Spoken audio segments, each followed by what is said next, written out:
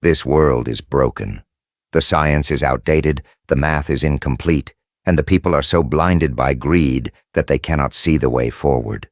Wait. You're not thinking of intervening, are you? It has to be corrected. Knowledge is not a commodity.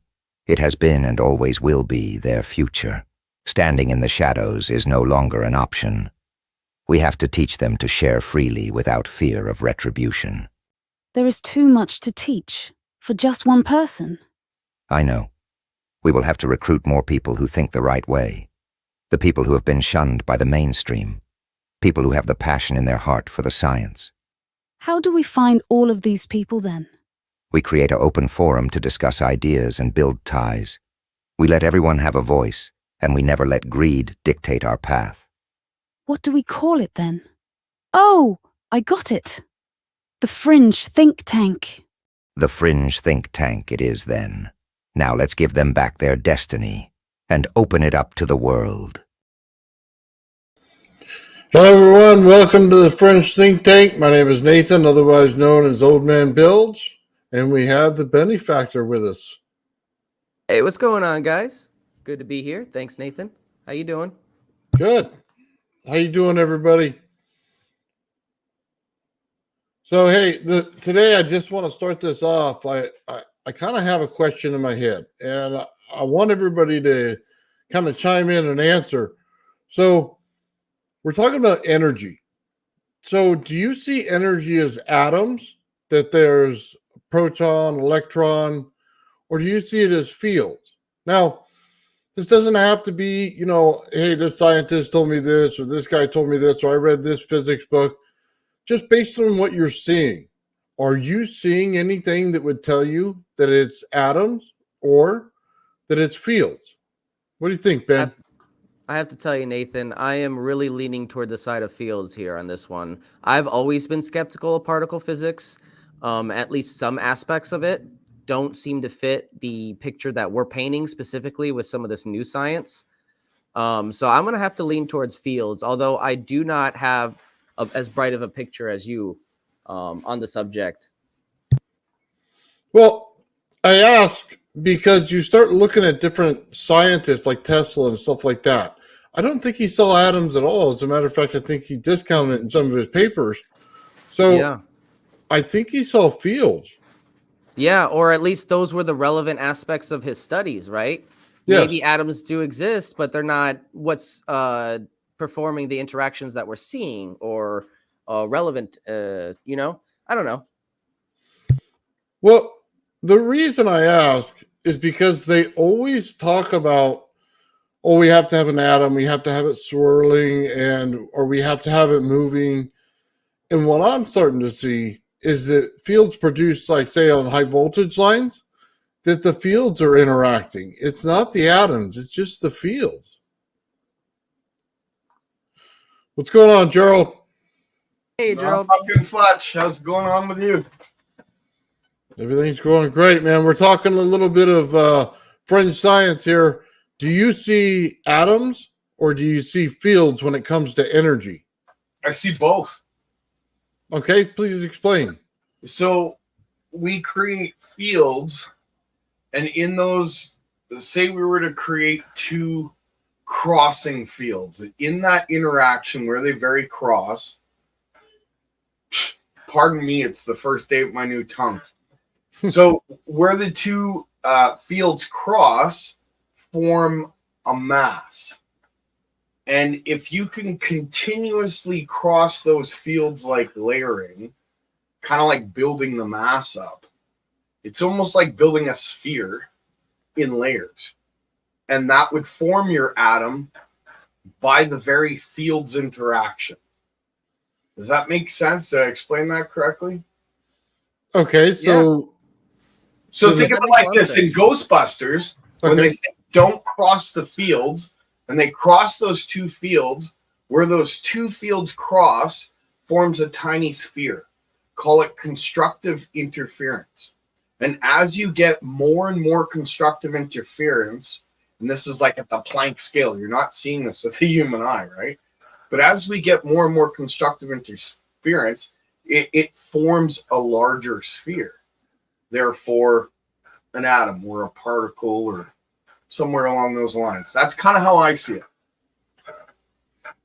Okay. So the way I'm seeing it going right now is I'm not seeing formation of atoms. Of course, we obviously wouldn't see them in a lab unless, you know what I mean, with microscopes and everything. Yeah, But I'm sorry, go ahead.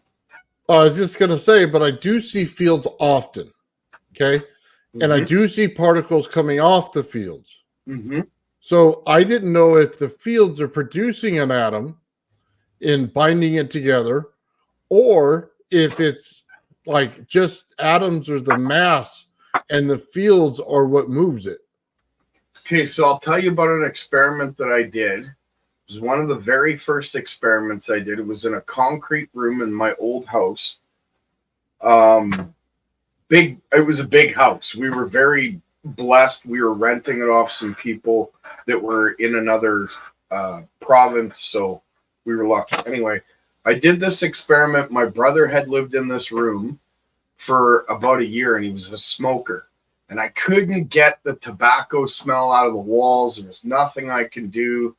So I figured, okay, I'll turn this room into my lab. Nobody else. I don't like it, but I'll open a window, no big deal. So I put my lab in there, and the Mike Powers coil, it was called the Star Chalice. Okay, I remember that one. I did a 1 week experiment with that coil, but it only took 3 days for this to occur. So in that 1 week, what I was doing is transferring power between 4 AA's to 8 AA's. And I was charging them. And then I'd light a bunch of LEDs and burn the 8 AA batteries. I'd bring them really low, and then I would charge them again with the 4. And I was doing that constantly for a week just to see how if I could get any more out, if it was just, the matter of charging and discharging and so I was doing all those tests. But in the process, after 3 days of doing this, these little black balls started showing up on my workbench. Like tons of them, like as if, I don't know how to explain it. I thought it was something that came in from the window. So I closed the window and I brushed them off, kept the experiment going. 2 days later, these black balls show up again. I collected them because there were so many of them. But then on the 5th day, when I collected them again, the room started smelling like flowers. My brother was a heavy smoker, pack a day. Okay. So on the 5th day, when it started smelling like flowers and I collected it, it didn't quite kick in. I had the thought, there's no way I'm pulling this stuff out of the air. That's impossible. But now, knowing what I know about plasma, about how this system works and the interaction between the fields between the copper, because remember, energy doesn't flow in the copper, it flows around the wire, not in the wire. So because of all learning about that and the plasma that you don't see, I believe I pulled the nicotine right out of the air, and I believe I dropped it onto my workbench. So essentially pulled the carbon right out of the air through plasmatic interactions between the copper wire of the coil itself, because I was firing it so fast. Okay. Did you find these things on your carpet or anywhere else? On the floor and on the workbench. So basically all around the coil in that room. I had to sweep it up. It was kind of annoying, right? Because I didn't understand what it was. If I had known what it was at that time, I probably would have celebrated. But I didn't. So I believe that there has to be certain, what's the word I'm looking for? Certain things in play in order for you to be able to pull particles out of the air like that. Okay. Right? Like maybe some moisture. It's got to be at a certain level. The room has to be sealed kind of thing. Your coil has to fire for so long. and at a certain rate. You know what I mean? That's kind of how I've seen it in the experiments. And when I do experiments, the dust that comes out of the air is insane. Like I get piles. Whereas normally if I'm not doing experiments, I can sweep up once every 4 days, no big deal. But if I'm doing tests, at the end of the day, I have to sweep. Okay. So I don't know if that directly, like, causation, correlation, that kind of thing. But Well, that's more of pulling it out of the wall. So if they were all embedded in there, right? Go ahead. I was just going to say you're creating a mechanism to pull them out. I'm more curious. So do you think you're building anything with it, or do you think it's combining? I think the fields, because of the way they're interacting, is giving the ability to these, we'll say particles for the lack of a better term, to build up. Okay. So as these little plasmatic spheres at the Planck scale are collecting mass, they're also collecting whatever's in the air as a particle, and it's building up with the plasma field. And as it collects, it turns into from micron to macron to dust to, hitting the ground kind of thing. That's kind of how I see it. I'm not exactly 100% on that. Okay, so let me ask this. If you have a scalar field in space, right? Yep. Then you get two masses that start to rotate together. And as they rotate together, you start accumulating mass. That mass has, every kind of metal in it, and it starts to create a field around it. Yep. Now, do you think a planet's formation is pulling in the rest of the mass on top of that in order to create that around it? And do you think the field is a separate entity than the mass itself? So because it's creating it, it's not necessarily atoms. So I'm trying to find a correlation. Are you sure you're ready for this answer? Oh yeah, go right it. Everything you got. Okay. So certain field interactions, I believe. So if you had a massive coil system, we were talking like, I couldn't even imagine the size you would need for space to collect. But if you were to do it, say, on a small scale, that's an interesting thought. Okay, so yes, I do believe that if you had a system in space that was spinning in a very specific way, and it would have to be bifilar, 180 degrees out of phase, there has to be a spark gap involved, right? I believe that you would collect enough mass to actually build a planet around that coil system.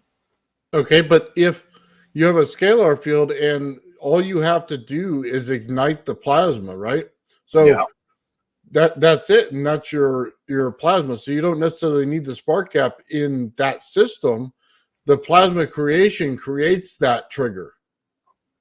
That's true, but look at how do I explain this? Okay, so from what I see, and I could be wrong about this, so take this one with a big pound of salt, but from my understanding, a spark gap in the center of your coil in space would allow it to continually have a pulse, even when it grew enough mass to become a small planet or a moon or something, right? Whereas if you didn't have that, the coil system or whatever system you're using would collect enough mass, and the mass itself would kind of ground out the plasma between, like, in the coil itself. It would balance. It would be like a load taking too much power out of the system and shutting it down. Does that make sense? Whereas that spark gap in the center, if you can continue it through the coil system, it doesn't end in space. It just keeps going and going. Well, I'm asking for a reason, and without the spark gap in the center. So if it's a rotating mass that creates an electric field and it creates it in a toroid shape, okay? Yeah. Then you would get a field once how do I say this? Once it starts to rotate, you create plasma in there, right? And then the plasma would start your upper and lower cone to start in rotation.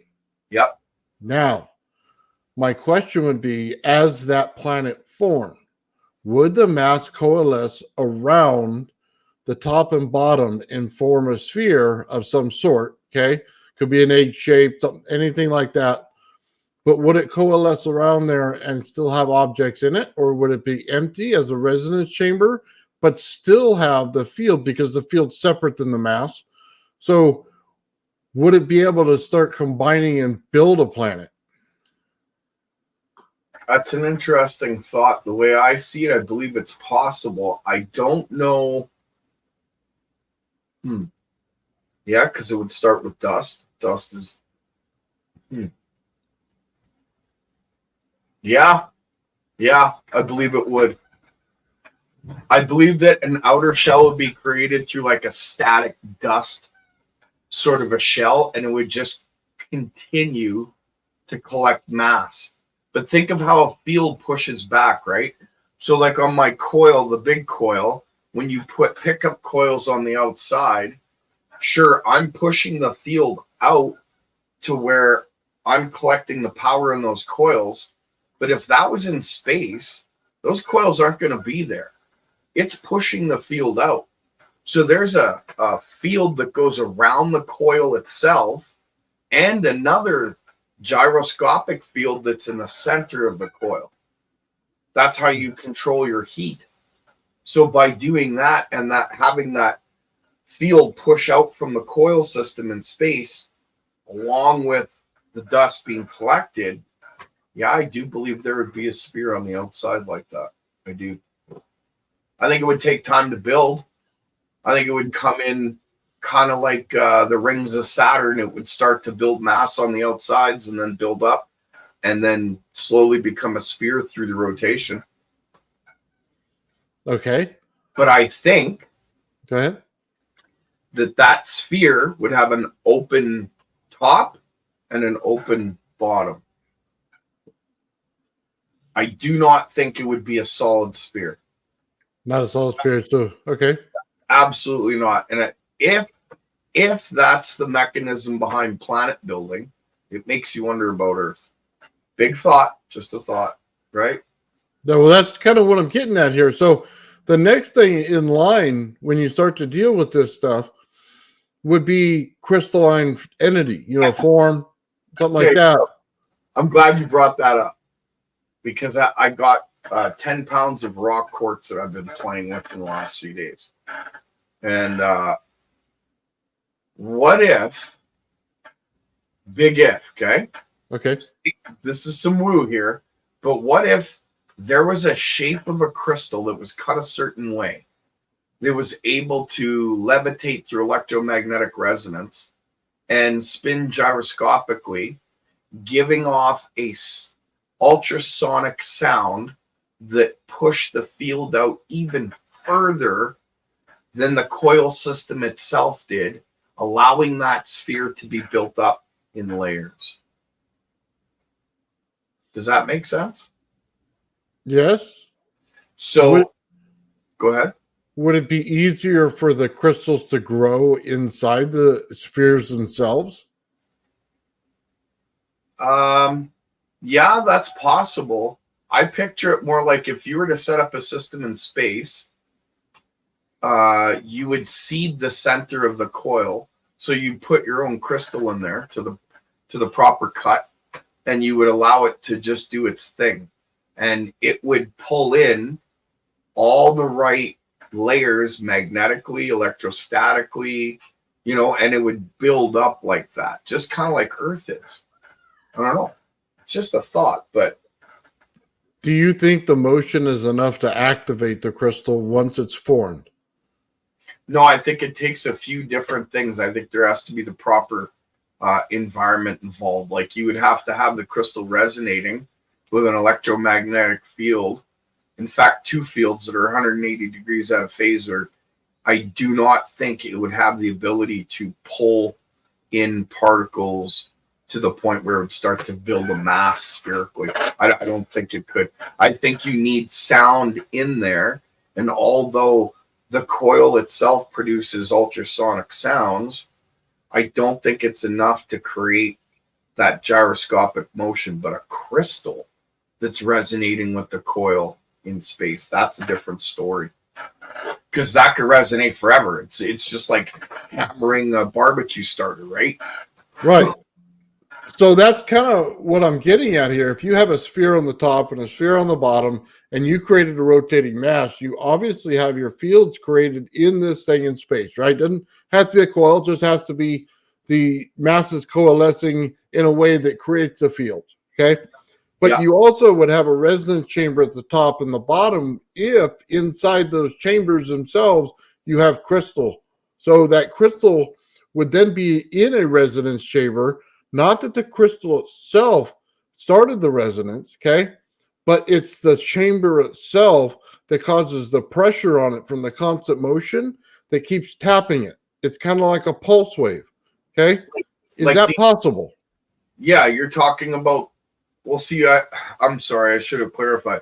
You're talking about on the inner, very center of the open core of the coil, or like you said, any compressive wave that, how do I explain that? It's like breathing. You get one wave that comes in as one wave goes out, and it's continuous, right? And that would put that compression, that pressure on the crystal itself that would allow it to resonate with that system, giving off sound, pushing back.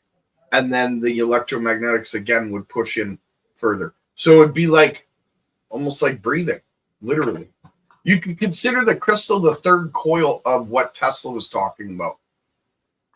Okay, so Go ahead. I'm just going to share a screen with you because this is what I have in my head. Do you have that in your head? Yeah, Something except different. there's a sphere in the center. Okay, and your central plate that looks like a implosion, it goes out much further and becomes the outer lines for the sphere. Do you know what I mean by that? I think so. Yeah, so that center part becomes almost like a plate, like a huge plate. But lines extend from the edge of that plate up to the top of the vortex, and then from the edge of that plate to the bottom of the open of the vortex below. So it becomes like a almost like an apple with two open ends. That's what I see. And in the very center where the implosion is, that's where the crystal would sit. It would just spin, and it would resonate with the electromagnetic field and the static field, the plasmatic field, and the scalar field, because they're all involved. You can't have one without the other. It's just part of it. At least that's what I've been learning. Well, one of the reasons I was asking the question today is if they are separate things, right? And then it would make sense as building blocks, right? You got to have one and you got to have the other in order to build the block correctly, right? Yep. So you get the mass and everything coming from everywhere. It's just ground down, or however you want to say it. That's the atoms that creates a physical part. The fields create the part that goes out from that. So it has to form together to make a planet. But I don't know that it's completely atoms, if that makes any sense, that it's more of a creation of the atoms that creates the field. I like that. You got a point there. You got a point. You got me thinking. I like thinking. Thinking's good. I'll have to consider that. You might be right. The fields may create the atoms, which creates the vacuum that brings those particles together, creating mass. Does that make sense? I think the atoms are out in space everywhere, right? Well, they're everywhere, right? But they can't combine without the fields, because in the fields they can create the O3. They can create, different things from it. So they have to be able to manipulate the atoms inside of a structure. So your atoms have to form the structure, then it has to transmutate inside the field and then create another structure. Yes, and that can only happen in the core, right? So as some would think of in the core of a planet, or the core of a star, or the core of a coil. Because in the core of that, we'll say, for instance, one of the coils I built, there's such a high compression spin and a null zone that you know what? That's interesting about the atom factor. I don't think there's a piece of like crystal in the center. I think it's a membrane. And it's like, you think it's a membrane through compression creates some form of a crystal or pulls? In order to create the original resonance in it, you need some form of like tapping on a membrane in order to get it to make any frequency. Okay, so from my understanding, what you're saying is that if atoms aren't the things we're playing with, the fields create the atoms in order to create the environment, to create particles, then essentially, if you had a tech like that, you're talking next level Star Trek replicators, but at an atomic level, essentially. Well, they'd have to be if they replicated, right? Interesting. Now you're talking growth of materials. Ooh, that kind of gives credence to how some of those UFO guys say that these ships, including Jack Safardi, sorry, Jack. I always say that. Safadi, whatever. You know what I'm saying? But I just lost my thought because it went off on a tangent. Sorry, guys. What you were saying to UFOs? They look like they could be grown, and I agree because if you look at some of the descriptions, they're seamless. They're not any seams, they don't have any corners. Yeah, thank you for that. You brought my thought back. Even Jack Safadi said that these ships are alive. That's what he says. They're alive. I don't know if they're alive. He says they're conscious, right? They might use consciousness, though, as part of their technology in some way. You know what I mean? What if Nathan's right and you're growing this mass? So you're growing the skin of the ship, and through the heart of the ship, which is plasma and electrostatics, creating a scalar field, which you interact with through what some would call consciousness, I call spirit.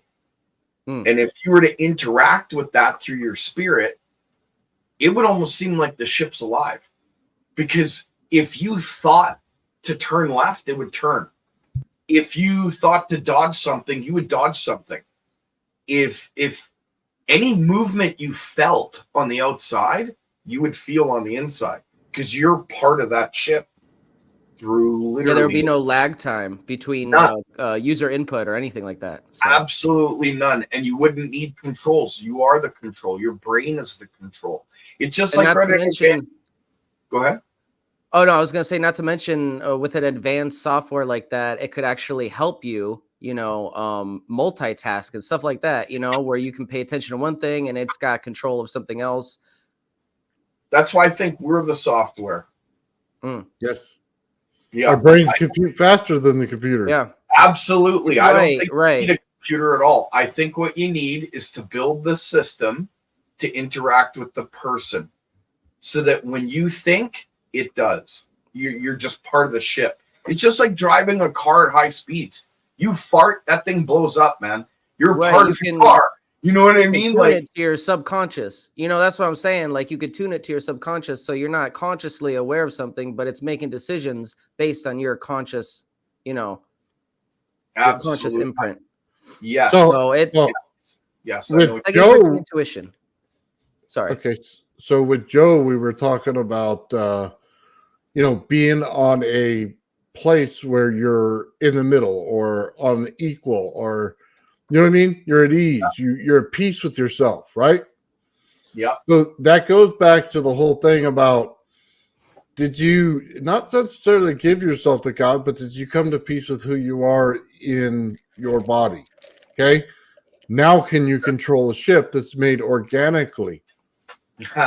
That's funny you say that, because in the Vedic texts, when they were talking about the Vimanas, the pilots were all male. They said for some reason females couldn't do it. I don't know why. And they also said that males couldn't do it if they were circumcised, because it had That's something to do with the interaction between the millions of nerve endings in that spot, if you know what I'm saying. I don't know how true that is, but nonetheless, the males that were pilots had to be at peace, and they meditated most times when they weren't flying.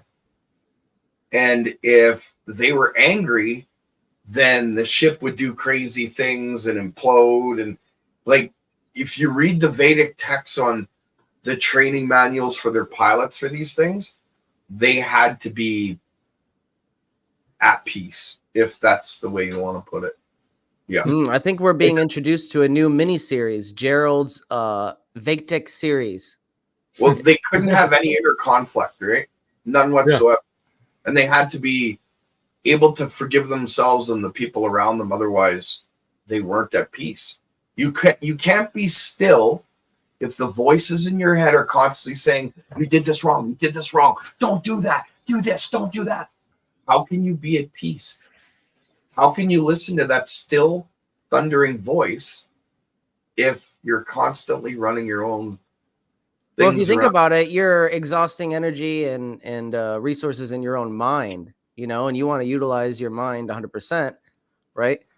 So could you imagine flying a ship and all of a sudden you start thinking about your ex or your kids or something? You're going to smack right into a mountain or something, you know what I mean? So it takes training. You couldn't just jump in and go. I think that's why this tech is kind of insane if we can get it working. I'll love it, don't get me wrong, but insane nonetheless. You know what I mean? If it attaches to your spirit or consciousness, anyone that's at peace with themselves can be a pilot. I know, Nathan, you want to drive? Oh, absolutely. Yeah, you and me both. I'll build you one. I just think there's, I think you cannot see the path in this stuff if you don't believe in science and God, and probably God first. And I'm not mentioning the church, because that's a completely different story. Just Absolutely. Absolutely. I'm not religious. Okay, I don't go to church every Sunday. I've read the Bible 3 times for different reasons. And I believe in Jesus Christ, and I totally believe in him. I don't even believe in them. I know they're real. When you die, you'll find that out. Regardless of whether you believe in them or not, you'll find that out. So, I think that science is going to prove God in the next 5. I'd love to say 5 months, but I got to be realistic. And I'd have to say within the next 5 years, I believe science will prove God. No matter what way they try and get away from it and prove that God doesn't exist, the science keeps coming back to that incredible truth that life interacts with certain devices when you're at peace. And how can you be at peace if you're constantly fighting with yourself? You know what I mean? Mm-hmm. So I've always said the way our society progresses is the successful unification of spirituality and science. So, yeah, you could put it that way.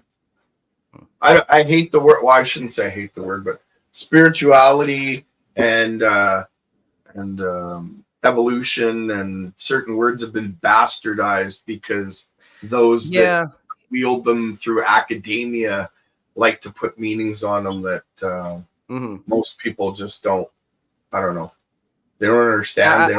I hesitate to say the word religion just because it's so much broader than that. You know what I mean? Perfect explanation. It becomes a religion. That's exactly what 98% of academia is. It's religion. Because science is today is the belief in the ignorance of experts, right? So what is true science? Science is chasing the mystery. It's trying to solve the mystery. Why? Because it's unexplained. And that's what science does through experiment, through repeated experiment, through experiment of the same by others. That's what true science is. Not, At least, I'm yeah, gonna in write a theory, paper. but in principle, yeah, we don't see that nowadays that much anymore. Nope. Huh?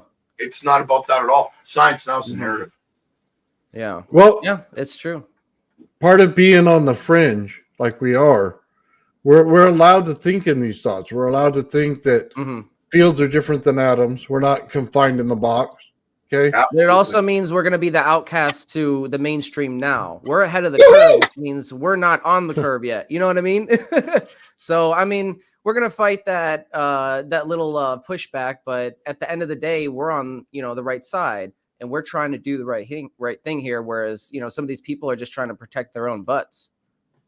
Yeah, but the thing with it is, though, we can change the way we think on any bit of notice because we're not tied to Yeah. something. Yeah, we're not confined. Yeah. Exactly. That's exactly right. We're peer reviewing right now between us three and everybody out there watching. That's right. This is the peer review. You guys get to laugh at us. You get to put in your comments. You get to explain your thoughts. Like, this is peer review. And this is what needs to be done with science. Hammer it out, man. Smash it until the truth is a little fine freaking diamond. It starts out as a big coal, maybe even the size of a freaking truck. But we need to hammer that out and find that small diamond in that thing. You want to know why? Because that diamond's more important than that freaking truck. That's just my point. Sorry, guys. It's okay. Keep going. I'm on a rant. Well, I think, to be honest with you, I got like 3 columns. Like, this is completely out. This is a maybe, and this is a complete yes, right? Mm-hmm. And every time it comes to fields, it goes in one column, then back into another, and then back into the other one, and then back into the middle, right? I don't know which way to completely go with it. I know they're present. I know that they're there. I know that they accumulate things. I know that they can produce things with their help of something else. I don't see it, I don't want to say it as the atoms building something. I see it as the atoms created something that created the field, but the field is separate than what the atoms created. Interesting. I have to ponder that one for a while. That's interesting. That's what I mean. It keeps going back and forth in the different columns, right? Yeah. Because when you start transmutating something, you don't necessarily have to have a field. You could just take the elements and do it yourself in a jar. Well, you do have to have a seed in that field, right? You know what I mean by that? So, like, let's say you were to have the ability to grow something. You can't just grow it out of thin air through atomically using its frequency to collect mass in that form. I believe you need a seed to start from, and it could multiply that form. Do you know what I mean? Or that element, right? Like, it'd be nice to be able to grow something really expensive, but man, the amount of power it'd take to do that. I don't know. That's we'll have to see, right? Yeah, I mean, we'll have to see. I just think that how do I want to say this? It's not that much of a mystery when you get into it. Like, Nope. Because that whole, if I forget the name, Russell scale, right? If you take your upper and lower vortex that's created, right? Just put that scale right there. That's where it belongs, okay? Then as it rotates and moves through things, it transmutates as it changes the size of it. So as it expands out, it changes what it is inside of it and what it accumulates. Therefore, it transmutates as it moves through. Oh, yeah, I see how you... Oh, yeah, okay, I see how you see it now. Yeah, that makes sense. It's the energy levels that increase through the expansion of its field that allows it to change its element and grow to a different particle. I get what you're saying. Huh. It may all be just tied in together in the unification of a planet. And as we peel back the layers, it makes more sense because we're seeing it in 3 dimensions. Most scientists only see it in 2. And I'll say it like this. Take a AC frequency, right? Just a little wave. Now take a pipe and put it behind it. Now spin it, okay? Halfway around. That AC frequency now makes no sense, right? Right. Because of the way it is in a physical form. But if I told you that I'm basically going to take a hose and put it over top, right?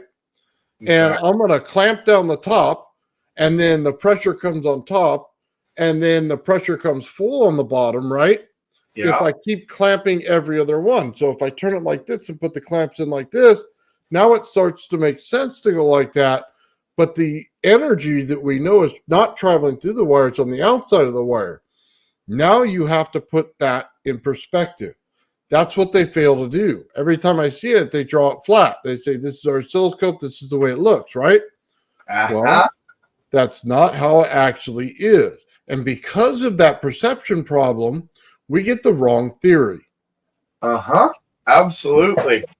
I actually, I can prove that through showing different coils and their different potentials on the inside and how much loops of wire or how many wraps I used on those coils in comparison.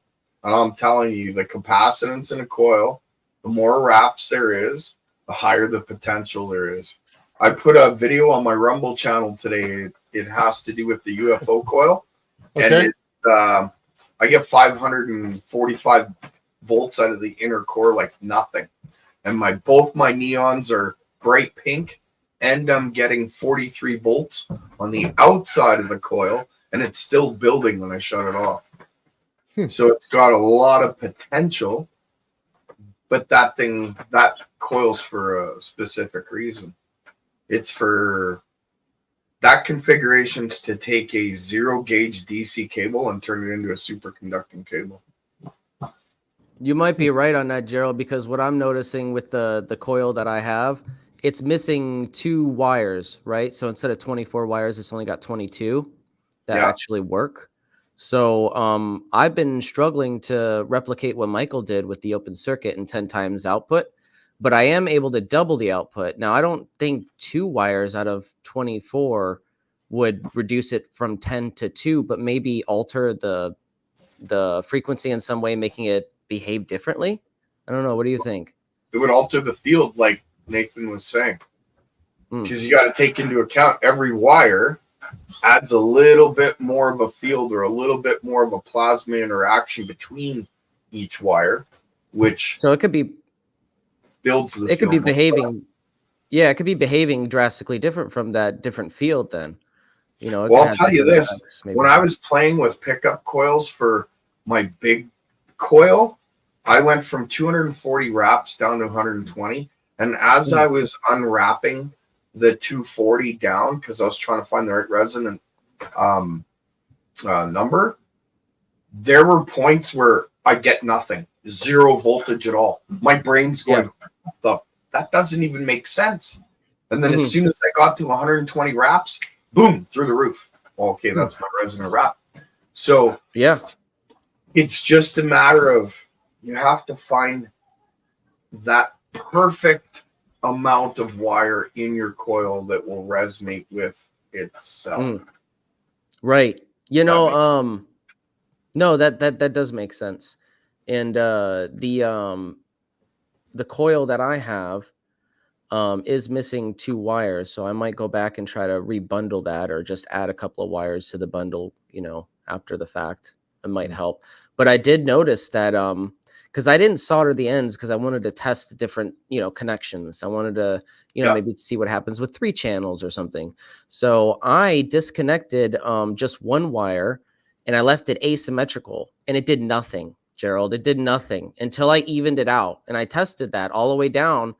But when I went down to 20, it produced the same, like 1010, it produced the same effect, the 2 times output at that, around the same frequency. So it's very interesting, but I think maybe those extra 2 wires are making my coil behave differently in some way that's making it frustrating to replicate Michael's circuit.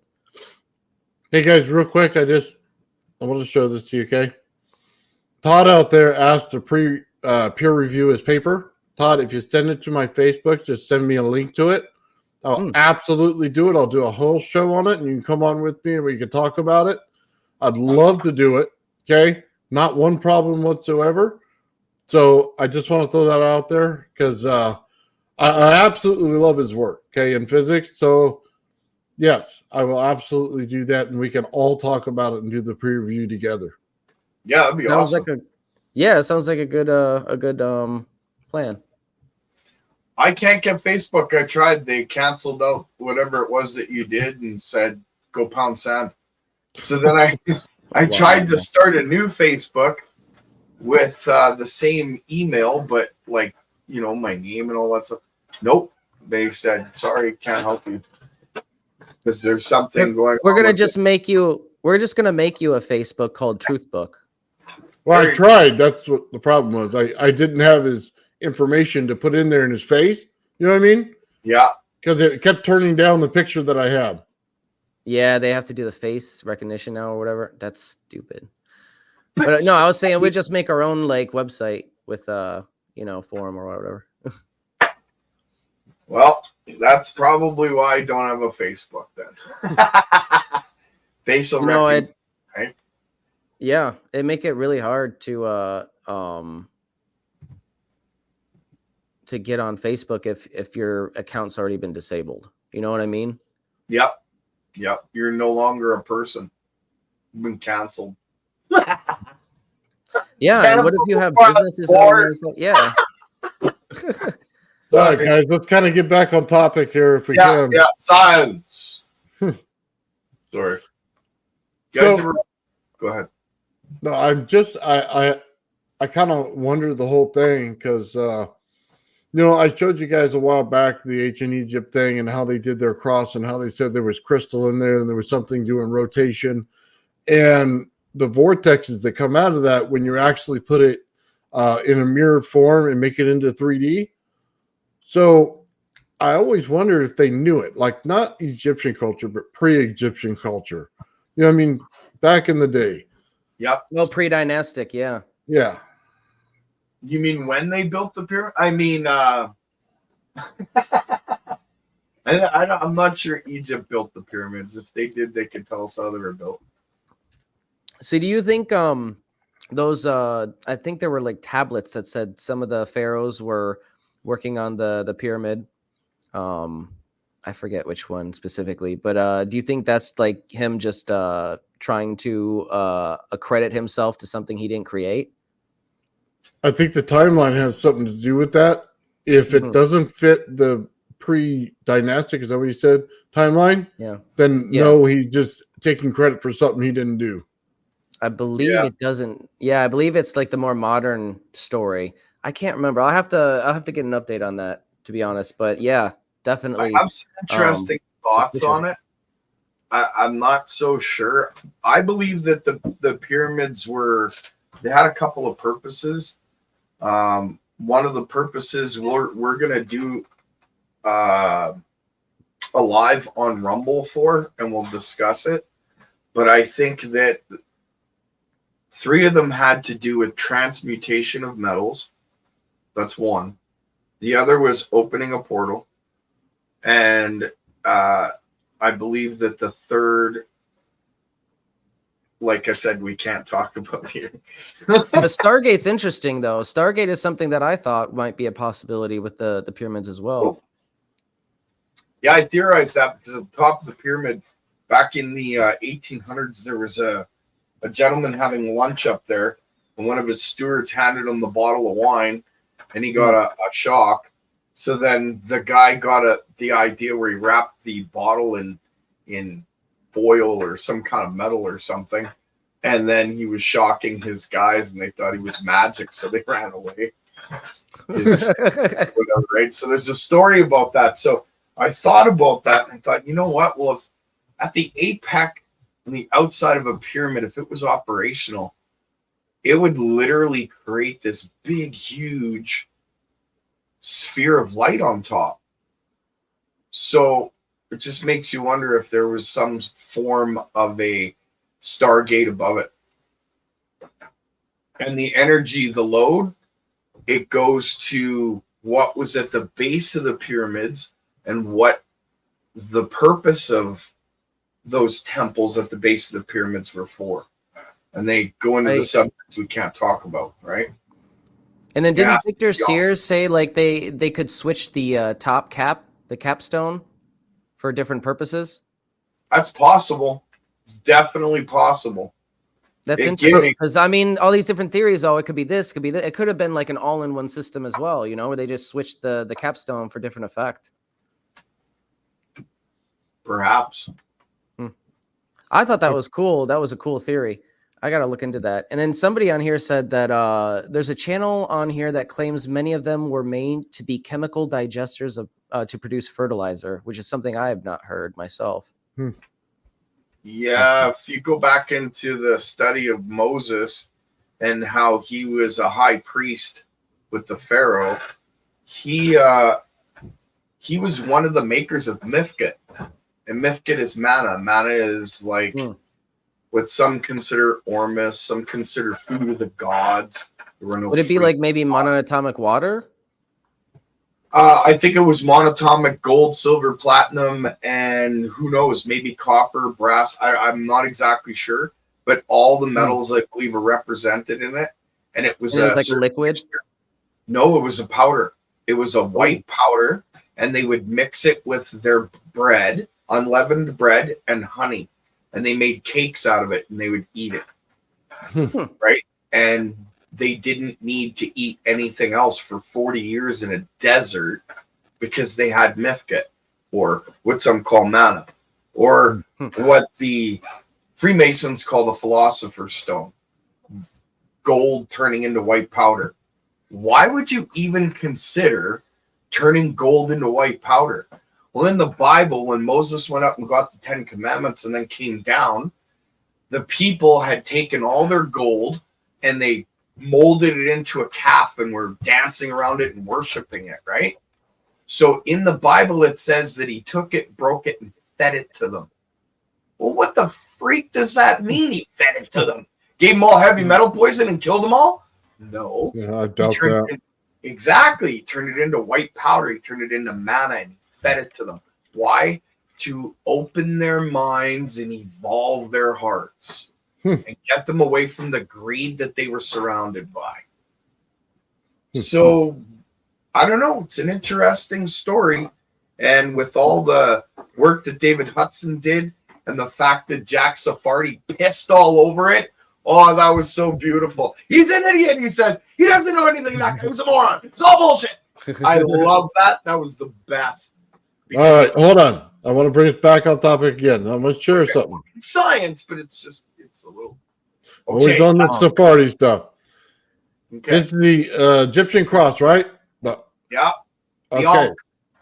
So watch this. I'm going to flip it around. I'm going to show you what we want to look at. That's my next tattoo right there. Yeah. Ooh. Yeah. So now we talked about what's in space, right? Yeah. We can see the crystalline form in there. We can see the flat part that you were talking about, the coil. We can see that the center is probably open. We can see that the top and bottom have the vortex coming out of it. We could also see that the heat would be produced on the center layer, which it is on the equator. We can also see the scarab shell, which would be representation of our magnetosphere. So, did they know? I'd have to agree. That's really cool. I think they knew it. I actually 100% believe they did know it. If you took magnetite and put it underneath an ankh, and you were to take a piece of wire, which we've already proved, not us, but it's been proven that they had. and you took a wire from both the ends of those, some like the cross part of it, and you attached it to the magnetite, the onk would start spinning like a motor. And the onk, if you hit it, it would ring like a tuning fork. That was a known fact. So it did a few things. So watching it there, if you think about it spinning like a motor, and you were able to say take 2 onks, take a piece of magnetite, which is essentially a magnet, and put it in between the 2 onks, would they spin in opposite directions? Well, you know what I mean by that? Yeah, well, the onk's a symbol of resonance. It shows it all throughout Egypt. When they start putting bees next to it, they start putting plants next to it. The bees are attracted to resonance. Plants grow because of resonance.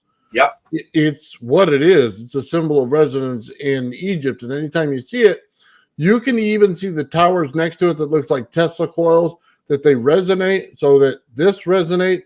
Okay. It's all over the Egypt if you just understood what it was. Absolutely. I think the whole floor, the whole base of the pyramids resonated.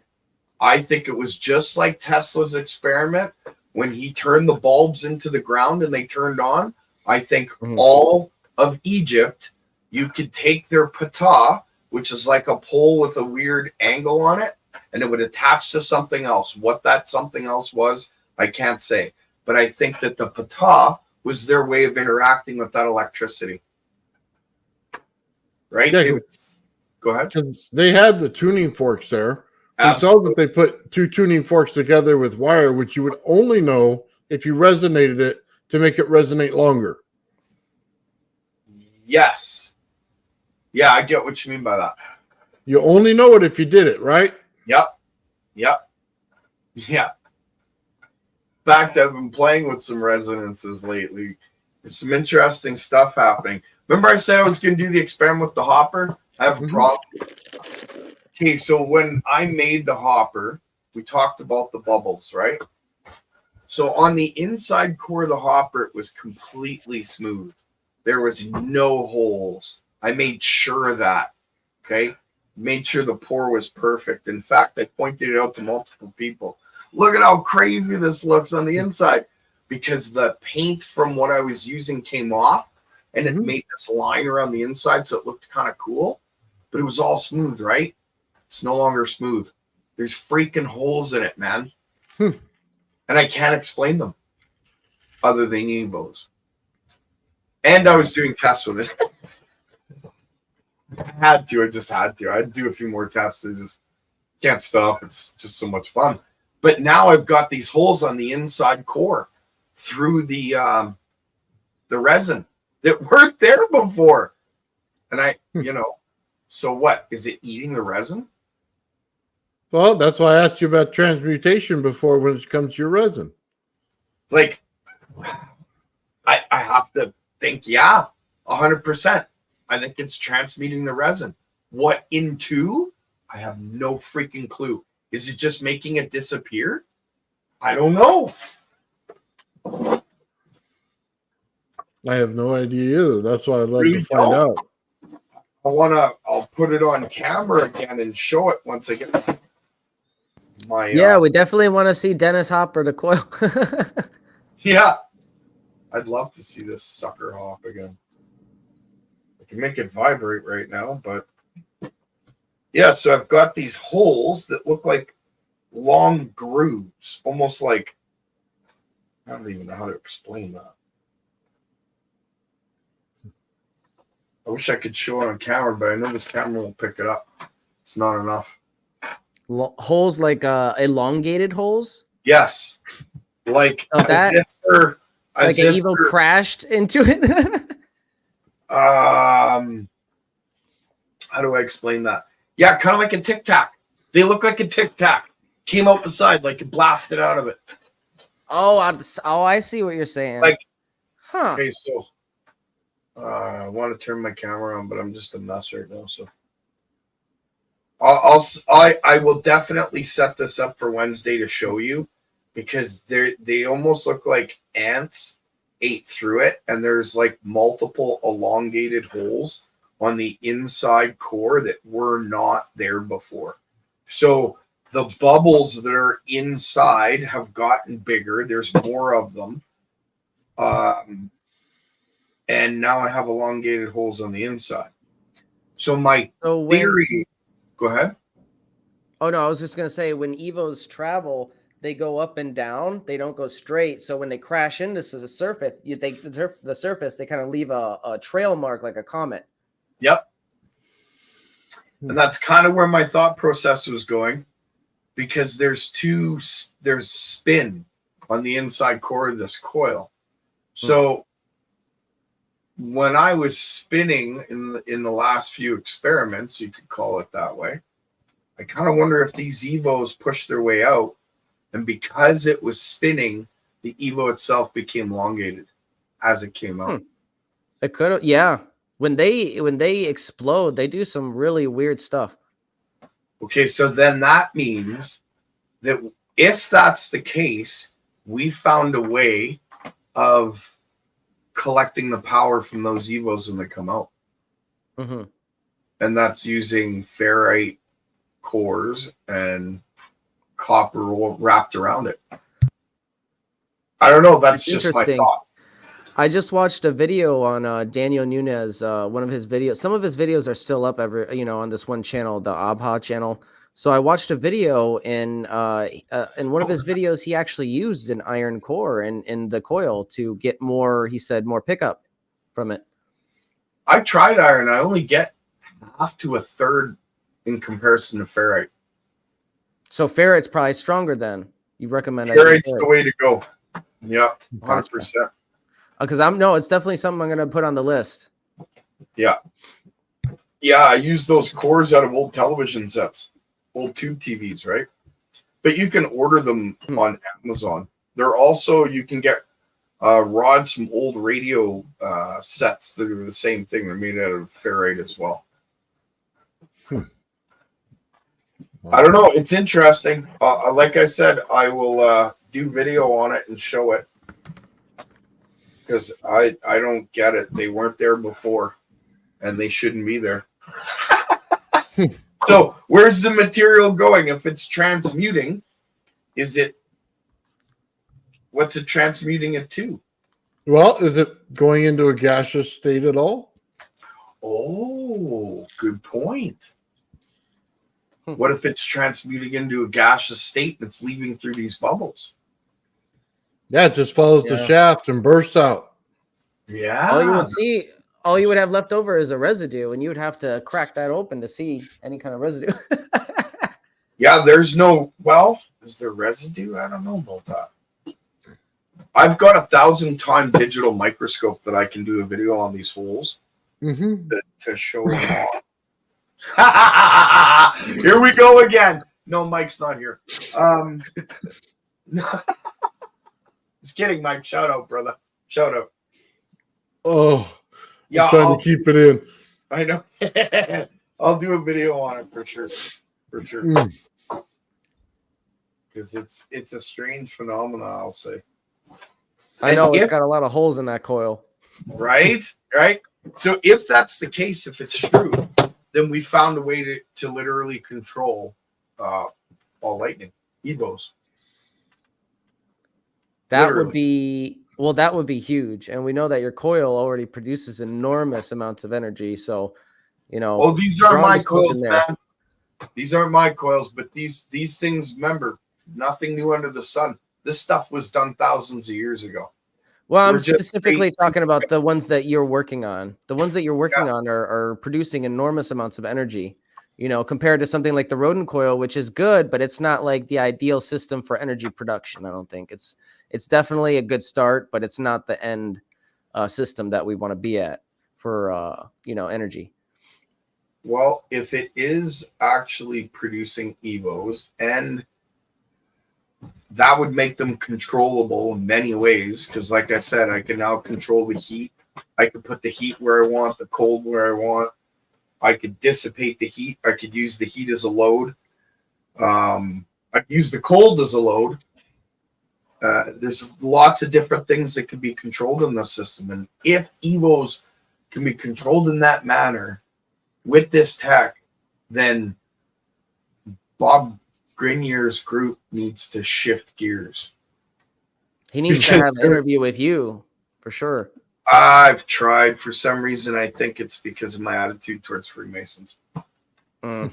And I only don't like them because they tried killing me and my dad.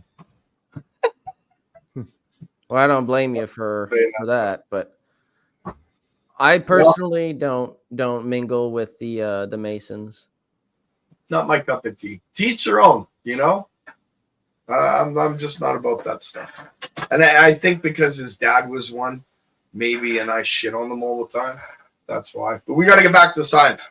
We got to stop doing this for Nathan. He's like going to pull his hair out of his head soon. It's already gone. Well, I was Sorry, going to ask you, Nathan. Go that far. No. Or I'm sorry, I was going to ask you, Gerald. Do you know of any way that I could hook up my coil to make it so it produces heat?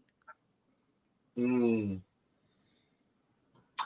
know what? With the Rodin coil, I didn't do a lot of studying on that when it came to heat. It didn't do what I wanted, so I chucked it aside. I'm not. You think it would be, if I wanted to generate heat, it would be probably just best to hook it up to like a heat light or something, a heat lamp? You want heat out of the coil? Yeah, I was gonna say you should pump in amps. Amps. Yeah. Pump in the amps. Get the wire. Burn it down. Yeah. It'll smoke. What gauge wire do you think I should use? What gauge are you using now? Right now we're at 23 gauge. No more than 20 amps. Yeah, you can pump some power through that. Yeah. For sure. Okay. And you don't need 20 amps for heat. 3 to 5.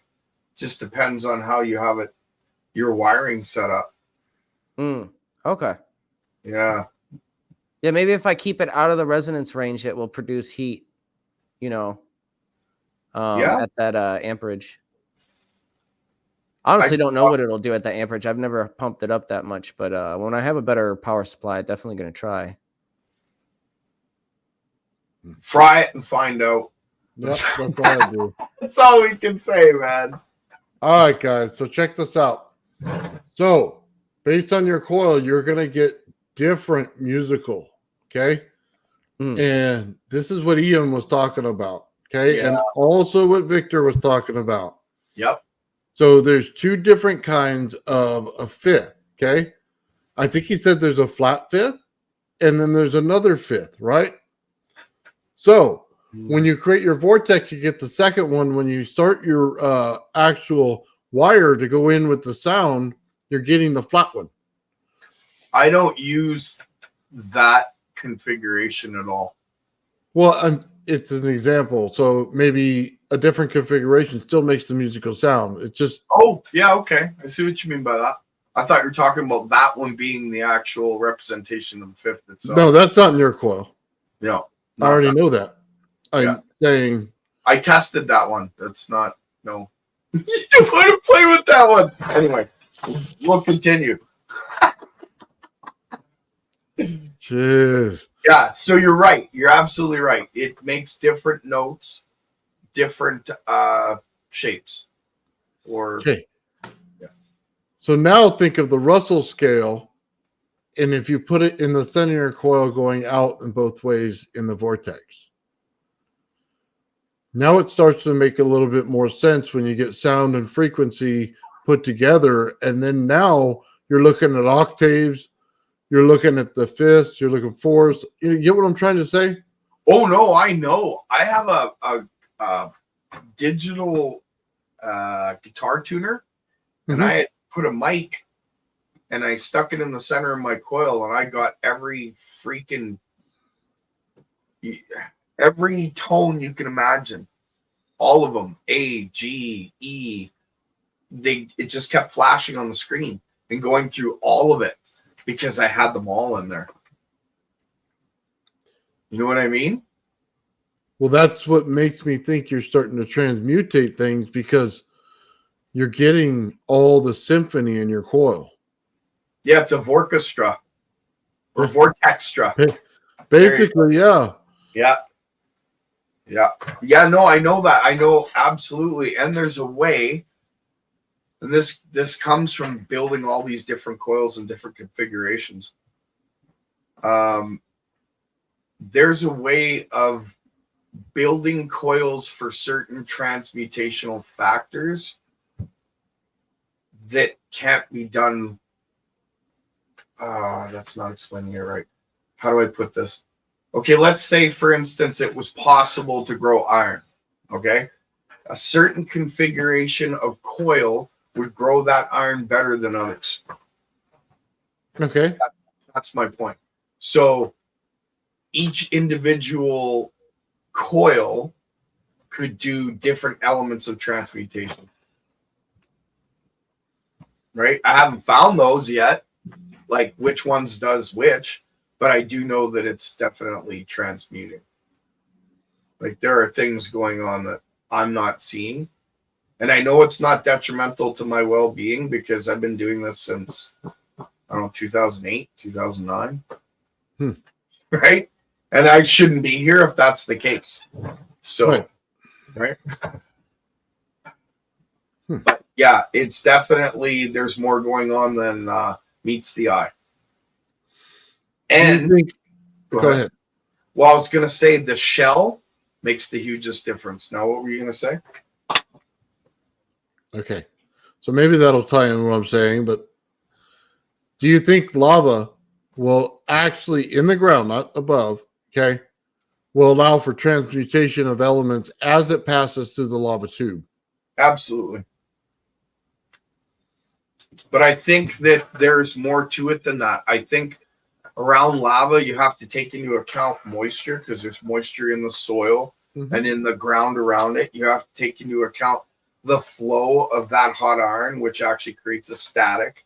You have to take into account the cold that is on the surface and the amount of heat that's below it. So if you had, say, an underground river that was close by to a volcano, it'd be transmuting elements left, right, and center. And yeah, because you would have that differential that it would naturally play with, right? Yeah, well, sorry. I'm reading the comments. Yeah, so was I. He starts talking when Victor starts talking about tones and overtones. Yeah. Well, you got to listen, right? He's the expert. He's the mathematician, right? Yeah. But yeah, I when it comes to sound, I know that this system works with sound, light, and energy, which we would consider sound, but so power, I guess you would say. You know what I mean? Because there's sound it's literally woven into it. It creates sound just by the very vibration of the resonance itself. And then electricity moves fast as the speed of light, if not faster in certain situations. That I fully believe. And because of that, if you take sound and add magnetics, you will have light. Whether you see it or not, plasma's light. Whether it's that plasma we don't see interacting between the wires at a Planck scale, it's still there. I'm still using light. Do you know what I mean? At least that's how I see it. If I'm wrong, correct me. I'll definitely admit it. But well, that goes to, does light have mass? So you have, scalar fields out in space. So when you introduce them to any magnetic fields, you get heat. When you get heat, you get light. So do they have mass? I think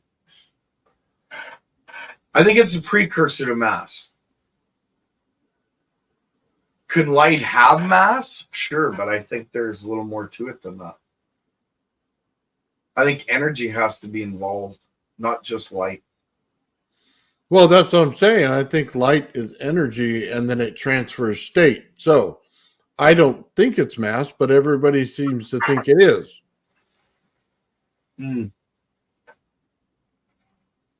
So the question basically is, do you think that light itself has mass? Yeah, because we're talking energy fields versus atoms. So is your light being creating a mass within it? So it creates it forms the atoms? Or is it simply a field and the field takes on, something with heat? Oh, that's interesting. Oh, I'm seeing that visually. That's a good question. You know what? I don't. Wow, I have to ponder that one. But if you wanted a quick answer, I'd say that light doesn't have mass. It takes more components to create that mass than that light. So my question then would be, if you calculate it different now as a mathematician, right? Yeah. Now you calculate atoms creating mass, and then you calculate fields being produced by the mass, okay? Then it changes every single equation in physics right there. Huh. Well, It basically throws out your rule book. Well, now that makes sense why nobody wants us to think that way. Because if this tech works the way we believe it does, or the way I believe it does for sure, can't speak for you. Wow, then that would mean that the whole way that they keep it hidden is by just repeating the narrative that they are now, so that nobody looks. It's why they deny the ether. Yeah. Well, they just call the ether quantum mechanics at this point. No, but they apply mathematics to it, which are not ether mathematics. You're not wrong. You're not wrong. That whole bullshit behind CERN and them finding the muon, the gluon, the xeon, they can go pound on as far as I'm concerned, because if Tesla found this kind of tech back in the 30s, we didn't need a multi-billion-dollar superconducting ring to find some bullshit particle to maybe have flight. Give me a break. That's just one man's opinion. Just kidding. Yeah, I'm opinionated. That's why I ask, because you can have fields everywhere. Does that mean that they're accumulating mass then? Because I've never had a field accumulate mass. I think it would have to come from some form of mass being transmutated. Yeah. And there would have to be inertia or spin involved. Mm-hmm. There would have to be high energy concentration, like there'd have to be a compression. Yeah. You can't. Yeah. I get what you're saying. If light doesn't have mass, okay, so Crypto brought up the speed of light, okay? Light could be instantaneous until it comes in contact with mass. Oh, kind of like phasing. So it doesn't necessarily have to follow the rules of mass. It has to follow the rules of a field. And a field, as soon as you turn it on, is instantaneously there. So, oh, boom, there goes the brain. Okay. Now I get it. So if we were talking hypothetically, then if you were to turn a mass into light, you could travel that mass from point A to point B faster than that mass can even move, and then transmute that mass from light back to itself, back to mass. So basically teleportation. Do you know what I mean? Am I saying that correctly? Yeah, like a jump drive, right? Exactly. If light has no mass, why not ride the light? Just catch the wave, and that's an interesting thought. Well, the reason why we're the Fringe Think Tank is because we don't think inside the box. I mean, people have to realize that. They say, hey, everything's already been done. You know what I mean? Well, they've already explained all that. Well, did they? Because I don't know that they're right. And that's why we have to question it, because it's like, it's all atoms. Well, have you seen an atom? I haven't. I haven't even seen it in some kind of anything that I've seen in a video. Okay. Never seen an atom. I always ask the question, is it really what you think it is? Because that's what we have to push the envelope on. Is it really what you think it is? Or is Right. it Until we unify the two fundamental, physical realms, the big and the small, which we haven't done, we have to assume at the very least we're making some kind of error, right? well, either that or what we've been told is the error? Right. But the knowledge is either incomplete or wrong. And we have to have that as part of our framework for thinking. Or And both. this is part of right. And this is part of thinking outside the box is like, what if this area of science is completely wrong? We need to rework those theories into something more tangible that we can actually see with our experiments. So just remember there is air in space, there's water in space. They all accumulate somewhere. Okay. So it's not like these things aren't out there. Right. Yeah, you're not wrong. You're not wrong. So Yeah, I've been thinking about that lately. Is there a device that can be literally set into space and kicked on and you just watch it grow? Because with all these fields interacting and it actually creating its own vacuum through that interaction, it makes one wonder, could you grow a planet? Sean We need to says, get in space, Nathan. Let's go. hold on. Sean says he's never seen his brain. Does it exist? Well, we have x-rays and we have ways to see your brain. We can drill a hole in your head and find it. But what we're talking about, can you see it? Okay, well, that's interesting because I don't know. Do we have a brain, or is it in our spirit that holds our intelligence? We physically Well, have a that's brain. a different question altogether. Oh, okay, fair enough. Yeah, because I'll tell you, the amount of times I got hit in the head, or flipped a trike, or a quad, or dirt bike accident, or smashed up a car, dude. I could go on forever. I shouldn't be here, and there's no way I should understand this tech, but I do. So, where's my intelligence? Is it in my head or is it in my spirit? Well, maybe it's because you got cracked in the head that you understand it. No, well, that's an interesting concept. Maybe God said hello in a different way. Oh, he said hello in ways I can't explain. I'm just saying, you know what I mean? No, I totally understand. I could tell you a story that blow it. I could tell you a few stories blow your mind, but I don't want to do it. That's another subject. Maybe we'll save some of that for our Rumble talk. We got to come up with a show for Rumble that we can talk about with stuff that's. If they let us, yeah, absolutely. Yeah, I don't know how far we can go, but we can call it the show of woo. No, kidding. All right, Joe had something to add. What's up, Joe?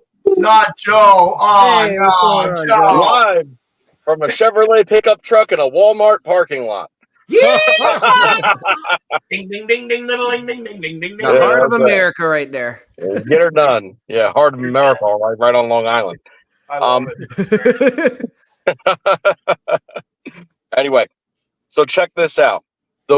Like you guys were saying. So when it's in a wave function, as it's traversing through, other energy fields, no mass. It can't have mass at that point because it's a propagation. But as soon as it interacts, mass with light. Okay. Now you could also break a light packet wide open by interacting with gamma radiation, and that will actually cause mass destructive interference. And that mass destructive interference, because of the extreme frequency of gamma radiation in conjunction with all of the multitude of waveforms that exist in a light pack, so to speak, that's being traversed, it would blow apart into all sorts of different types of particles. Some stable, some not so stable, but measurable mass nonetheless. But even just on basic interference, light's going to have some measurable form of mass, because that that inertia has changed once the contact is made. So the force is no longer exactly the same. But all fundamental particles, doesn't matter what kind of gimmicky tag you want to throw on them, all fundamental particles are manifest as a result of destructive wave interference of different frequencies and amplitudes of waves, depending on how the direction of propagation, okay, and what part of the waveform is ultimately canceled and whatever is remaining, okay, determines the spin, size, and inertia of the fundamental particle in question. That's how they all come into existence. Disclaimer, I'm a But total idiot. that's Barely finished assuming high that, school. All right. that's So, assuming that light is a wave packet of mass itself before this even starts. well, it's, but it's not. But that's, but I, I know what you mean. I get you totally. kind of threw me off there because that's actually not what I'm saying. I don't think it started off as a wave packet of mass to start.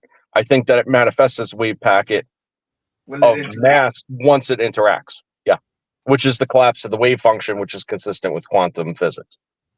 So, you know, and they wouldn't know that it doesn't have mass before because you can't fucking measure it. Sorry, I'm excited. Can't measure it without it collapsing. You know what I think I just realized, Joe? You helped me realize? I'm prejudiced against quantum physics. Don't be. Quantum physics makes sense, okay, but it's only when you work within the confines of the framework without any sort of deviation, and then your mantra is to define things mathematically that you say could probably exist, but you've never observed it, and then think it probably has a meaning that's probably much less significant than you think, and then call everybody else who actually has a logical train of thought a kook, a nut, and a crackpot. Well, I mean, that's what you're left with is bad science. Garbage in, garbage out. Don't be biased, though. Some of it's good. Yeah, I don't care what people think of me. Don't get me wrong. I love my my subscribers and I love the audience and stuff. But if you don't like me, I don't care. I like to remind Feel the people same way, that brother. we're the Fringe Think Tank, but we're not always going to agree on everything because we're talking about theories here. You know what Yeah, I that's mean? And we true. might have different theories from each other, but at the end of the day, we're in it to find answers. That's why we're a think tank. We want different opinions. We want different So thoughts. Exactly. I got a question for you. A Tesla coil puts out energy, right? Yeah. But it also creates light. Where's the mass? I have the answer to that. Is Go ahead. plasma has mass.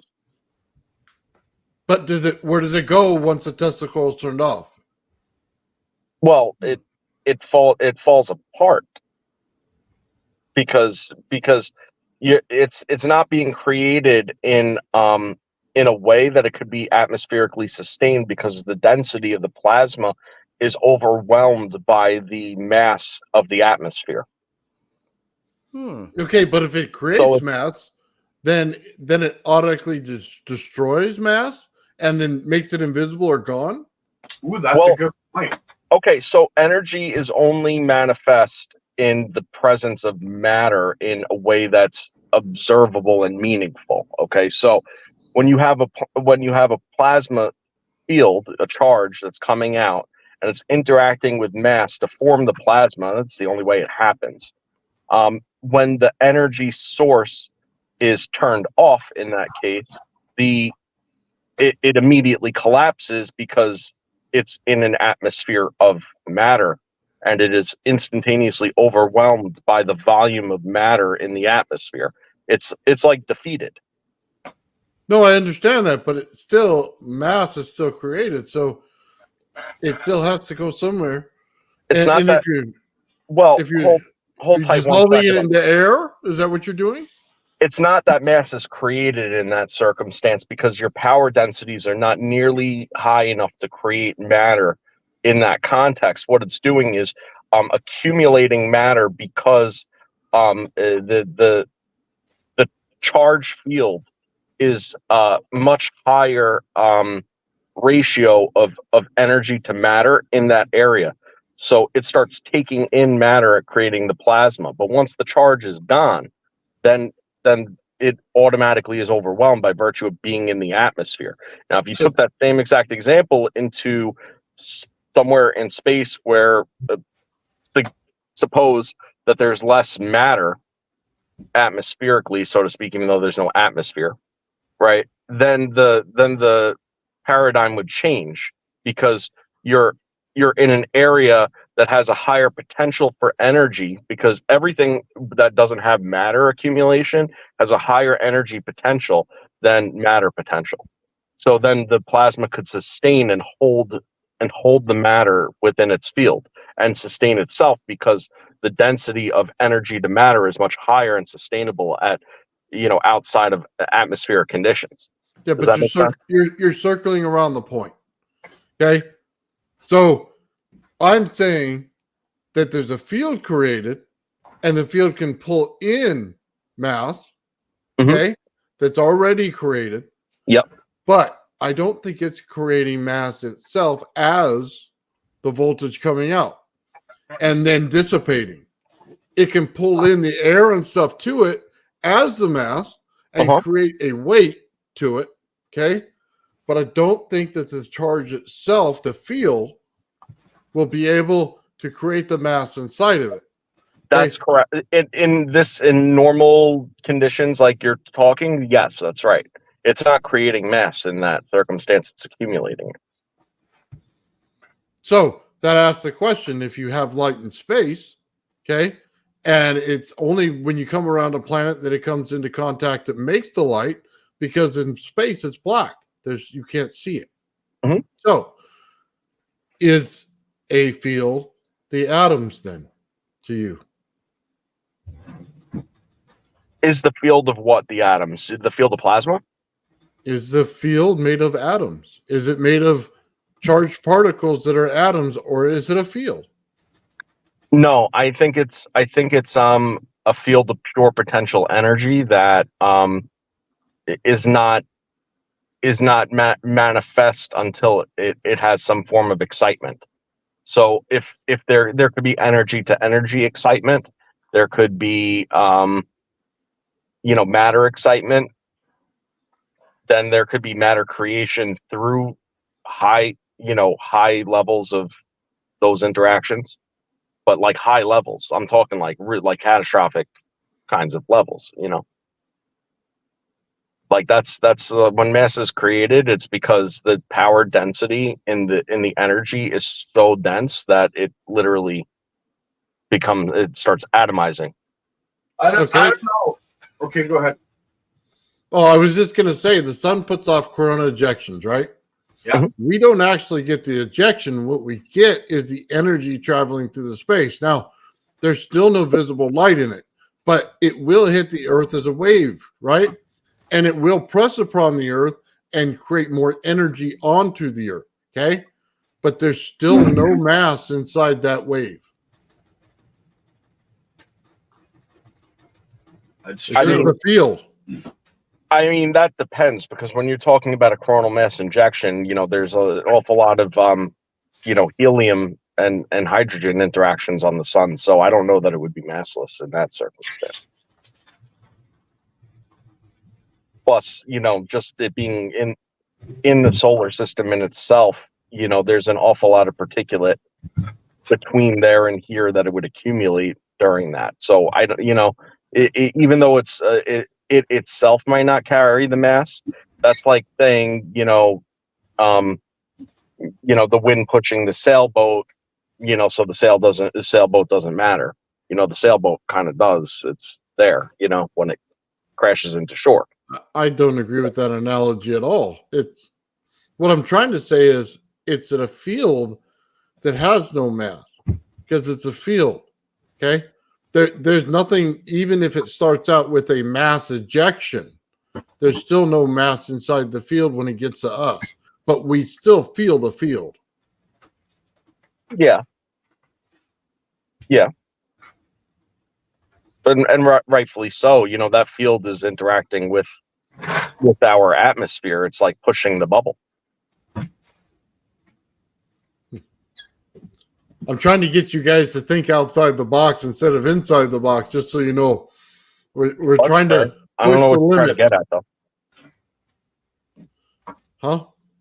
I don't see what you were trying to get at, and I apologize. It's that I don't think that the field is made of atoms at all. I just think it's a field. It's separate from the atoms. The atoms work with it. They accumulate mass based on the field generating enough area to pull things into it to create the mass. I don't think atoms are the field.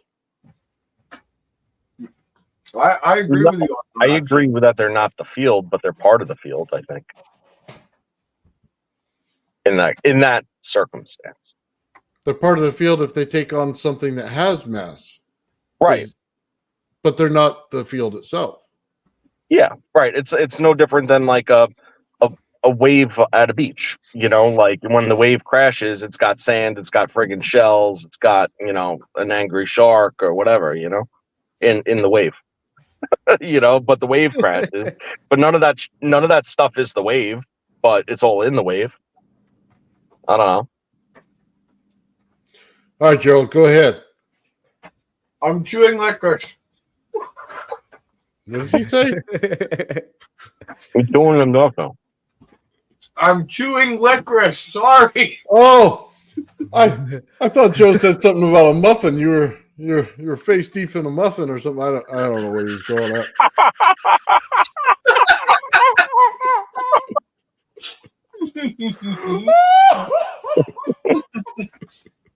That was a horrible joke. Well, I like to eat. What can I say? Okay.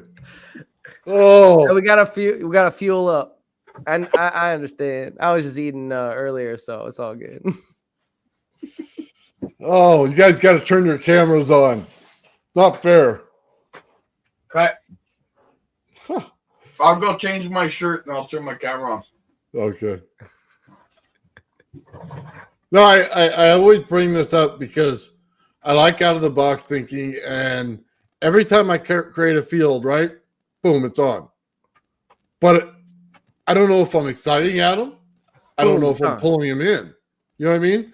I know the creation of light, it's hitting something, right? So, but I'm never getting mass afterwards when I create the field, and I can create it for hours. So there's no mass being created. Now, can it get to something and heat it up and boil it or whatever and then create mass? Absolutely. Does it interact and pull the mass in like the air? Absolutely.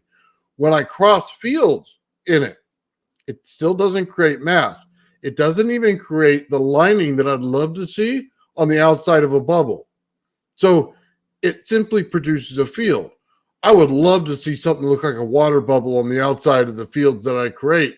It would tell you exactly where they are, but it still doesn't do it. Well, my name isn't Adam, but I sure am excited, Nathan. Oh, man. Yeah. So, all right. Anyway, the whole thing is it's like a kind of a chicken and the egg thing if you get into it, but I don't think it is. I think, honestly, you have mass out there and mass accumulates in a field, but mass that comes into contact with each other that has magnetics that's in it naturally will start to rotate. And I think once it starts to rotate, the field will start to come alive. And then once the field comes alive, then we're talking we got the right two things in the right order. So when the chicken accumulates mass, it starts to rotate. So one of the theories is the corona mass ejection, or that the actual planets are birthed from the sun. Is it possible? I don't know. I'm not too keen on astrophysics, but I mean, yeah, I guess it is. I mean, it's birthed from a sun at some point in time, whether or not it was physically our sun, like we pooped out of there. You know, I mean, I've heard that before, and I mean, what you're saying kind of alludes to that. Could be the case. So instead of it being like an accumulation of like debris. Yeah. Interplanetary, intersolar system, like single planet transmutation based on how far it was sent out of the sun, and that would explain the underdevelopment, I guess we'll call it, of the big gas planets and the depletion of the closer planets. I mean, it does make sense. So what if when Mercury gets out far enough, okay, proposing that it's going to continue to move out away from the sun, does it still accumulate mass at that point? And if it does, okay, because we're talking a scale of like billions of years, okay, not tomorrow. So if it accumulates mass, would Mercury just be the core of a planet?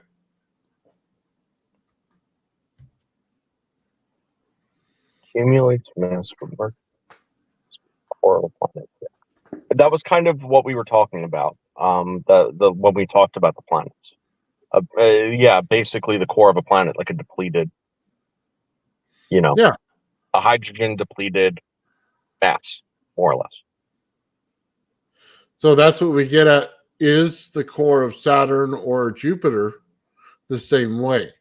And everything just blew apart, you know what I mean? And came apart at the seams. Will it come back together and coalesce as a planet that's not gas later? We were saying it could go one of two ways. It could either fuse or fizz, one or the other, and depending on which it decides to do, would decide if it would have the potential to become a star or a pseudo-star or a planet. Because if one of the gas giants filled with all that hydrogen burned, and it went into a fusion reaction, I mean, potentially you'd end up with just a water world. I mean, a noxious one at first, but it could work itself out. So let me ask you this. If you say it's fuel, right? Well, any fuel that I've come into contact with instantly ignites altogether, okay? Or it goes quickly and then you run on your fuel source, okay? Even if it's just the top layer burning. So how does the sun continuously have energy coming out of it if it's the fuel source that actually sends it out? Well, because fusion itself is not necessarily, it's not like a gas fire. It's a reaction of matter,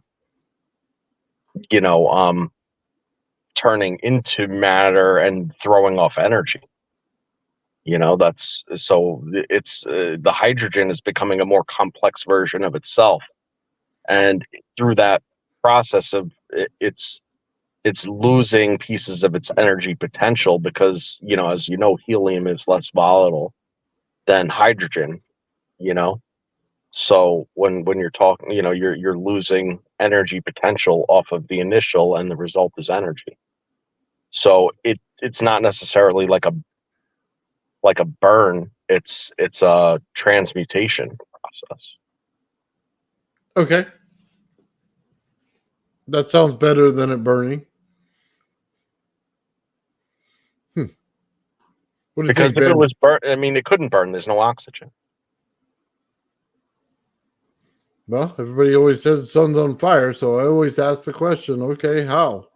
So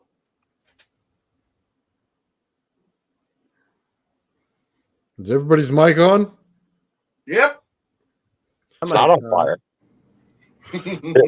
The sun's on fire because we relate it to our best analogous thing that we're familiar with throughout history, which is you light a fire is hot, the sun is hot, you could feel the heat coming off the sun. When the sun is up, it's bright, fire is bright. When the sun is up, I could feel the beams of the sun warming my skin. If I stay in the sun too long, I burn. If I stay next to a fire too long, I burn. So, it's thinking that the sun's on fire is pretty. Just settle this all right now. The sun's an illusion. The earth is flat. There's big heaters up there.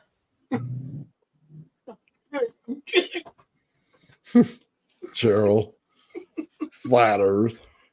I don't believe in flat Earth. Well, hey, I can tell you right now, they did the calculations of math for flat Earth. Okay, I know they did. they didn't put any dimension into it.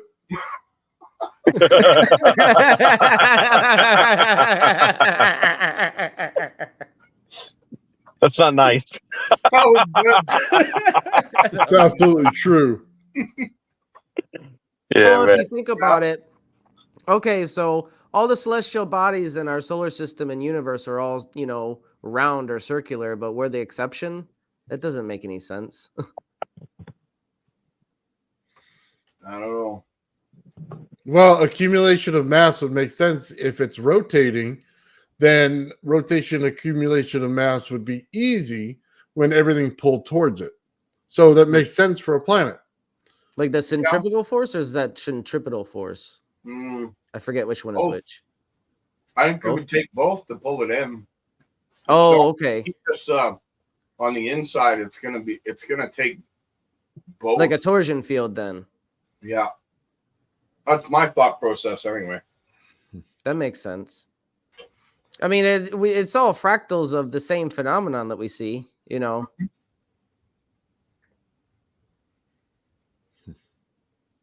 The fact that astronomy is as accurate as it supposedly is or whatever is mind blowing to me when you take into consideration that everything is moving, falling, or doing something in a helical motion around itself. It really becomes a mind blowing Well, spectacle. isn't the new telescope changing all of the physics that they thought they knew?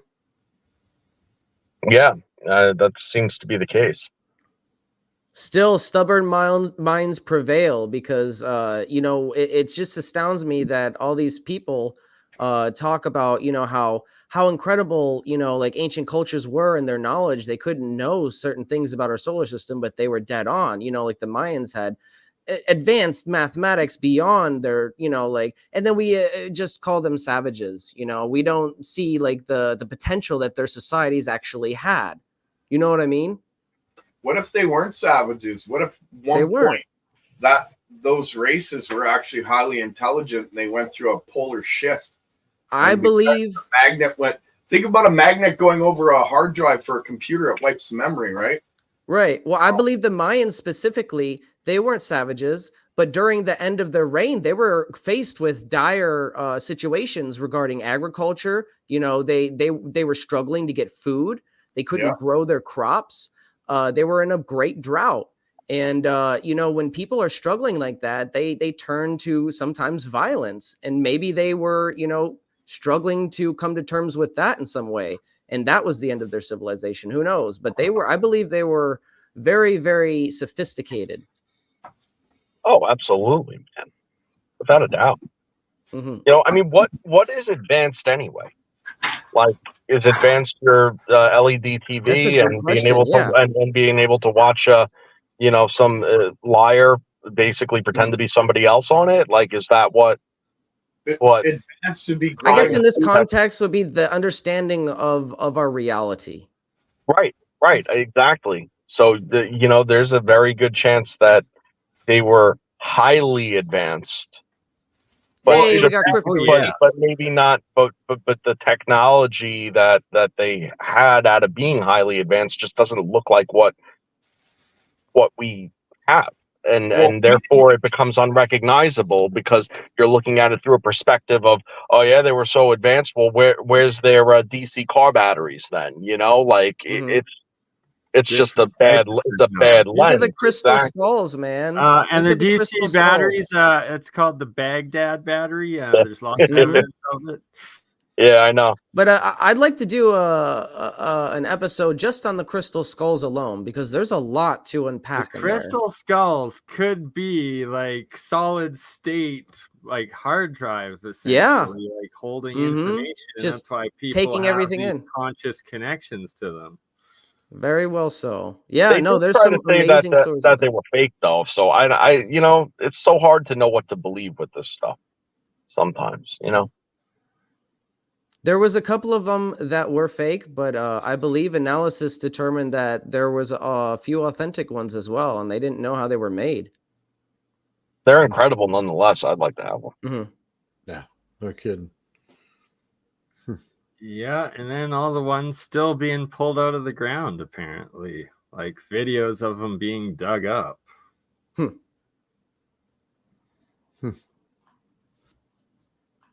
Yeah, it's just so hard, you know, like when you're in this level of fringe thinking, you know, like I always feel like I need to discern hard as to what I should choose to subscribe to. And it's like anytime there's like motive, you know, for somebody to definitely make a be buck, skeptical, but it is a definitely it is an interesting topic that I'd like to cover just because I like to separate some of the fact with the myth and get to the bottom of it. Maybe we can crack this thing, you know, and determine for once and for all if they're just a bunch of nonsense or if there's something really going on here. I think we can do it. I think this team has the ability to do stuff like that, and maybe that's a good topic for an episode. I don't know. It'd be interesting to see as just a matter of experiment when you have something that's of advanced prior civilization and, you know, has the age behind it, and it was made out of like pure quartz and a lot of attention was given to it. You know, maybe there's probably two different things that you could do to see if there's something stored, so to speak, in it, you know, and it would either be coherent light based or it would be, you know, through some kind of auditory, you know.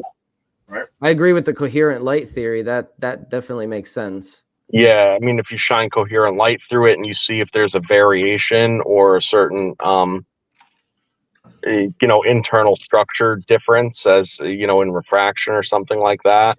You know, especially if how we know light interacts with crystal and how fiber optics operate. You know, with just transmitting energy instantly or almost at the instant. You know, it's the speed of light basically. So it's a ideal system. You know, all the elements are there. It could also be a storage device to put information in, and we don't resonate with it, so we can't pull the information out of it. We don't have the big enough. That's what I was alluding to. You know, with just sitting there collecting everything. Yeah. Like if you were to bring it into either a form of auditory resonance, like actual vibrational resonance or something, you know, it might start actually having like a sequenced output or something like that that could be discernible, you know, through its piezoelectric effect. If, you know, I don't know, speculation. What does he got there, Bernie? This is some monatomic silver and zinc.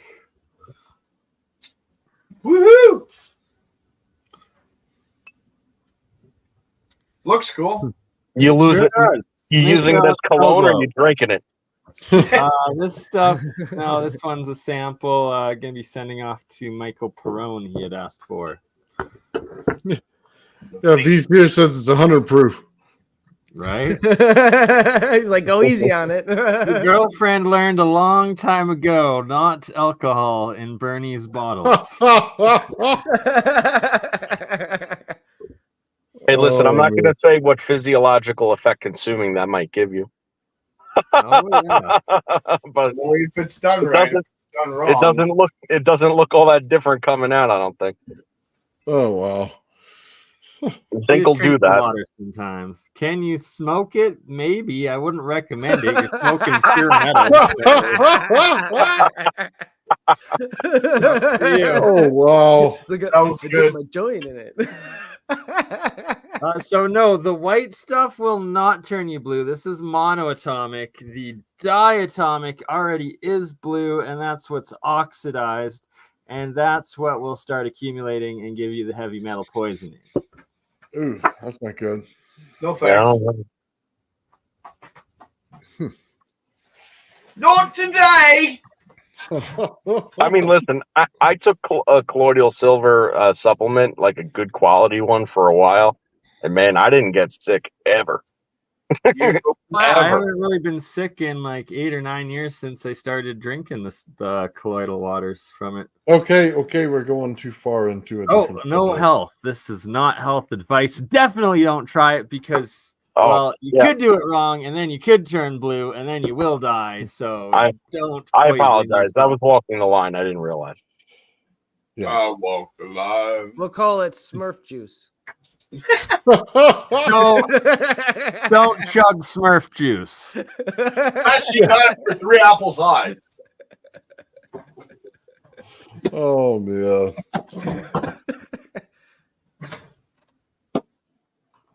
No implied effect. Yeah. Let's not all talk at once, all right? Yeah, it's going quiet tonight every so often, you know? Like, I'm what's going brain dead. on? I gotta say, like, just leaked out of my head, and I got nothing. I'm trying to just not talk over everybody. You You know? mean to let somebody else get a sentence out? Yeah, that's it, man. I'm trying to be my better self. That's so great. I never. Mushrooms in space. Wow. Yeah. Yeah. Oh, that'd be too much, man. Imagine if you wanted fresh air. I feel like I'm floating. Yeah, Dude. it might be bad. I'd love to know if astronauts fart in their little shuttle pod that they're sitting in the space station. I mean, how bad is it? Is it worse? Is it less? I've I heard mean, that it's worse. concentrated. I've heard that it's worse. Yeah. Oh, it's There's got to a be pressure like farting in your differential, yeah. spacesuit. Well, it's a No, free they have heat. a little exhaust Free in the back. That's how they propel themselves in their spacewalk. That is free heat. Right. If they want to put the afterburners on, they just hold a lighter up to their ass. Right? See? You got it. You're talking plasma going out there. Yeah. Oh It's the big man. burritos, man. Keep it away from the oxygen tank. It makes a week of burrito. That's awesome. Oh man. All right, Nice. fellas, you got your full dose of the dope for today. I heard that conversation. I was going absolutely mental. I was like, listen, I don't know shit, but let me tell you what I know. Well, that's fair. Duly noted. Well, I gotta Probably keep wrong. the conversations Always fresh. glad You to know what I mean? Yeah, that's always awesome, glad to have Joe. Joe on. I Yeah. like Buck Joe. Joe's awesome. Thank you. Right on, guys. Joe. Thank you. Appreciate you. Much Catch you love, later. Joe. Later, Joe. And thoroughly enjoyed that Hemi-Sync left brain, right brain episode you guys did 2 days Oh ago. yeah, it's fascinating, wasn't it? Really was. Been working on covering and doing some research into the Hemi-Sync and binaural beats with the Science of Sound series I'm doing, and gonna focus on that again in the next episode for sure. I missed that one. Oh yeah, it was a Oh. good one. We did it on Sunday instead of Saturday. Did you do it Yeah, on I missed Rumble? it too, but I started watching it. I didn't finish it. Did you do it on YouTube or Rumble? It was on YouTube. Oh yeah, okay. I'll have to look at it. Yeah, it was really good, man. So Yeah, that's Man. part of the thing that I wanted to talk about with the pyramids. It goes into that. It's part of it. Well, and did you guys see the Chinese satellites that found these giant plasma formations, I think they called it, above the Giza pyramids? no, I haven't. That doesn't What do you surprise got? me at all. That's awesome. Yeah, it was like a brand new, it came out like a month or two ago, finding of these just giant plasma formations in the upper atmosphere above the pyramids. And then also on, I think, Midway Island on the opposite side of the world. Very fascinating. Really? That is fascinating, actually. Yeah, maybe they're running that particle accelerator in the ground. It's having adverse effects above it. All right. So one useful thing for Bernie's Smurf juice is the salt water with the oxidized copper. You can spray as a disinfectant, just the water, and it works very good at disinfecting. But, you know, that just goes to show it kills everything. So if you're going to consume that, you're definitely going to kill yourself. Yeah. So don't. That's Just right. no Smurf juice. No smoke juice for you. I have to do that. You know the soup N guy? Oh, I can't even talk about that because of his freaking name. Man, it's so freaking and I can't say that word either. Handicap. Okay. It's so freaking handicap. Posted You on can't say that word. I found regarding right? a plasma bubble. You're not talking about Mr. Schlong again, are you? No. What was his name, Mr. Hung? What did you call Mr. Hongdong? him? Hung. You're not going to talk about. And then No, I ain't you're talking funny. about You're nothing. funny. Oh, it's hilarious. I had to go back and rewatch a lot of stuff to pull out all kinds of sound bites for my little videos. Okay. Oh, no. Man, I just cracked up laughing every time I hear that.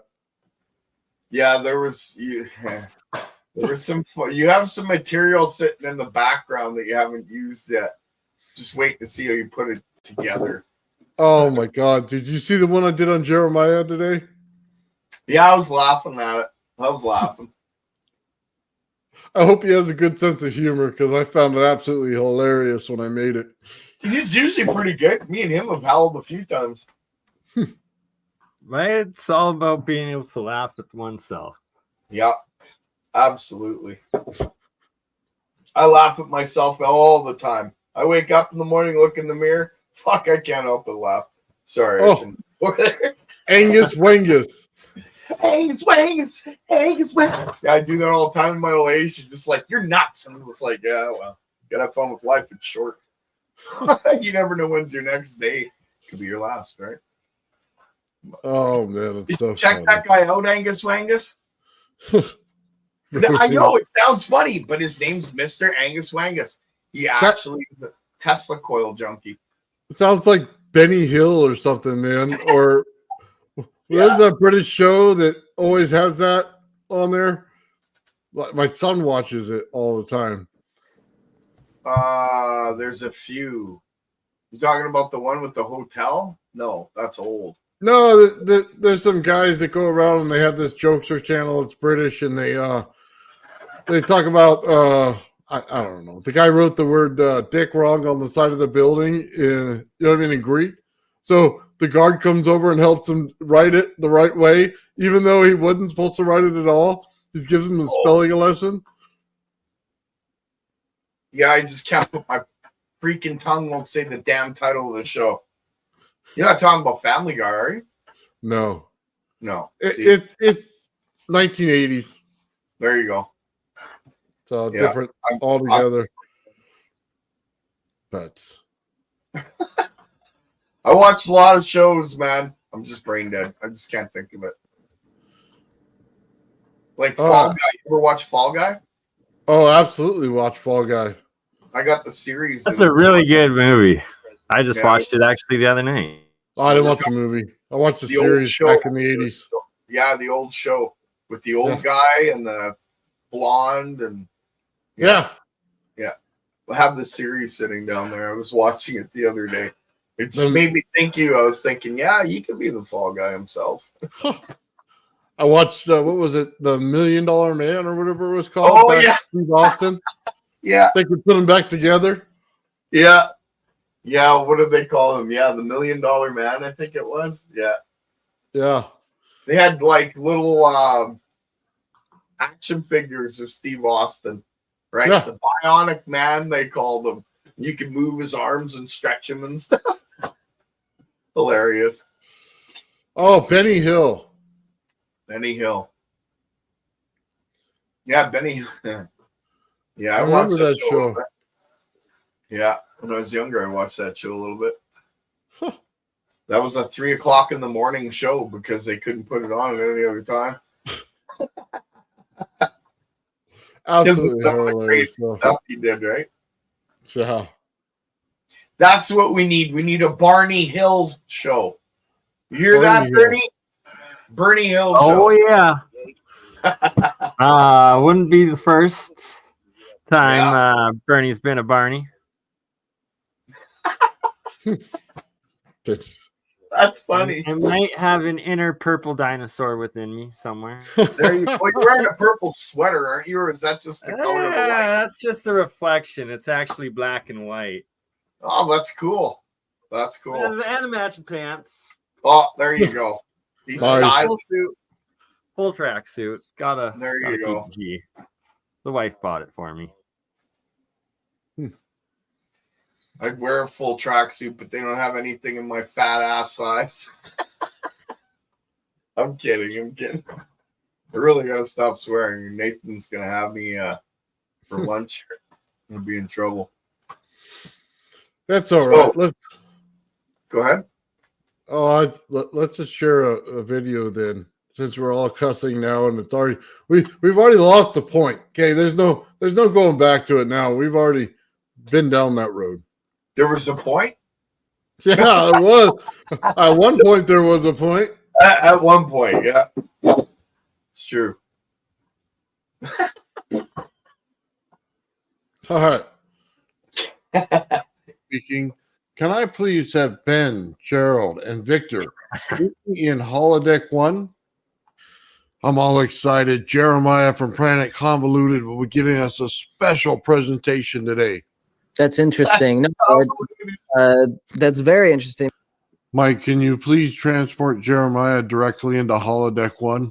Of the two holes, other than the ground hole, of the two holes that you have, the one smaller, that is the smaller hole is the power. The bigger hole is the return for that. Jeremiah, welcome to the Starship Fringe Think Tank. The electron was made of 918 photons. I think he said hello. Hey, I know things I don't even know I know. Jeremiah, do you know how the holodeck works?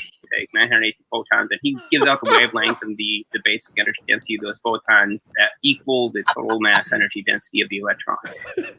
All day today, my mind's been blown, and I think it's just exploded. It's about to leak out my ear.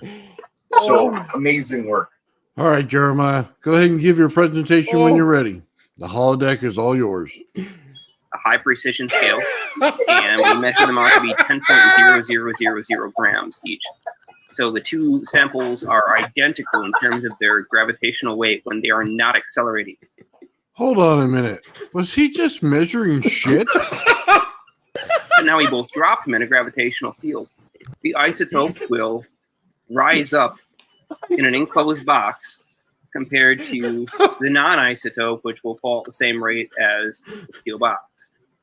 The reason for why is that the electric field has an effect on the localized region of space-time surrounding it because it is not balanced out by the correct amount of mass from the neutron.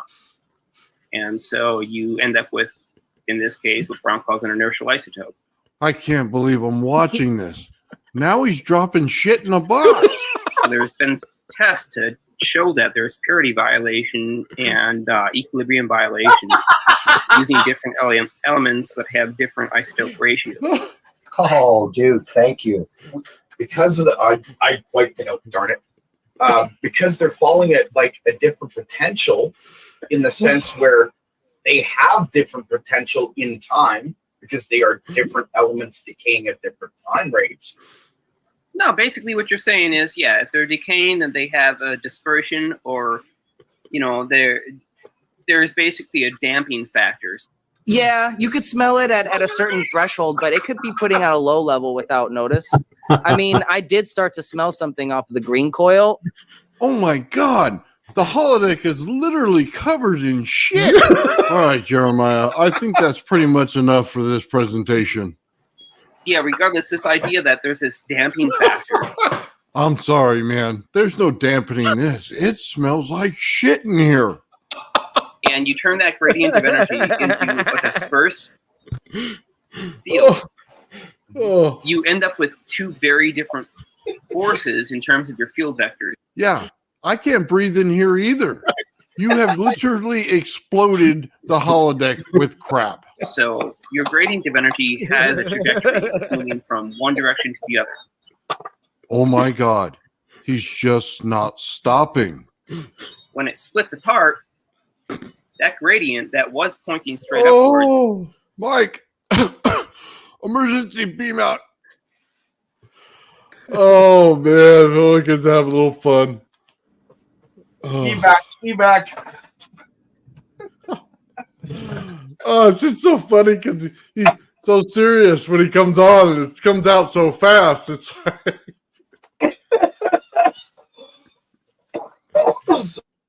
oh, you choking on your muffin over there? Licorice, guys. Yeah, Chewbacca eats licorice too. I had to do that for someone who said that in the comment section. Oh, that's so funny, man. That was a good one. There's what's his name? Santos Bonacci. God, yeah. just a mess of an individual. But as far as coherent farts, he tries to claim farts prove gravity doesn't exist because you can smell them and they don't go to the ground. Water rises, man. I don't know about you, but my fart farts theory are here. cold. Just ridiculous out there, but thus is the internet. He's got the unified fart theory.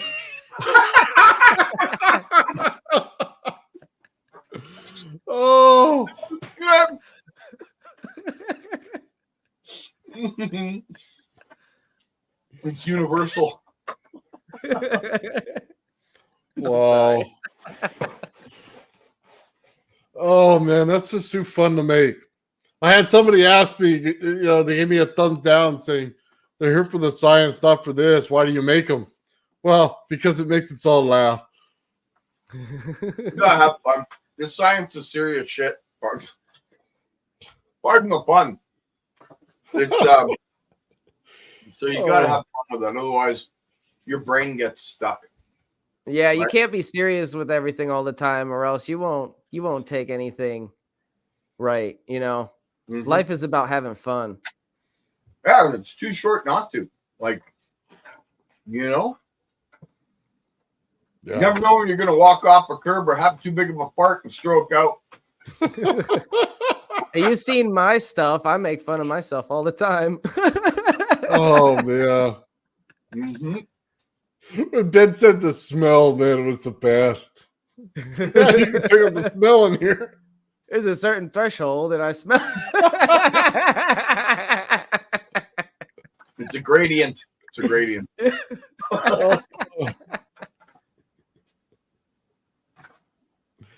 Yeah, I don't know if Jeremiah has seen it yet.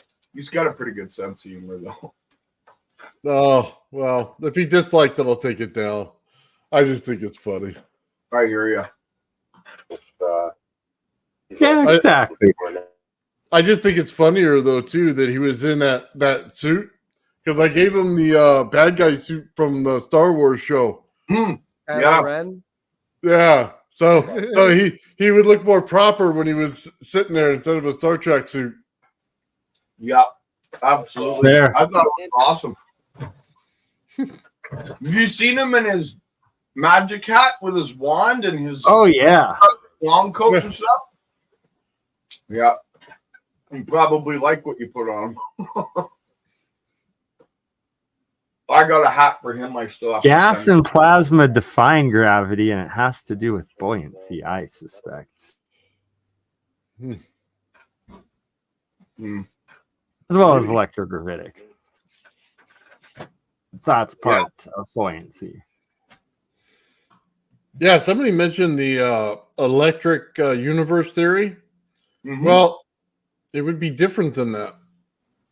Yeah. Slightly. What we were talking about earlier, yeah. Yeah. Yeah, the electric universe theory is interesting, but I don't think it encapsulates everything. No.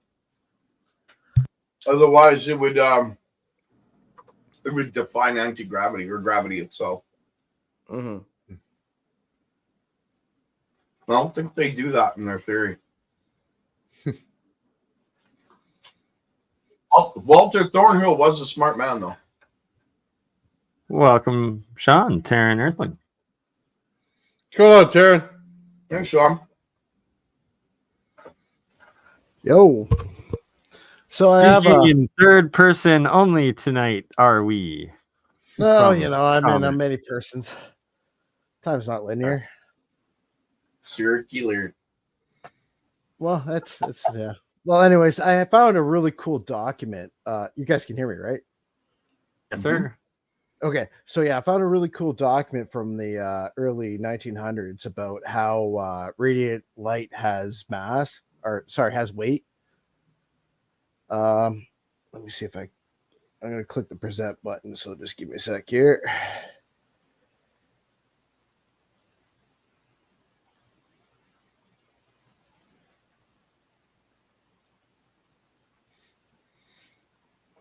Sorry, clicked on the same comment 3 times. We both did.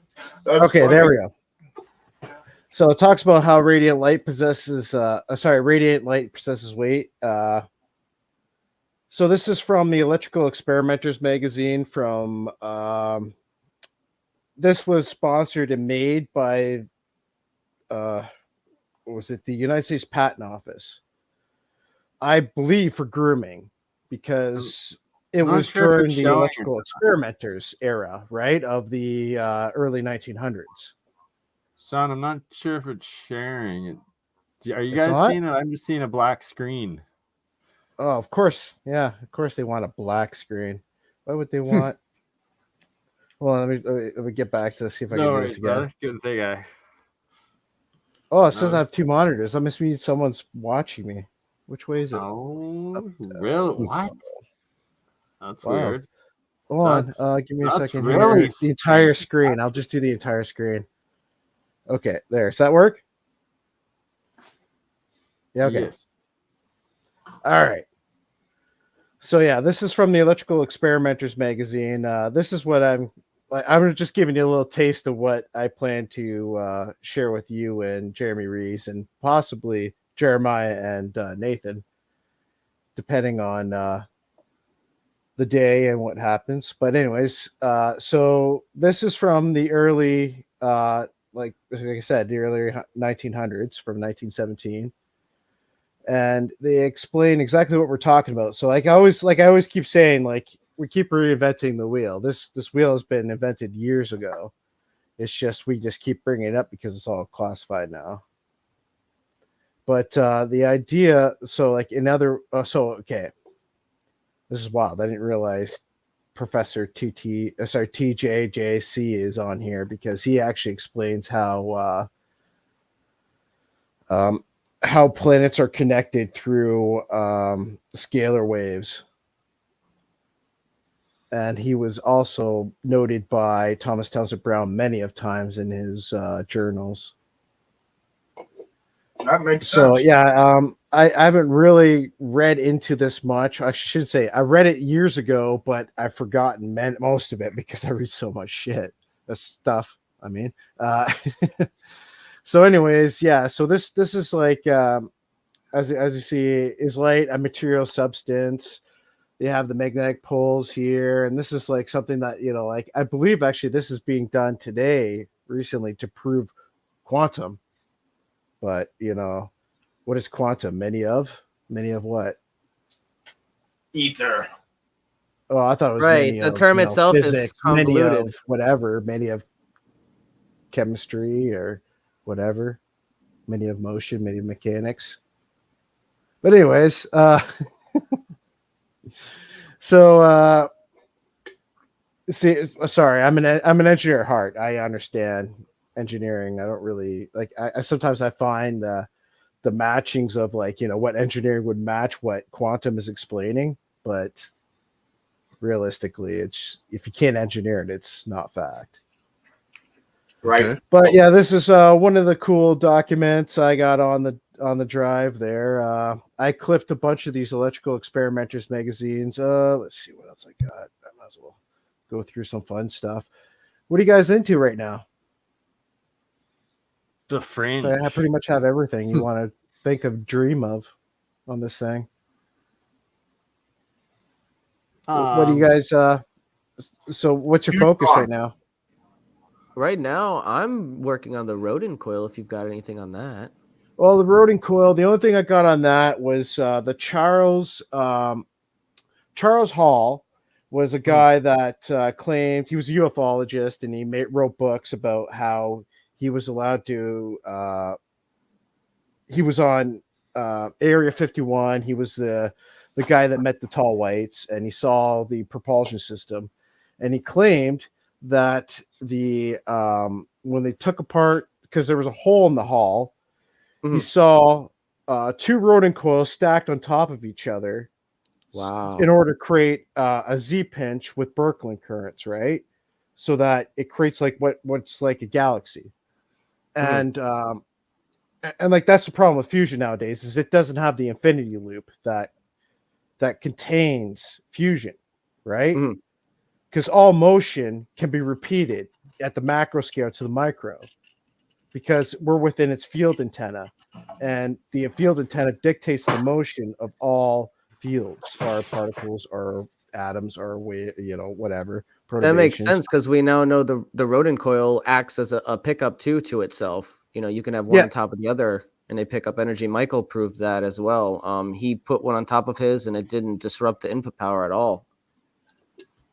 Yeah, not only that too, like Nikola Tesla, when he was explaining like his difference between his field antenna, which was the one wire circuit, where he created a light bulb.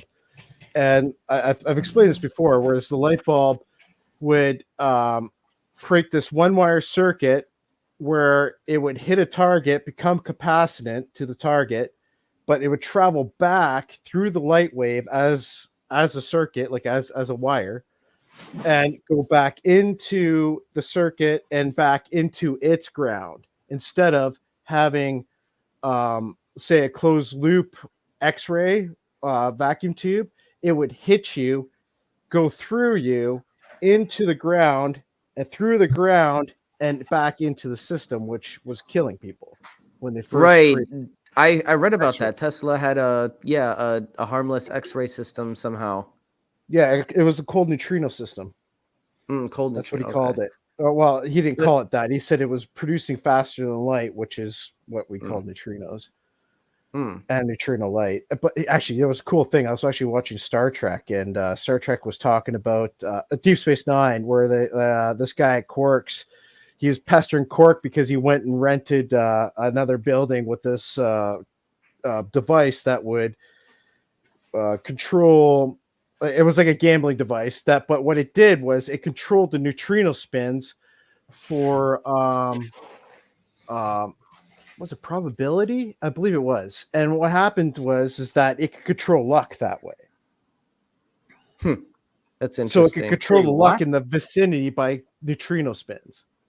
Yeah, probability. And it did it to the whole station.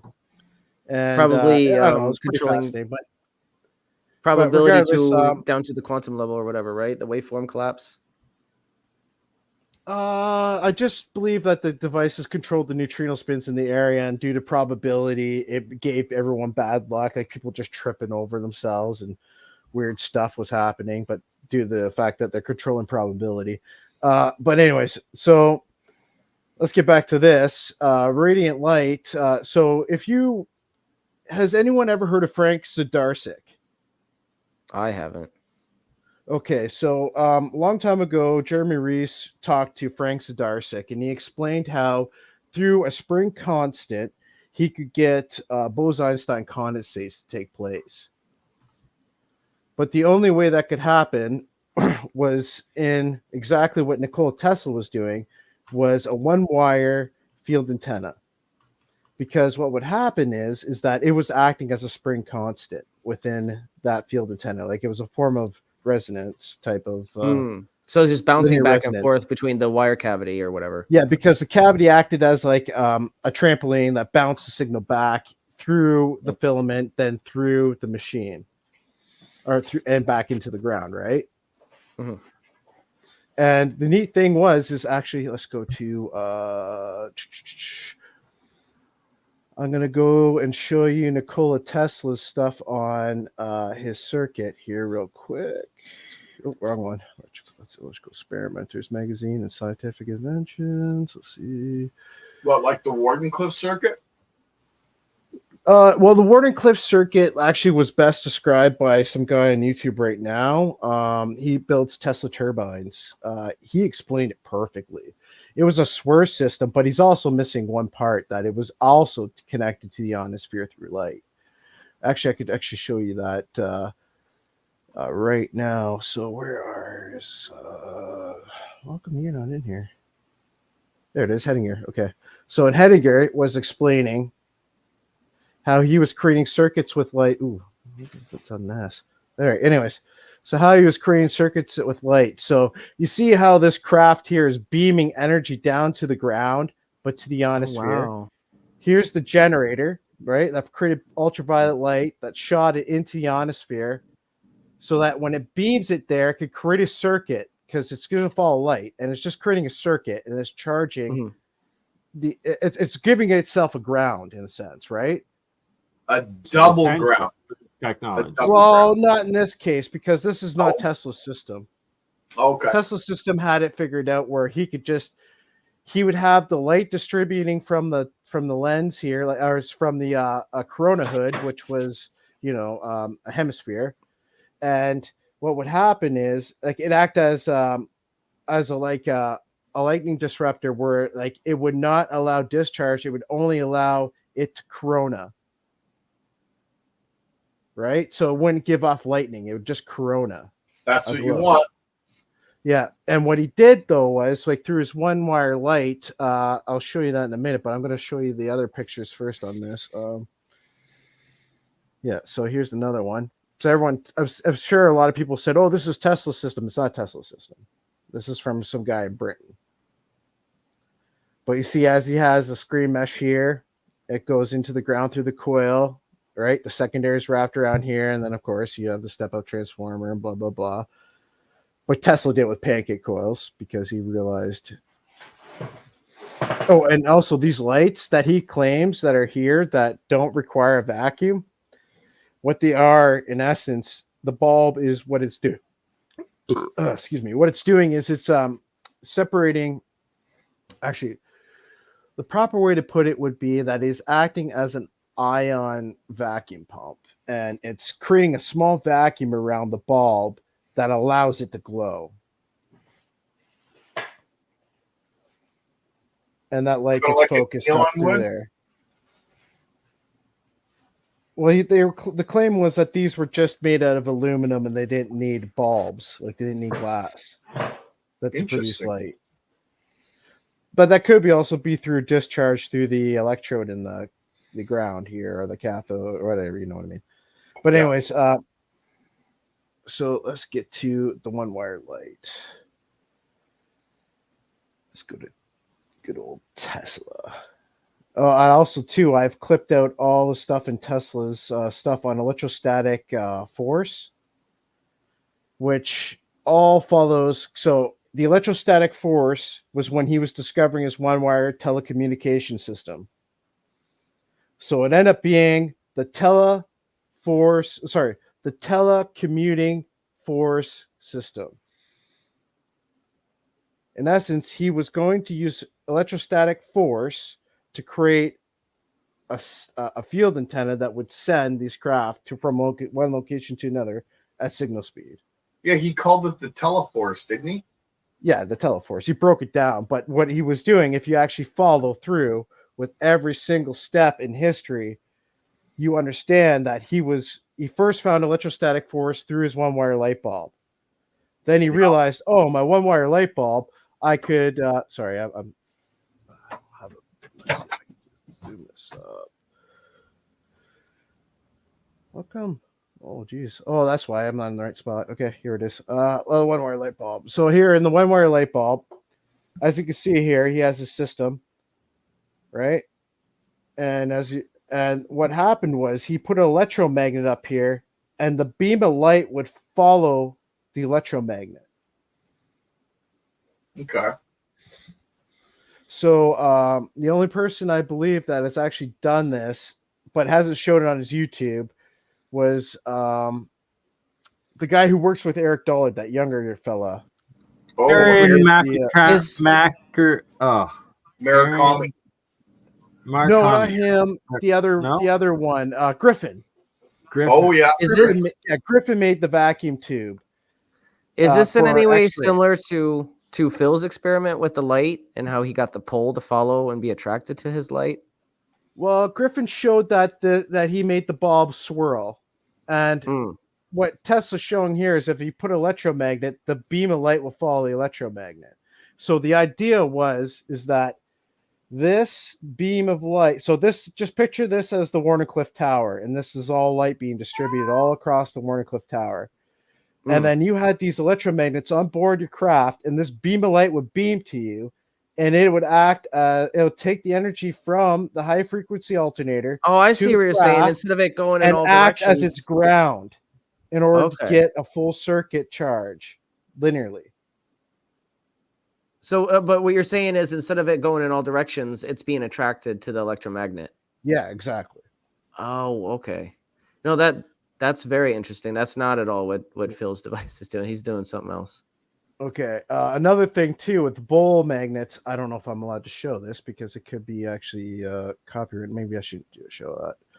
It's gonna pop up in a second. I'll just close it.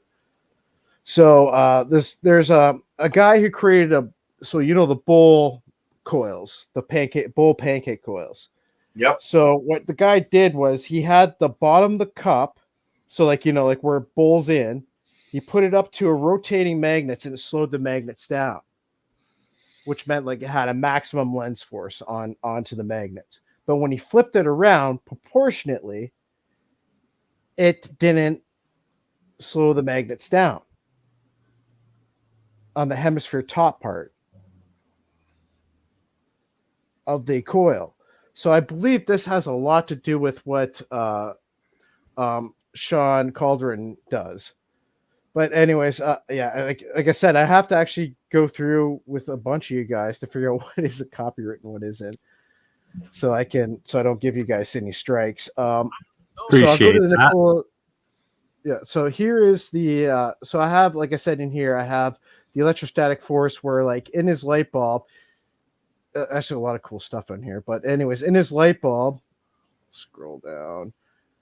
There was what happened was he was doing testing, and all of a sudden, because he could feel pressure from coming off the light bulb from his one wire system, because it had a different type of force acting upon it, like Bose-Einstein condensate does, because it's at a spring constant instead of a closed loop. So what happened is that because it's taking on the analog of the hydraulic system, right? Like, because the field antenna dictates the field. So if the atoms are actually fields, then it's dictating the atoms' motion and perturbation or waves that it's creating. So what he said was what happened was at the bottom of the bulb, it blew out. And this huge force came from this light bulb. So he started playing around with it. So he figured out that the bulb was swirling around, oscillating, right? Because of this force. And then he did it with flat plates here, and it would swirl around. Right? Now, and I think actually this is a lot to do with Alexi's type of craft. I believe that Alexi was using the one wire circuit. He just wasn't telling anyone. Because I'll show you another cool one here. Where is that? I wonder. Oh, nothing's in the proper thing to show me if it's where's the image files? Tesla, what's this one? No, that's not it. Oh yeah, that book. I also have that book in here that he's reading. It's also in this drive. Where is the one I am looking for? Oh, here's one. So this, and we're getting a little off topic, but not. This is a guy who replicated all Tesla's stuff so you could replicate it. See? Totally different guy. Doing everything Tesla did. And this is from 1914. This was 1913. And this is a great. If this book could be on your desk or on your table while you're working on stuff, this would teach you a lot. But anyways, yeah, this is all Tesla stuff that this guy repeated and showed how to make. Okay. Could you send me a copy of that? I have you have you should have access to the drive. Yeah, this is all Terran Earthlink's Google Drive that all of this information's Oh. in. So Yeah, well, it's like the biggest spent- database ever. It's amazing. Yeah, Well, I much spent like appreciated. 12 years straight in like a trance type form where I call it going with the flow of the universe, right? Because space is moving. And I realized that like I go into these states where it would just come to me. And not only that, like when I was with Jeremiah talking to him all the time, like I used to talk to him for years, we talked every day. And like I would just get this stuff and present it to him. He's just like, well, that's what I'm working on. I'm like, okay. You know, those type of things would happen all the time, right? But anyways, so let's see here. Where was I getting at? So the one wire system.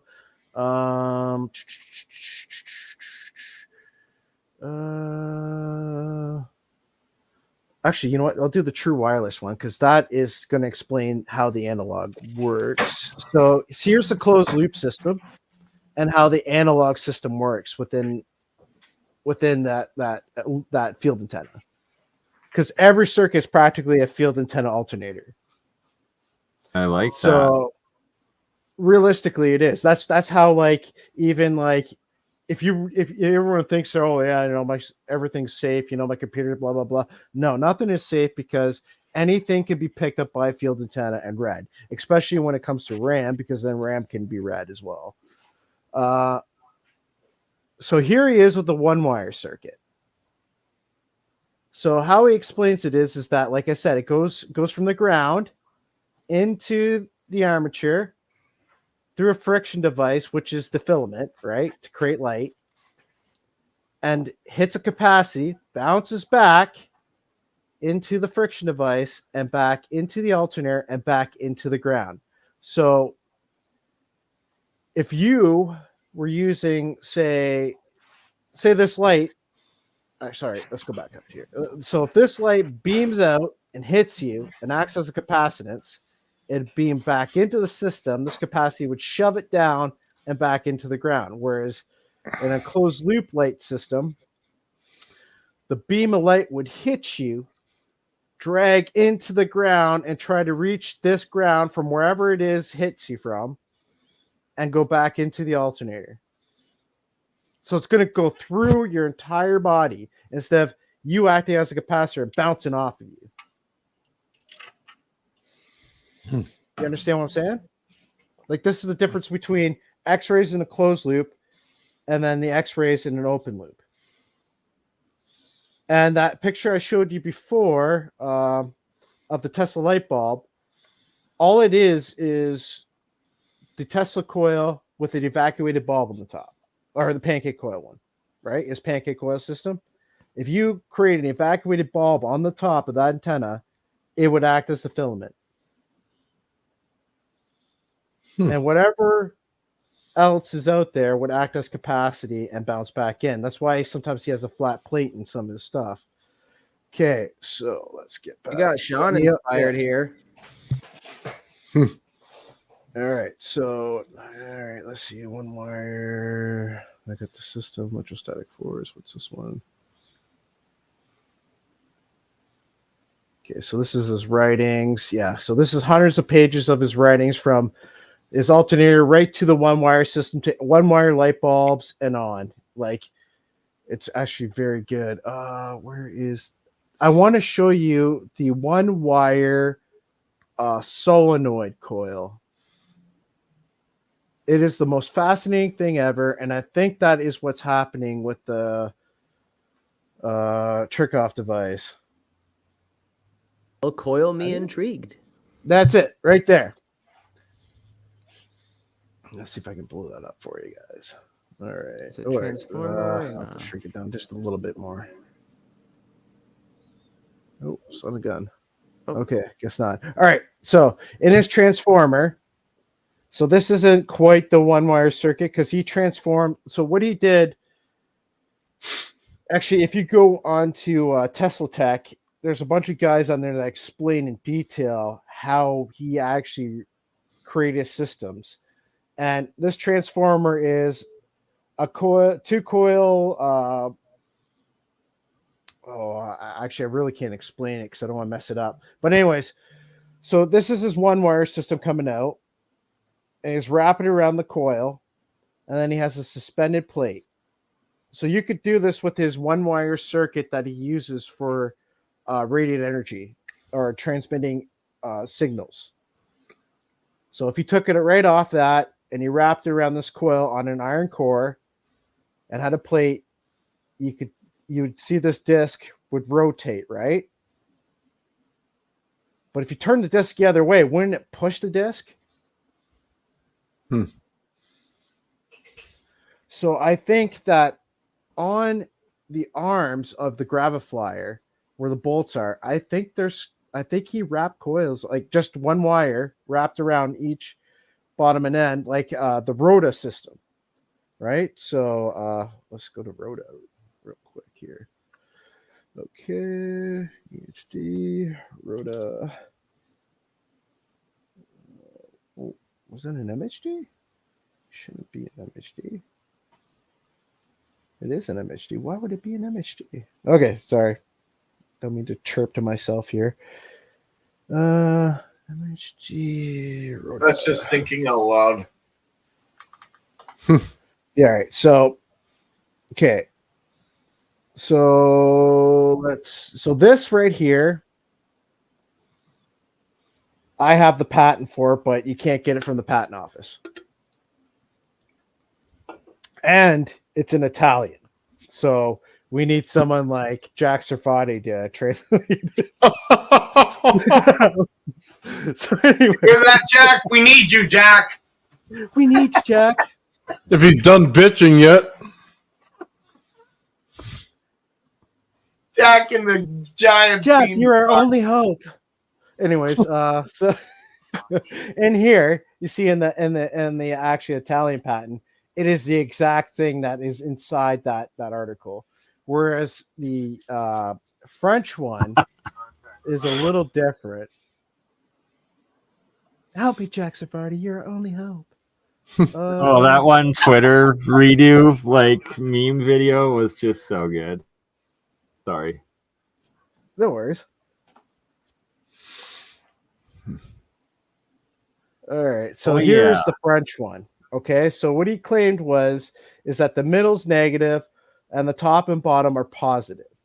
So what he was doing was exactly kind of like Thomas Townsend Brown, except that he didn't have the coiled solenoid antennas. And I believe these are acting as like a pinch. What does they call it? Flux pinning? Yeah, something like that. I believe these are acting like a flux pin. So what happens is that he could accelerate one direction by turning off one of these negatives, right? Or he'd stay stationary. So if you wanted the craft to stay stationary, you'd activate it all in the sky. And then if you wanted to go up, you turn this. You turned the top one off because it was negative, and this middle one was positive. And you go an upward direction, and then vice versa. You flick it off, and then you go downward direction. And he claimed that this thing would stay put even at, what do you say it was? I think he said 19 kilometers per second, which is faster than the acceleration you need to get in outer space. All right, 18 kilometers a second, I believe, is the speed you need to go in outer space. So you literally eliminate that entire drag with the system from 1910. So he has a battery on board. You can see, like literally go through Rhoda if you get the chance. But if you think about it, the Graviflyer, if it had these coils here and here on the sides, it could probably, I said it before. Was it flux pinning? Yeah, flux pinning. It could probably flux pin it, right? So, anyways, that was the idea. I believe that's one part that's missing. And not only that, I saw one of his old videos, and he was talking about how he pitted the disc just like how John Hutchison did with his radiant energy hemisphere made out of copper. He said he pitted it. He called it pickling it. He pickled it, which probably could just mean that he added pickling salts to it, right? But it pitted it so that it created these, spots for cavitation, right? In order to create cavitating fuel out of the atmosphere. Interesting. Because like actually in induction launchers, I have this video. I'm going to actually be copying it all onto the drive, but it's an MIT videos on field engineering from the late 80s. And the guy was doing the induction launcher, right? So like the ring launcher. And he said he charged up a bunch of these capacitors, which is like electrostatic lift, and they stay in one spot, right? Then all of a sudden they dump the whole thing into the induction launcher. And what happens is, let's say the craft launched itself into the air. But what a lot of people don't realize is that exact same system is used for magnetic braking. So they just leave the system on, and now the boundary layer is being pushed away from the craft by magnetic braking as it's being launched into space. So if you electrostatically float, charged your capacitors because you're up so many field lines, and you create, like, say, a beam of light from the ground to the ionosphere, you have a circuit. And then you collected all that charge, then dumped it into your induction launching coil, launch yourself, and leave that coil on so that you were literally magnetically braking as you were launched into the air. That's what I believe is how the old style stuff worked. And the reason why I believe that is, was it you? Yes, it was the G engine guy. So let's go to G engines. Also dug up all the other stuff, like even some of the. So yeah, here's the magnetic braking system. So the armature is stationary. This is obviously the coil, and that's the magnetic braking system, right? Mm-hmm. So an induction launcher, a plate would be across here. Now remember how I explained to you how the lens forces change when you have a curve. Yep. So if you created, say, like a trumpet coil, right? Like instead of a pancake coil or a hemisphere, you create like a trumpet coil, right? Like, it's all inward. Yep. The exact opposite of the top. If you had that and you had a curved plate on the top, what would happen is the maximum lens force would, for launching, would happen in here, right? And then on the top of the disc, what would happen is that the magnetic field would act upon it, but it have less lens force on the top. This creates the differential to have a force in one direction. Yeah, but it only works if you curve the sides of the center plate. It only works if you curve the disc to remove the lens force. So that's what we all don't want to see, but it's right there in front of us when you look at his gravity flyer.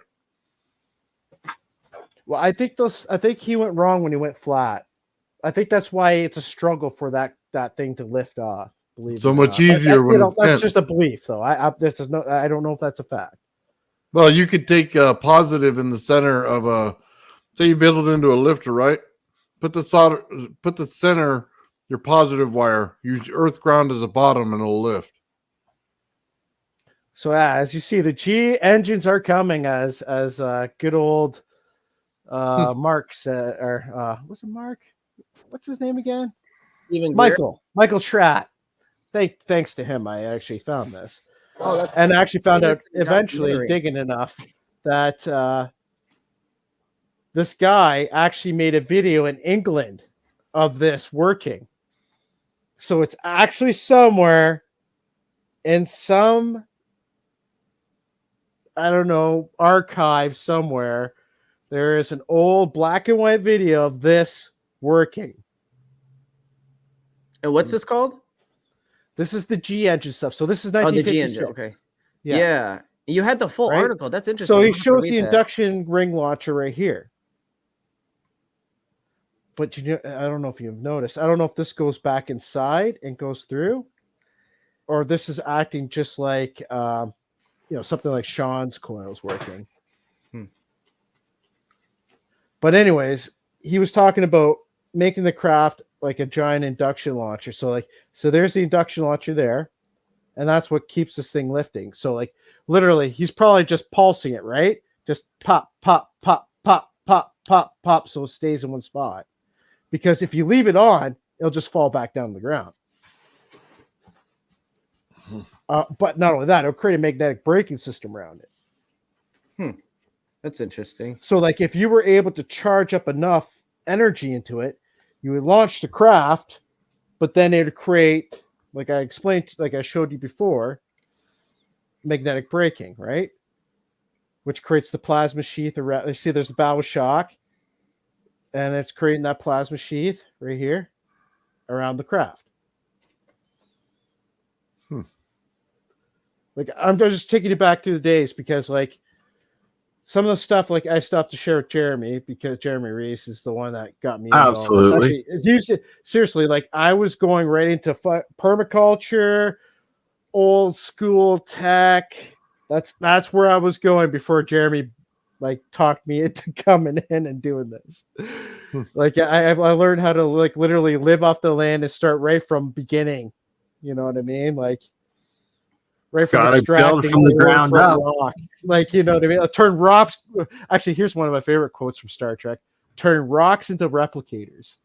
Like, you know, I was literally getting to that point, and Jeremy's like, "Oh, come on, we need you, we need you." So I'm like, "All right." So I'll share my database, and then this is my database, of course. And I did a bunch of research as I was going through the 8 years, but mainly it all happened during Jeremy's time. So anyway, here I have all of Schumann's stuff. So a lot of people don't realize that Schumann, Wilfred Otto Schumann, he was given a job by the United States Navy during World War II for the rotating plasma guide. And I've shared to you guys before that the Earth, like as I posted all the time in the chat, that the Earth acts as a cavity wave, and the magnetic constants match the brainwave patterns of a human. So anything within this field, say like if you create a bubble, like a bubble field, like a giant EVO, right? Everyone's like, "Oh, it acts sentient." Well, it matches the brainwave patterns of humans. Of course, it's in a sense sentient. Like it could be the Earth itself. You know what I mean? Like the Earth's actual brainwave. But regardless, I have all this stuff here. A lot of documents. I got his equations. A lot of stuff actually I got from this one guy that was doing rotating plasmas in China before everything went dark, before the wars. Okay, so we were going to Rhoda. We went to him. All right, let's see what else we got floating around here.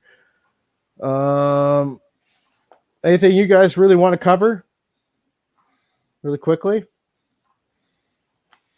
Okay, so Lapointe, as everyone has seen before, he created the premier fields. Did everyone see that?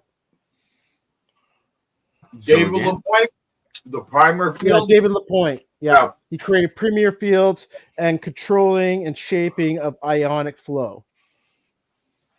Yeah, that was his patent, right? Like his magnetic array is all about. Here, I'll go to the magnetic array patent. Right, it's all about controlling ionic flow. See, oriented ionic flow. Coherent. Nice. Right, because it's ions in motion being controlled by magnetism. This is in essence is practically magnetodielectric, but it isn't because it's not creating the magnetic field, right? Because ionic flow can create magnetism. This is shown by free electron lasers, where free electron lasers will create multiple Tesla fields. which I That's also have all the interesting. papers on. This is the same shape that we have to use to get larger objects to levitate with acoustics. Well, if you remember what, I hate to drop the name, but you remember Ken Wheeler stated that the only way you can get anti-gravity is by creating a geometric field around the craft. So if you were to create those starship coils and you bold them, you'd be able to create a field outside of it that would take on that geometry because it's going to follow it, right? It's a field antenna. It's going to follow the flow, right? Because you're going to create the circuit that creates the flow. Right. Like and old man Bills gets it because he understands like how they act like that, right? It's like a pressure thing. It's like hydraulics almost. It's like taking it in and it's changing pressure. It's a pump. You know what I mean? Like and the coolest thing is actually, which I'm going to teach you guys tonight, is that actually I'm going to show you right now. Why not? So I'm going to show you the electrostatic printer created by NASA. And it doesn't have to be in the weightlessness with space. All right. NASA. Got a lot of good stuff from NASA, actually. Oh, and NASA, I have the 1950s stuff for from Disney. Did any of you guys see that yet? NASA did what now? So NASA worked with Disney in the 50s with Warner von Braun, and he talks about electromagnetic field propulsion craft, which look identical to flying saucers. Yes, I in remember a seeing cartoon video made by Disneyland. Yeah, that one's only shown in the park, probably briefly. No, well, briefly, but it's in 3 videos. So like one goes, they explore space, they explore the moon, then they go to Mars. But I'm saying it's probably not something that appeared on television or anything into a wider population. It was probably restricted just a limited group. There were some videos from Warner von Braun. So a lot of people don't believe in David Adair, but I do. And David Adair said that he had a video from that he found in the archives when he worked at NASA that kind of just rolled out from nowhere, and he kind of just picked it up. He's like, "Can I have that?" And the guy's like, "Yeah, take it." So he took it home and looked at it, and he said that when they took moon dust and they spread it on corn, it turned into, like he said, it looked like something out of Aliens. He said that the corn was just huge, and like the veins in the roots looked like giant blood vessels coming out of this thing. What? And he's like, "This is the power of moon dust." I think that was I guess they never got to show it because the way they built the video was like for Disney, right? Where they're teaching kids. But anyways, let's go to the good old juicy stuff. Oh, I don't know if this is copywritten or fake. Did anyone see this? Never see it. I've never seen this. So that's the backside of the moon. And by the way, that's the glow of helium-3. What? In case anyone didn't know that, that was a glow. That right there is a glow of helium-3. Or a city. Probably helium. Actually, if you looked at it properly, it was blown out the back. Hold on, let's see if I go. Let me see if I could skim to the right spot.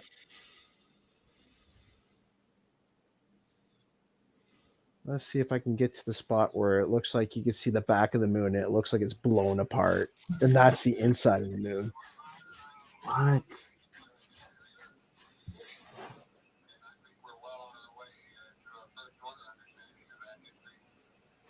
If there was, we would never know it. We don't see the dark side. Yeah, this is before the moon landing, right? 1968. They claim. I don't know if this is fake. This could be fake.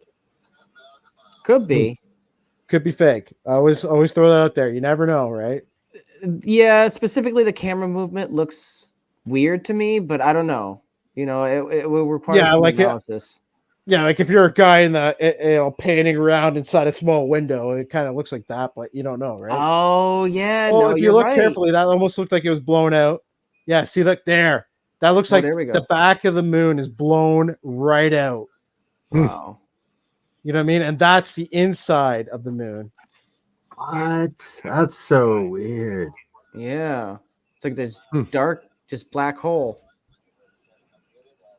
Like, could you imagine the scare? Everyone is just like, "Oh man, the moon's blown apart. It's gonna fall apart and crash on Earth." Well, it hasn't for billions of years, so I don't think so. Could be why it echoed like it did when they launched the vehicle and heard the ring. I hate to interrupt, but I gotta take off there, Nathan. Or maybe the moon Yeah, itself opened up. All right, Gerald. Thank you. Guys, Later, you have a Gerald. great one. Yeah, catch up on some of this later, Gerald. I got a couple For of things sure I I got to will. share with you, anyways. I want to share with you a bunch of the Thomas Townsend Brown electrets that he made, and I wanted to show you the side rail radiation batteries that could be made out of concrete, made out of the type of elements that we're talking about, and it's very plentiful. Absolutely. Thanks a Yeah, lot. like what he did, the neatest thing he did was that he took like what had side rear radiation was the only things that have that is graphite. What was it? No, it was granite and what was the other one? Granite and basalt.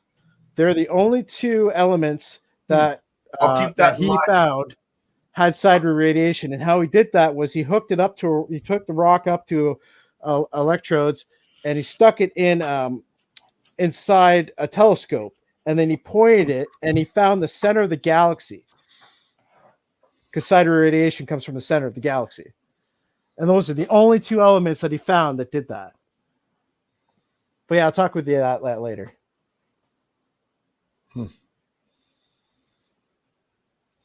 Okay, so here we go.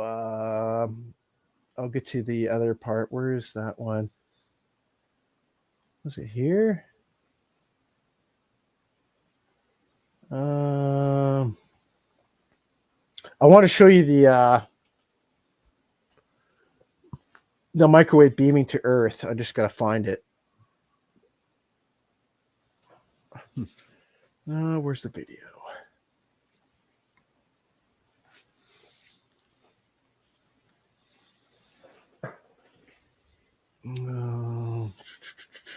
Must be in this one.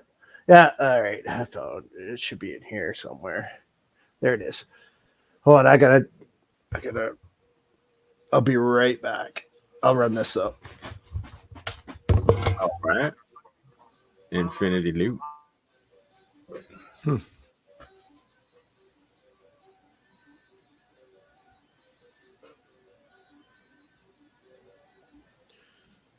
Huh. Old school graphics. Yeah.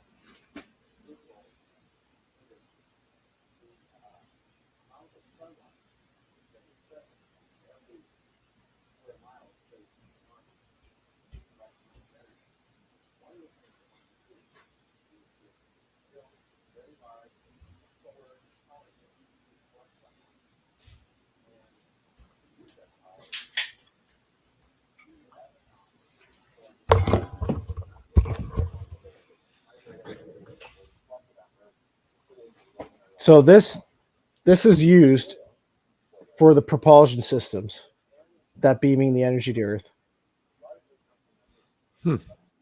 They ride that microwave beam around. And I believe they're steered by the different antenna systems like Tesla's, where it would follow the coil. So no matter what, it wouldn't lose it.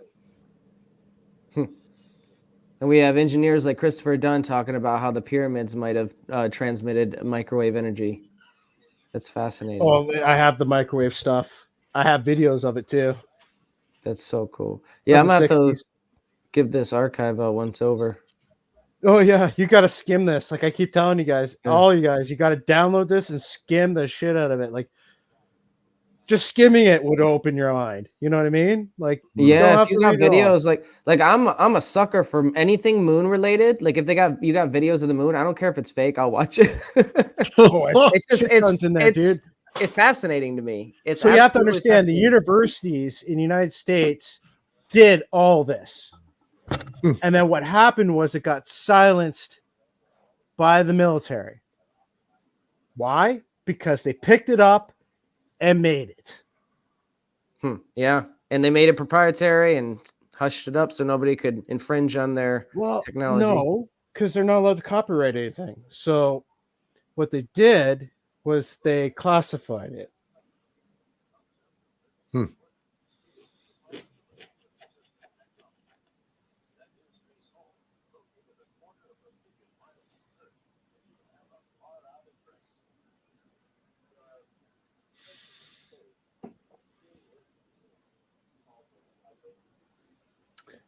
Yeah, so all the Lagrange points, guys, I'm telling you right now, they're all have these there by the United States military. Really? 100%. Oh, yeah. In order to control space, you control the high ground. Yeah, exactly. Okay, the only way in and out of Earth is through the moon's gravity well. Why do you think no one's been allowed on the moon? That's a good point. Sorry, conventional methods. All right, so yeah, that's that. Glad I got to run you through that. Thank God I'm on the line. I was doing wireless on the air and it just sucked. I kept glitching out and losing my signal. Yeah. All right, so plasma shields. So this is a plasma shield. So I talked to you guys before, actually in the chat, I was explaining how NASA made ion fields. And what they found was the iron crenellation spheres would hit the plasma field that they created and transmutate. So if in the center of the Earth is a plasmoid or plasmon, whatever. Anyways, if that's in the center and it's creating, say actually the moon's the best example, and that creates a field. If the sun is ejecting these particles and it hits it, it's going to transmutate into something like aluminum. Right? Because it has all these donators. And it's going to accept them and cling to them. Donators, acceptors, whatever, right? Yeah. And the only way they could get past this was by creating an electron cloud. Because when the iron hit it, it would just bounce off of it or sloop into it, depending on if it was tuned to it or not. And so this rectenna system obviously takes in the waves from the light, turns into energy, dumps it into these giant solenoid, and the electrons will follow the lines of force, the field, the magnetic field, right? Because they circulate. And this was what, and this electron gun would hit a Faraday cage craft and then bleed off the energy so it could dock. Which is why an induction launch would be perfect for bleeding off this kind of energy. This is inside the NASA document for space settlements. So they had the space settlement one here, were the O'Neill cylinders. That's what they called them. And I showed you guys in another one before this that, you know, how they had cylinders in space. Mm-hmm. Mirabeau worked with O'Neill to make the systems. Mirabeau took this system and made it into his craft. So yeah, this is I just clipped it out of the actual document, this document, because I clipped the documents even. So like I'll leave the actual full document, but I'll have a clip of the document of just, you know, what I'm focusing on in the folder. And they also have one for a lunar base, which I have the full document. I didn't clip this one, but it has the exact same type of solenoid protection, right? So here it is right there. And this is what I believe we're seeing in that moon video.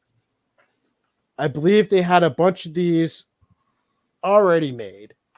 And if you see the old stuff from the 1950s, which shows all the flying saucer stuff, they were already coming up with these ideas in the 1915s. Like I said, I'm going to save this for Jeremy because I promised him I would. And so I can't show that off. But all good, brother.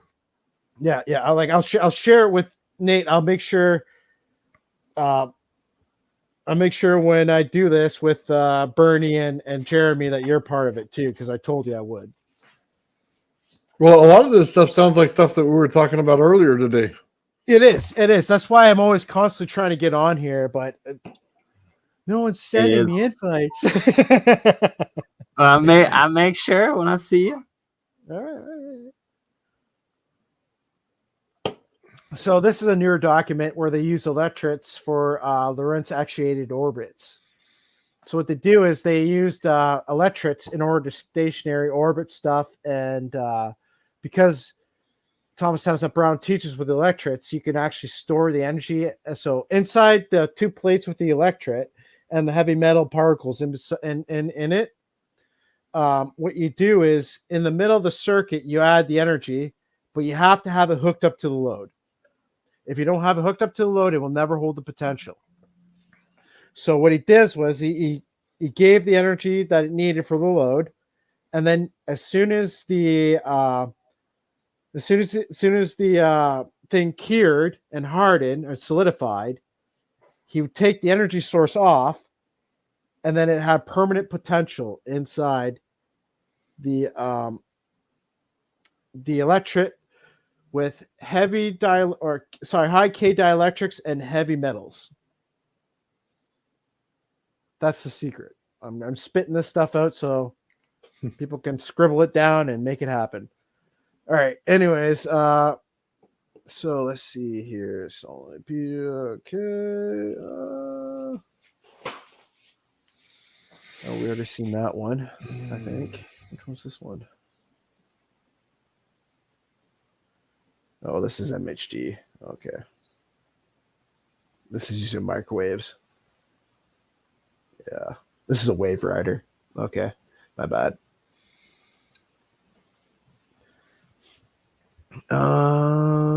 Freeform casting and molten metal, right? Okay. So I thought I don't know exactly why, but I thought that this one patent was I might have to go back here a bit. Let's see, let's go to here. I know I have it somewhere else here. Was it this one? No, it's Stan Dato. All right. I have it somewhere. Just give me a second here and I'll click it once I find it. I dumped a bunch of stuff in my folder and I shouldn't have, and now I have to skim through everything. There's the electric spacecraft journals. Okay, this cost me money because it's behind a paywall, but regardless, I don't know if you guys have ever heard of these. Anyone?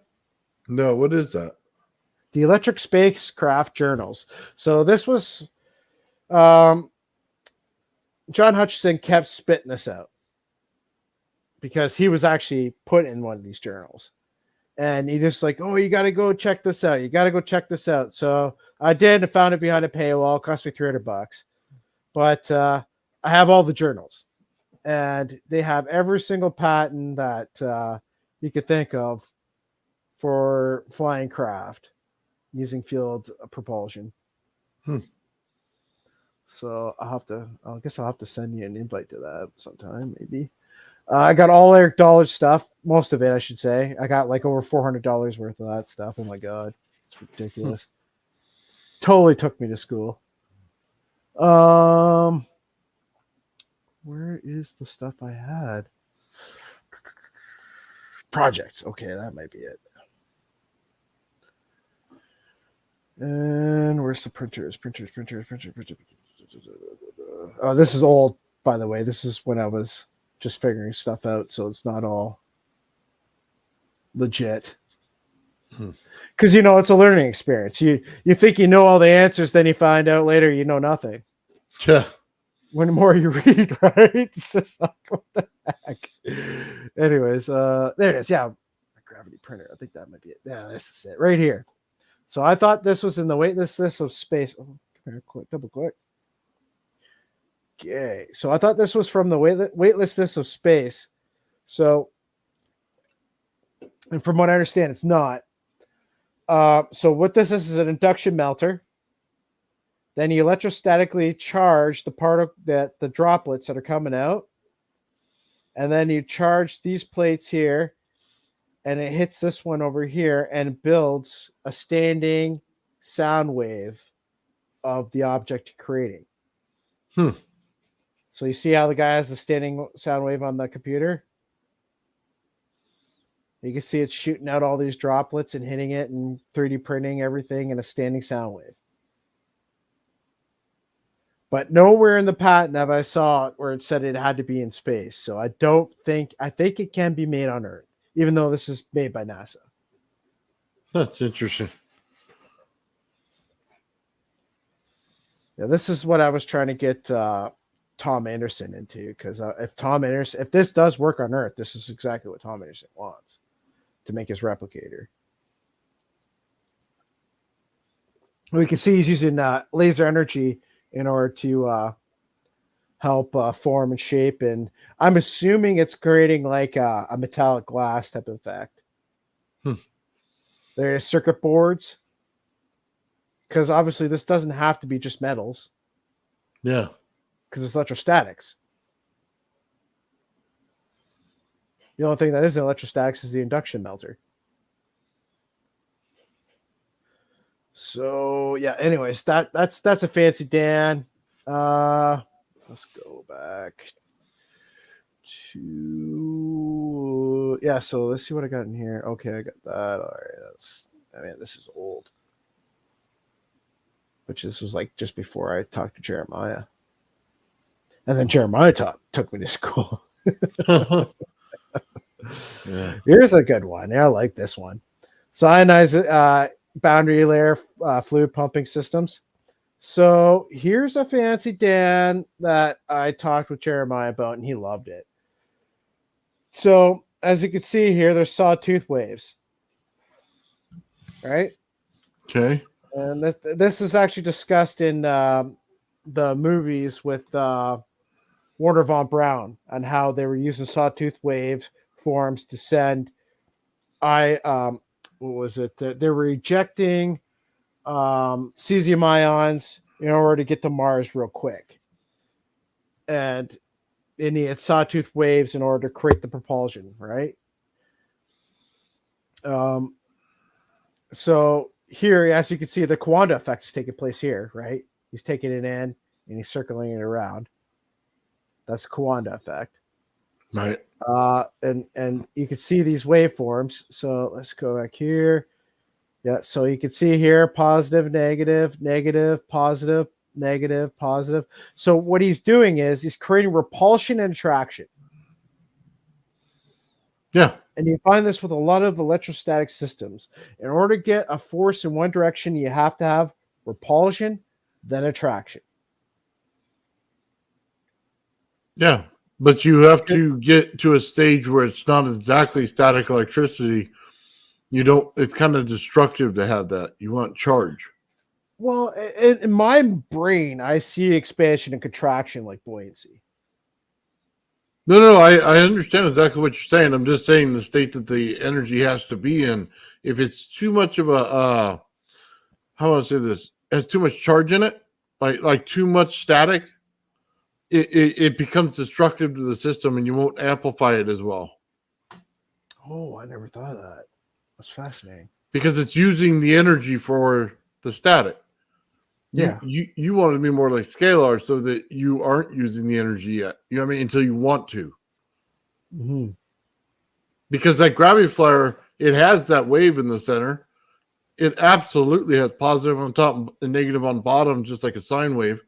And you are playing with both fields, but one is a repulsion of the ground and the other is an attractive to the top.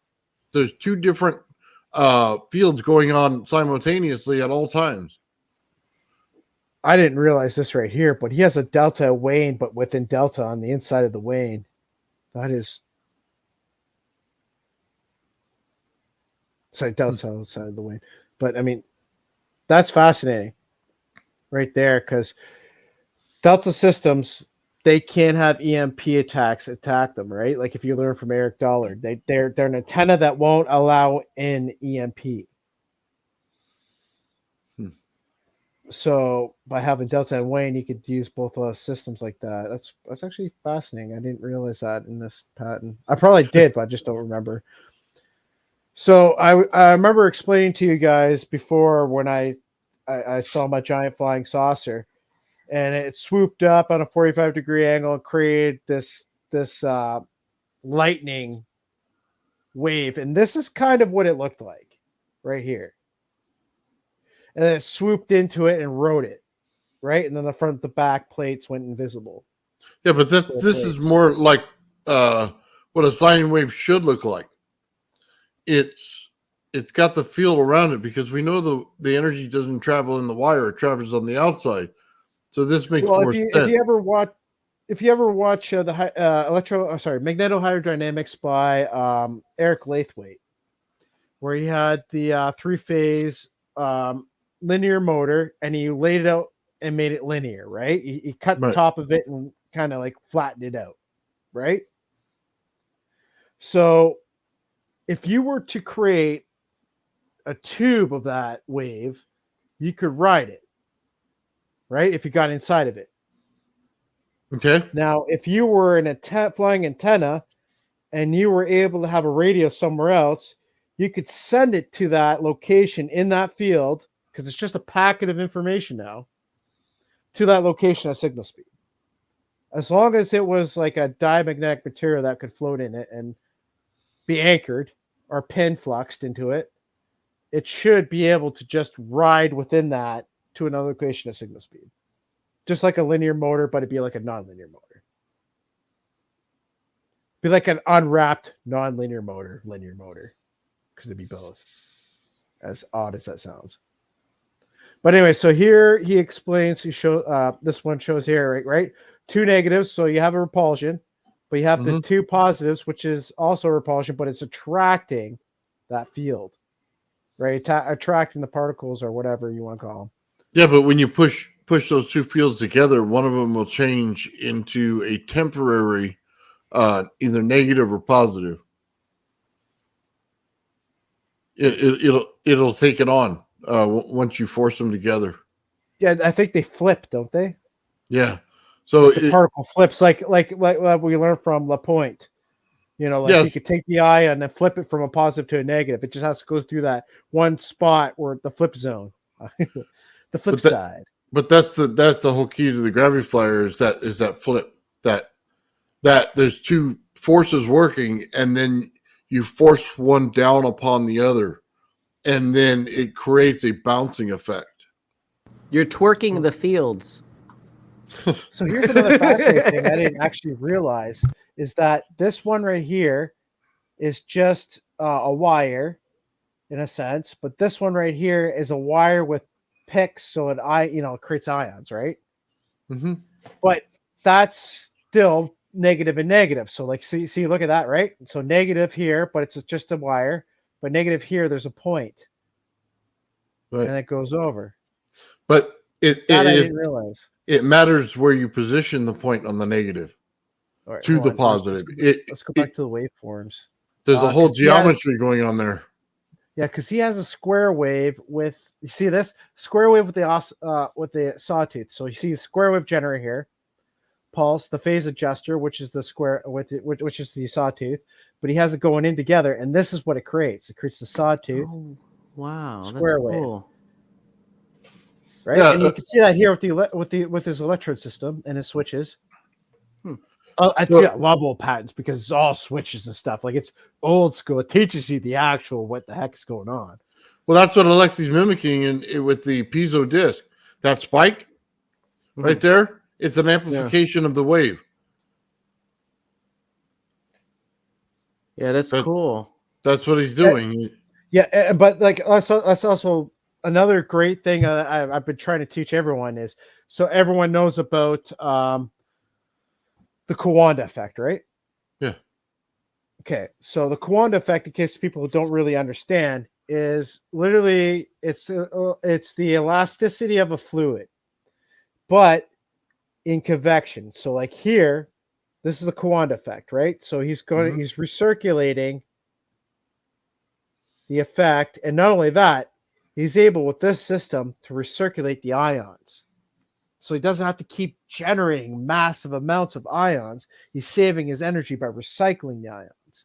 So this is a lot like a vortex ring, right? Like or a toroidal flow within a dielectric, not in a magnetic system or electromagnetic system. I don't know that he's saving them, but he's multiplying them. Yes, but he's also doesn't have to dump as many in, so he could turn the system either off or add power when he needs to add more ions to the flow. And a lot of actual, like I have a bunch of aerofoil Kawanda stuff, but this is one of the best ones I've seen for the time. But anyways, let's go back down. So he has a bunch of different types of systems. So he even has a flying saucer type system, not just a plane. Okay. Oh shoot. Can't skip past that right away. Yeah, see, he has points here. And he has wires on the top there. So it looks like he can do all of them. Fascinating. This is really cool. I like going over old patents that I haven't seen for a while because then it's like, oh yeah, oh awesome, right? Just such a great refresher, and then it adds new connections that you haven't thought about since your expanded knowledge of everything recently you've read. Right. Oh, that's cool too. Like he looks like he has points on the one end, but non-points on the other. So you actually do have a front to back to this vehicle. Oh, look, there's the hooks. I remember, and they. do you remember what's his name talking about that? Michael Schratt talking about these things hanging down. Yeah, absolutely. And the hooks, 60s, and that they'd see them by the electrical lines sucking up power. Yeah. So, well, that's actually done by the electron beams, the electron lasers. Yeah, like electrodes sticking out. What they do is they took the from the fizzer, what's his name? That one guy who created television tube, Farnsworth. He took the Farnsworth electrostatic fusion. That needs to be in the center, but it needs to be tuned. A lot of people don't realize that, and it needs to be redone. And the one guy, I remember his handles, Drive 49, but the heck's his name? He created a book where he talked about, oh my God, Paul. I know his name's Paul, but I can't remember his last name. It starts with S, but I can't remember his last name right now. Oh my God. He's been in the chat in APEC too. And he wrote a book with T.T. Brown's wife on how Thomas Townsend Brown was a spy back in the day, how,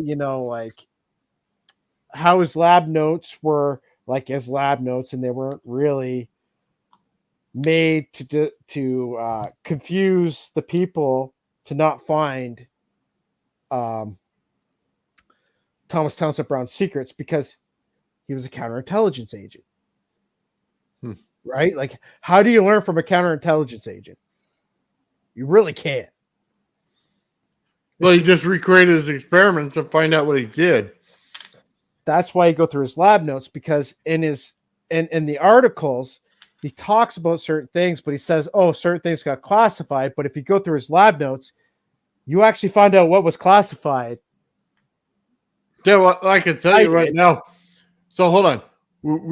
I always look at the NASA guy to see what he's doing and how much force he's getting on his scale, right? Yeah. You know that he's using most of that energy before it becomes force. He's not in the right state at all when it comes to his energy. What do you say? 1.4 millinewtons, which is what? Takes 4,800 something millinewtons in order to make 1 pound, which means he's getting less than grams of force on the scale. Yeah. If you want to move stuff around, you're going to have to create a vacuum. Because what happens with a vacuum, like I've explained to people, a lot of people don't realize, is that a vacuum will allow Bremsstrahlung radiation, which allows positron and electron separation and recombining, which creates positronium and a force. Yeah, but I guess what I'm trying to say is he has no idea what the right material is. It takes him forever to saturate it. And when he goes to saturate it, then he's not getting enough force because it's not saturating fast enough. And then he's not able to multiply that force because he's not saturating the right thing and doing it correctly. And he's in the wrong state. He's in plasma, which he shouldn't be in plasma. He should be in scalar in order to make the pure charge on it. Very true. And a lot of people don't realize either, like, so since you're explaining saturation, the best saturation transformer I ever seen, only because I actually saw the actual pictures from Stanley Meyer's family. Like, right, they gave them they allowed people to go in and take pictures of stuff. Mm-hmm. And his voltage intensifying transformer, it was only one layer of laminated transformer, one thin sheet. Yeah. That was it. Interesting. And not only that, it had a break in it. So it had a break just before the resonant coils.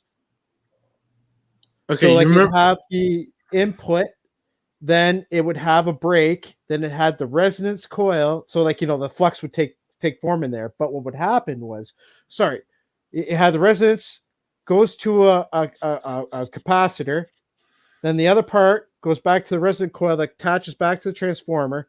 Then it has a diode so that it's bouncing the energy back and forth from the break in the flux to the diode. So it's bouncing back and forth, kind of like Tesla did, but he did it with a closed loop system. And then, and of course it continues around. But what happened there was he explained that it was converting the amps into voltage at a hyperbolic curve. So he was able to separate his hydrogen and oxygen with a 9-volt battery. And not only that, he was able to do it at ridiculous amounts, because what he found out was as soon as you add amps to the system, it impedes the work of the electrical system. That's right. So what happened was when he was able to, he also called it this, because this is like from his 1989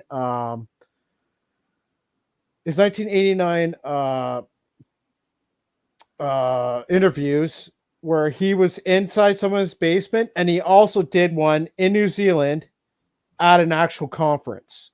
There's two of them, and he fills in the gaps with the both of them. So like you have to watch both of them in order to get it. And he explains how in his electrical particle accelerator, he would run the argon through the hydrogen gas gun, And the hydrogen gas gun was a triode system, just like Ken Shoulders. So Ken Shoulders had a system where he had a positive, a negative electrode, and in the center he had a ground. And depending on if the ground was positive or negative, he would have either white holes or black holes. EVO discharges. Gotcha. And- Well, hold on. Before you go too far, I just want to get back to the thing with the NASA guy. Okay, it's these missing mesh. He instead uses something that a little ball is connected together like styrofoam, right? But that's not a proper mesh. In order to get it to work right, you need a mesh. And remember the Asian lady who did the anti-gravity stuff? She was talking about negative energy on mesh. And that's exactly what you need. And you need to compound it with the radius of it that works to amplify it. So then in between it, you're creating capacitor plates that have a high K value. So you get the energy that goes between them, but you do not get it to spark over. Therefore, you can compound that actual charge amount. That's what T.T. Brown was doing. It's mesh. That's the key. So do you remember when I told you about the giant flying saucer? And when it swooped up at a 45-degree angle, the entire light filled with a grid? Yeah. Okay. So the lines of the grid were teal and navy, royal blue. Okay. So the squares, so this is the fascinating part. So the lines you could see there was lines going in one direction. There were the one color. So like let's say upward was teal and sideways was blue. And it created a checkerboard pattern of this. I mean, this field was huge. Like, I mean, it looked like it filled the sky, but you know, when it comes to fields, really, like it can encompass a huge amount of area. Yeah. Right. So what I think was happening was that the plates were gridded, like you're explaining, like a dipole field antenna. Yeah.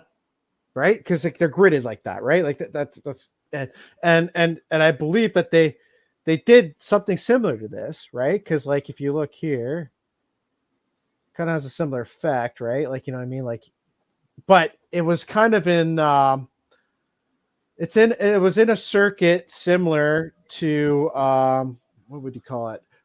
Parallel and series, where they're connected together in a grid.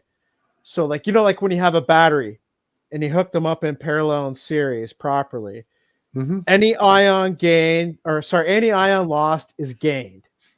Any electron lost is gained. Do you understand what I'm saying? Yeah, I do. It perfectly recycles the energy. So I believe that's how that field antenna worked. But anyways, yeah, okay. Well, yeah. Oh, this is really neat. Jeez. Ion rockets. Fascinating. Okay. Anyways, so yeah. That's one of my favorite ones. As you can see, like he did it with the idea was to do with planes first. Didn't they pull that off on the stealth fighter, stealth bomber, or something like that? No, the stealth bomber was definitely different. That was a lot more like T.T. Brown, but it was also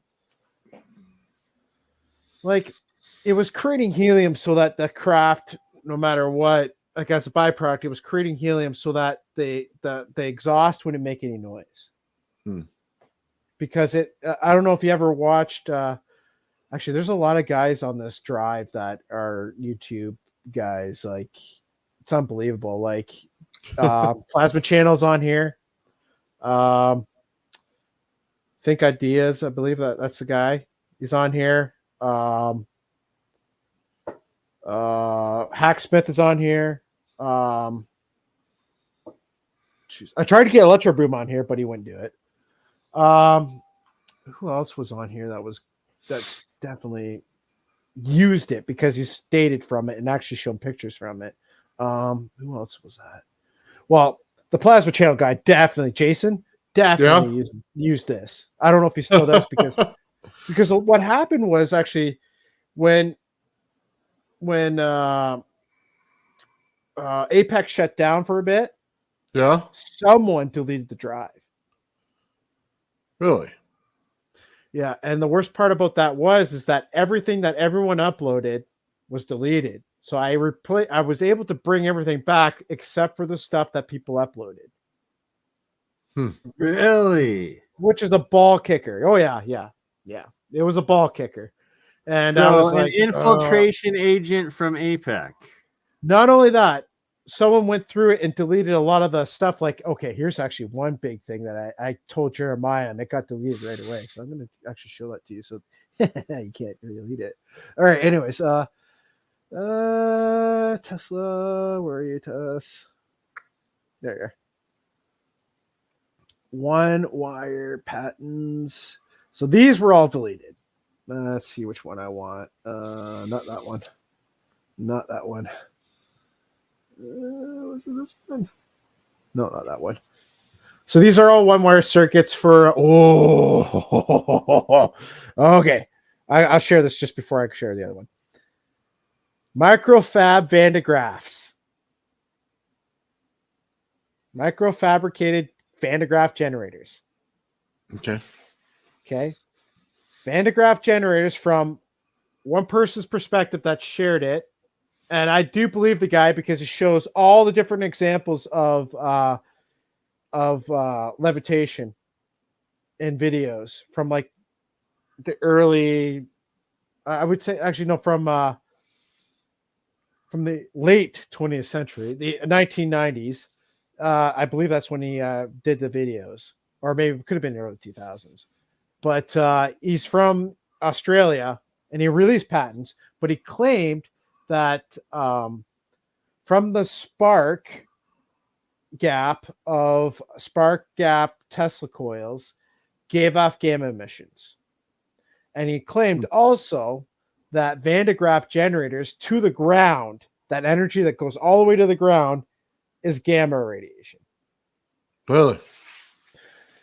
And if you go through what I showed you before on the G engines, okay, and a little tidbit, the guy called them Y rays, which are gamma rays. So I think the big secret is gamma rays. And if you actually go to what was that Boeing senior engineer, the one that David Cerrito interviewed, I have no Boyd idea. Bushman. Boyd Bushman shows that he has a jet with a bunch of Van de Graaff generators along the skin of the craft to create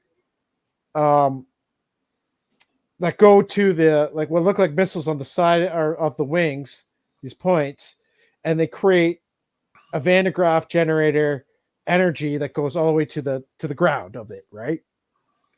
To the negative, in a sense.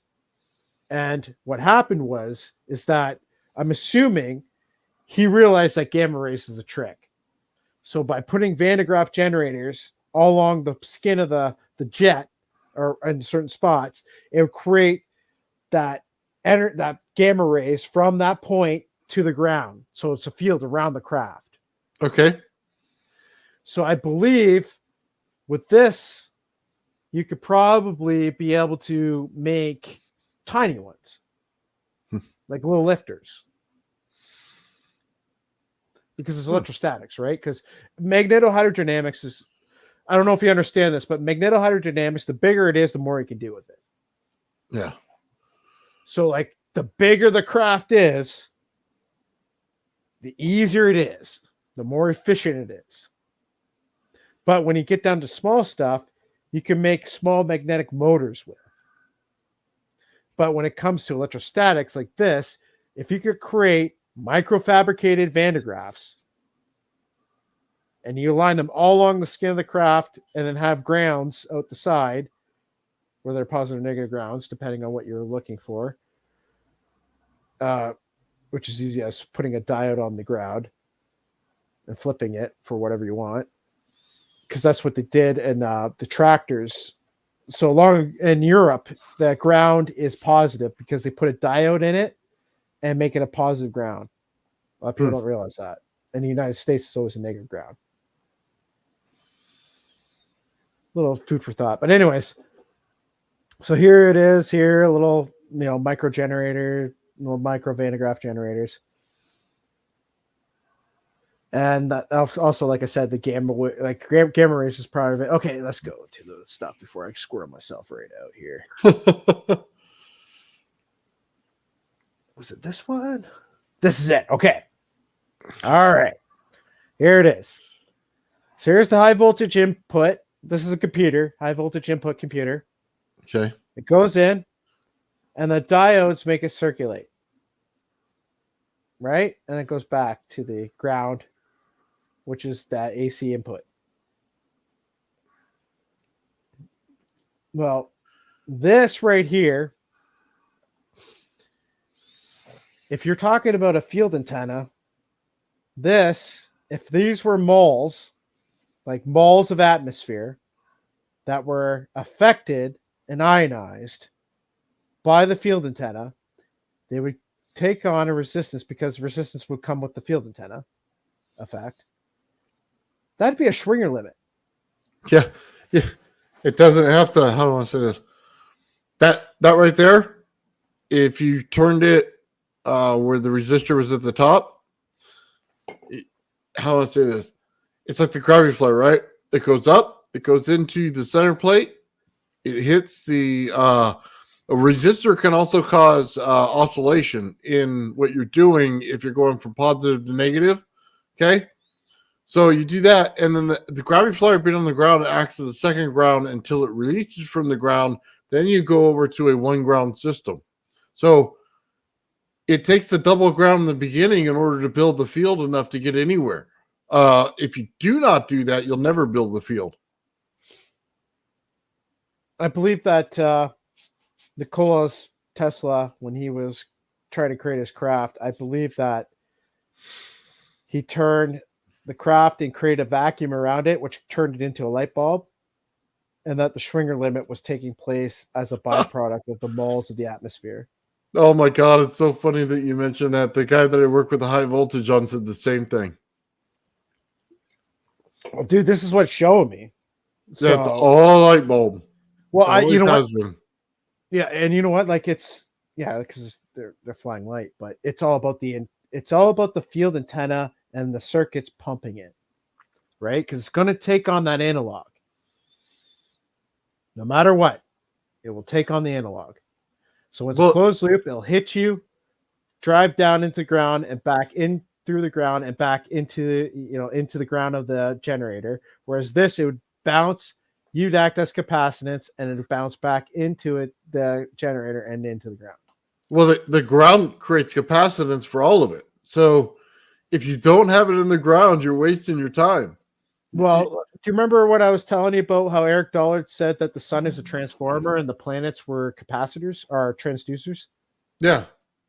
Okay, so there's only one other way of conducting ions is sound. So if we're a giant standing sound wave between the ionosphere and the ground,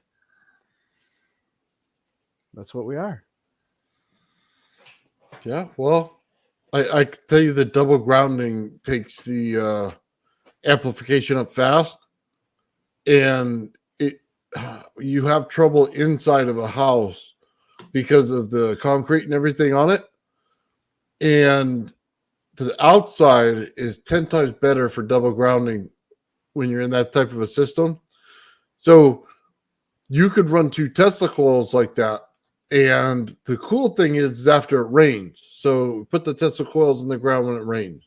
After it rains, you have the saturation of the earth underneath. Now you're getting some real amplification. Okay, well, let's look at Feynman. Feynman teaches us. Let's quickly skim through here. So Feynman teaches us, this is really important, okay, that every meter you go up, you gain 100 volts per meter. because you're a conductor and you're full of conductors, you stay conducted to the ground, and the voltage just kind of floats above you. Right. Right. If you're full of dielectrics, you would absorb it. So here's another thing too, where it shows the ground plate. As long as it's touching the ground, the space charge will just float above it. But if you have a ground here and a ground above it, there's no charge. I thought that was fascinating. I don't know if anyone else thinks that, because it actually explains why a lot of electrostatic levitators don't want to get the heck off the ground. Yeah. Right? Like a lot of the tricks around this, like if you look at Lake Mirabau's craft, is that he had this piece that would go in the bottom of the this piece in the center, he would have so that it would levitate the disc off the ground. But when he got enough electrostatic charge, he would then use the unwrapped linear motor of the craft to pull the bottom piece back up into the craft. Well, just remember what I told you earlier about the lifter, okay? You could create a lifter with a positive on the top, and you can use earth ground as the negative on the bottom, and it lifts, okay? You can use the earth itself as part of your circuit to get it to lift initially. Yeah, but that's the trick. Remember, I was showing the beaming energy from the ground to the ionosphere. Mm-hmm. You could ride it as a circuit. It just ride it right up, just like a space elevator. Well, I'm just saying, for the ground effect to get it off the ground, you have to use the ground. That's the difference. And that's why it'll come off the ground versus staying on the ground and suck to the ground. I will actually show you, because I'm going to skim through here real quick. So here is showing you how space charge works. I'm going to show you the space charge patent it was the first cloud seeding patent using steam and charged particles. But this is actually how they figured this out. The U.S. Department of Commerce and Weather Bureau, because they worked with the guy who made that patent. And not only that, the patent was made. So the first patent for cloud seeding was made by Edward Teller after he dropped the bombs. I don't know if it's because nucleogenic particles were no longer being made, so they had to cloud seed in order to artificially make nucleogenics, or I don't know, because why would Edward Teller do it? I don't know. If you do it, if he effed up, you know what I mean? Like, he would make a system like that because he's like, oh no, the world's not going to get rain anymore. Yeah. There'll be a giant cloud in the sky. No one's going to get light. What am I going to do? You know what I mean? Yeah. Edward Teller then would be focused. Oh, I'm going to cloud seed. Well, make nucleogenics happen. You know, the big hangars and stuff they had for airships would actually have clouds inside. Well, yeah, because the space charge. I'll show you that exactly in a minute here. Actually, I'll do it right now. Because I showed it with the. Okay, so let's go back to electrostatic propulsion and EHD folder because it's a better one. Okay, so this is called the electrostatic space charge linear motor and spacecraft armature. So the spacecraft itself is the armature, and it's creating electrostatic space charge linear motor system out of that armature. Okay, so let's go to the first one. Here we are. So here he is showing, this one's not by Edward Teller, this is later. 1958 or 56, but this is pretty much every single cloud seeding patent is based off this one guy. You'll notice that actually almost every single patent reference this guy. So he's showing you how to make steam and do this. So let's get to the. Is this it? What the heck? Oh, that's the next one, right? Next one actually shows it proper. There we go. Okay. So this is how clouds work. This is how clouds chase each other and move in one direction. One cloud is positively charged, one cloud's negatively charged, one cloud's positively charged, etc. And you see here, there's charges being laid. Right? It's keeping itself in the air. It's not, the clouds aren't dropping. Right? Mm-hmm. Well, let's scroll down. So here we go. So you see us distributing charges. Now it's laying the charges on the ground as it's going, right? Because think about it. Rainfall is these charged particulates of electrostatic charge hitting the ground and charging the ground. So it doesn't, depending on the clouds even, could determine if the ground is actually positive or negatively charged. Will mind boggle for you? Yeah, it's just so funny that everything comes down to the charge pattern you put into something. It's all to do with electrostatic friction in motion. Yeah. So, like I've explained this to a lot of people before. So EVOs are, they call them, what do they call it? Cavitation bubbles. But in the cavitation bubble, you see a vortex in the center and convection, right? Yeah. So all plasma follows convection. All of it. No matter what, it will follow convection. So this plasma in motion is going to drag the ions with it. Right? Mm-hmm. Now, ions and electrons are in motion in a little circular bubble. Yeah. That's creating a lot of electricity. Now, put that in motion and then put a collector, like a generator, like say a magnetohydrodynamic generator and electrohydrodynamic generator hybrid put together. And you fired that through it. What would happen is that the velocity of the bubble, all that energy, plus the motion it's in, will be dumped as electricity into the system. So this is where all the excess energy is coming from. Convection. Convection is creating toroidal motion. Convection is creating everything. That's so funny. That right? It all comes down I to see it all the time. See, the motion of the galaxy through the universe creates the perfect way to create fusion because that motion's already in motion from the macroscopic to the microscopic. Yeah, that big motion is now we're in that field antenna's grasp, and we're being manipulated by this field antenna, which is the galaxy. Its motion. So you see where the hourglass is, and then you see the inertial disk at the very center, where all inertia is, all gravity is. Yeah, so I was just going to say the convection will make the outside hot while the inside is cool. It makes perfect sense. Yeah, well, it's a differential, right? Because you have to have a differential in order to create force, but you have to have that vacuum, which that little vortex in that bubble is creating in order to create light or Bremsstrahlung radiation. It's going to have to, it's going to create field spin too. Not only that, the fascinating thing is that because the Earth is a capacitor, it's a unique capacitor. Because and unique is that, so I learned this from David Sarita and his stuff, that every single planet, every single star has its own unique shape and size. That's right.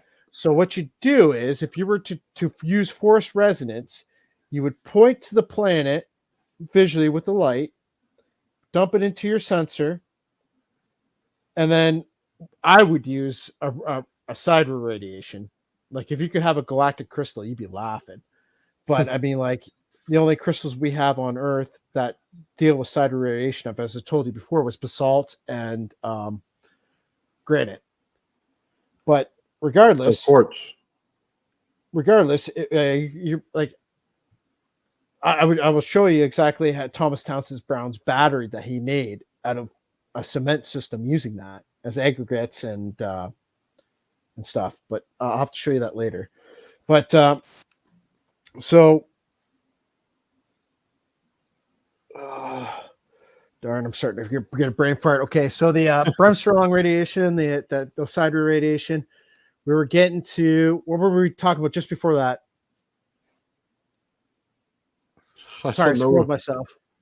We were on electrostatics right here with the clouds. Anyways, we're talking about this.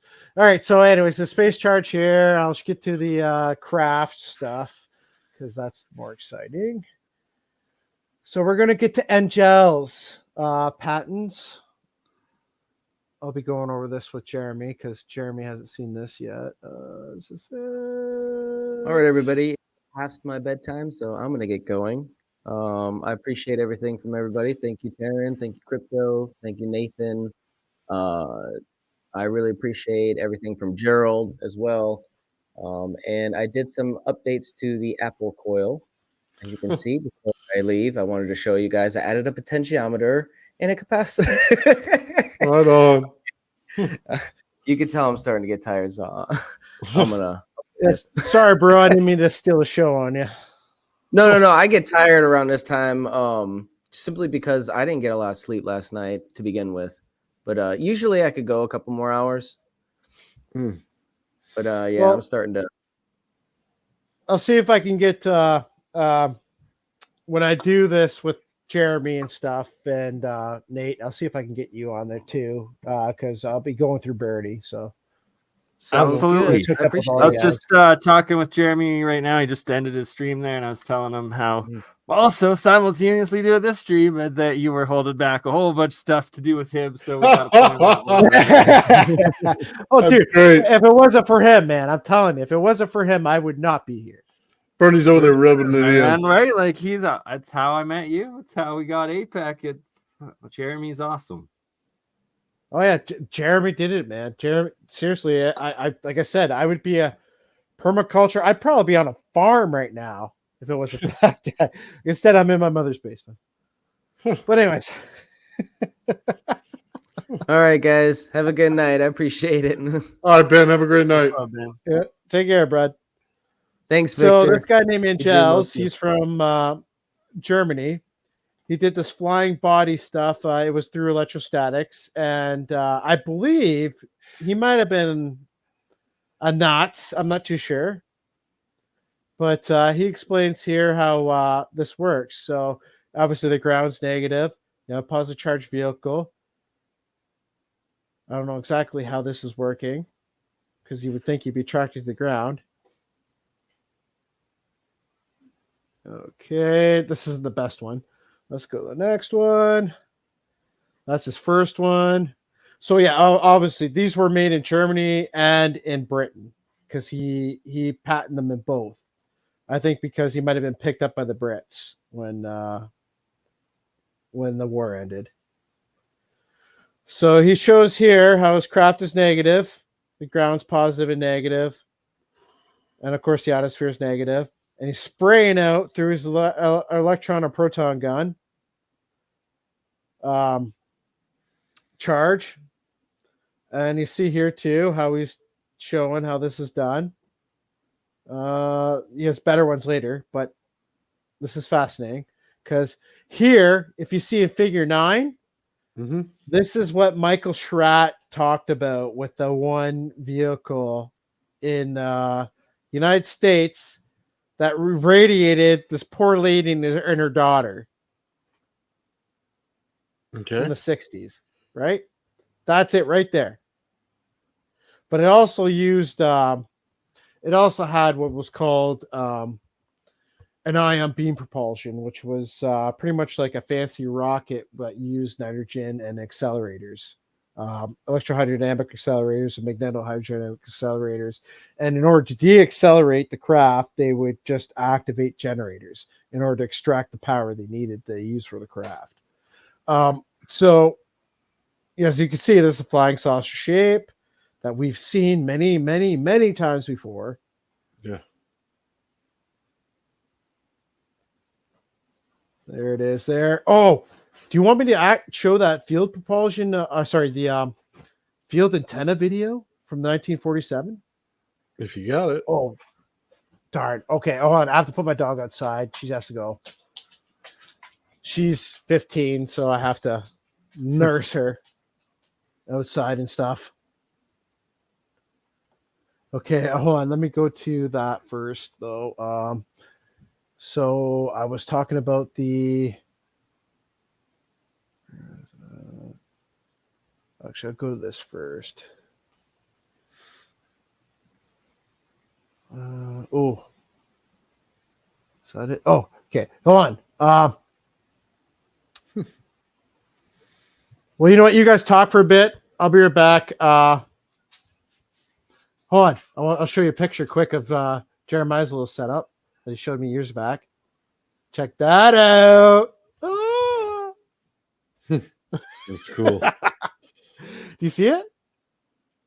Yeah, we can see it. The 3 Tesla coils with the plasma wall. Nice. Do you notice how it looks like inside the craft? Yeah. Or sorry, inside the ball. Looks kind of like an ionized craft. But anyways, yeah. No, I'll just zip back to yeah. Just take me off of the video screen and I'll be right back. I gotta put dog out.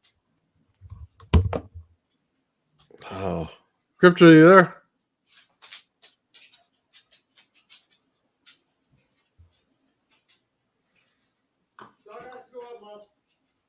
Here's somebody yelling in the background.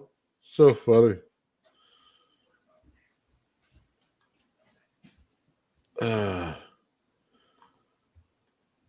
Yeah, I'll tell you what, right now, if I was out there listening to what we were talking about and you had all these patents, I'd be scared as hell right now. Because we're definitely on the right track. There's no question about it. So, what's his link? Well, I'll let him give it out when he comes back. So, yeah, but every single time you turn around and look at it, the statics and everything, and I think it's more of a scalar than a static, but it's all about that energy flip. And it's all about building it in the ground and how the ground works, and you have to repulse off of it, but build energy from it. So, absolutely fascinating stuff.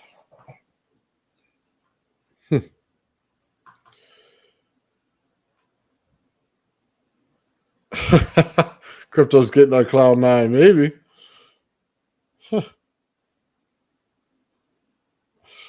Oh.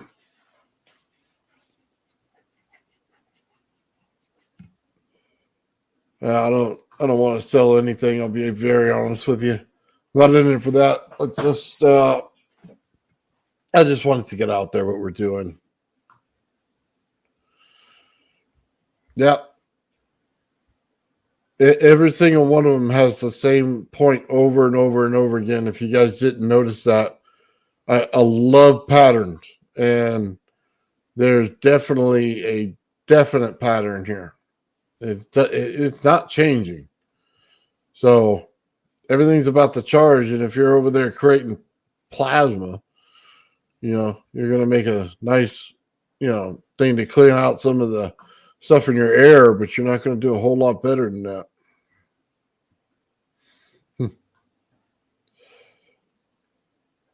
You got a V stone today, a TV stone today? What? I got some TV stone today. It's like the coolest stone I've ever seen. I've never seen that. Huh. Oh, man. It's late. What time is it? Oh, man. Usually in bed by now, man.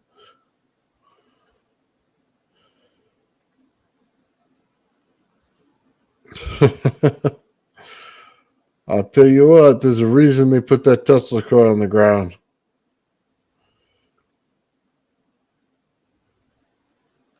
Yeah, I do actually. When you make your coils, depending on if you put coils on the outside of it, you can change directions. That way, if you have the thing in the center, you can change it up and down based on what side you put north and south. You can use things to amplify the field around it in order to move it. Yeah, I have absolutely an understanding of it. And everything is, going out to testing and stuff like that. And that's what we're trying to do here. A lot of the people don't understand the fields, and you know what I mean, that's kind of one of the biggest things on here. You can move something off the ground without the field, but you cannot create anti-gravity without the field. There is a difference. So yeah, you better know something about the fields. That's why it worries me when scientists start talking proton neutrons and they don't talk fields. I might have to look that up. TV stone, you call it, huh?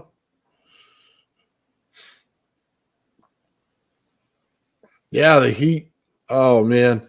You know, if people just understood electricity properly, a lot of this would be a lot easier to figure out. So you have to get through the ignorance first just to get there. And a lot of people do not understand heat and conversion of heat to energy. And they think it's all steam and fans. And it's just not. So it's like a cover they can give off. So you always ask, well, why is my power plant creating heat in order to turn a turbine fan, right?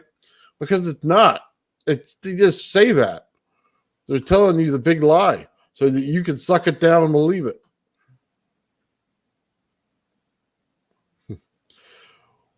What's going on, Crypto? Sorry, I hit the wrong button. My bad. I didn't realize you were putting comments up. Oh, yeah, it's not a really problem. Yeah, everybody's hanging out in the chat still, man. There's a lot of people here. Man, Darren goes through a lot of stuff quick, man. Taryn's one of the best, and definitely the best Google Drive and overall accumulation of knowledge in one source that's accessible for, well, anyone that's not suspect and gonna delete it, freaking whoever that person was. Yeah, I have no idea, man. Someone from APEC, apparently. I guess. When did they do that? Like a year and a half ago now, I think. Yeah. You still there, Taryn? No, it wasn't me. I wasn't in that whole group. John's still there. Like, Taryn Earthling's still here. Yeah. I have no idea about that stuff, man. You know what? I stick with my shows. I don't really go on a whole lot of anything else. Hand of Alchemy, I have not. I'm gonna have to look into that now. And hello, KB. And to your question earlier, no, I had not read that book or paper, but I'm gonna have to look into it. Ah, here it is. This one, William Lyne's Occult Ether Physics.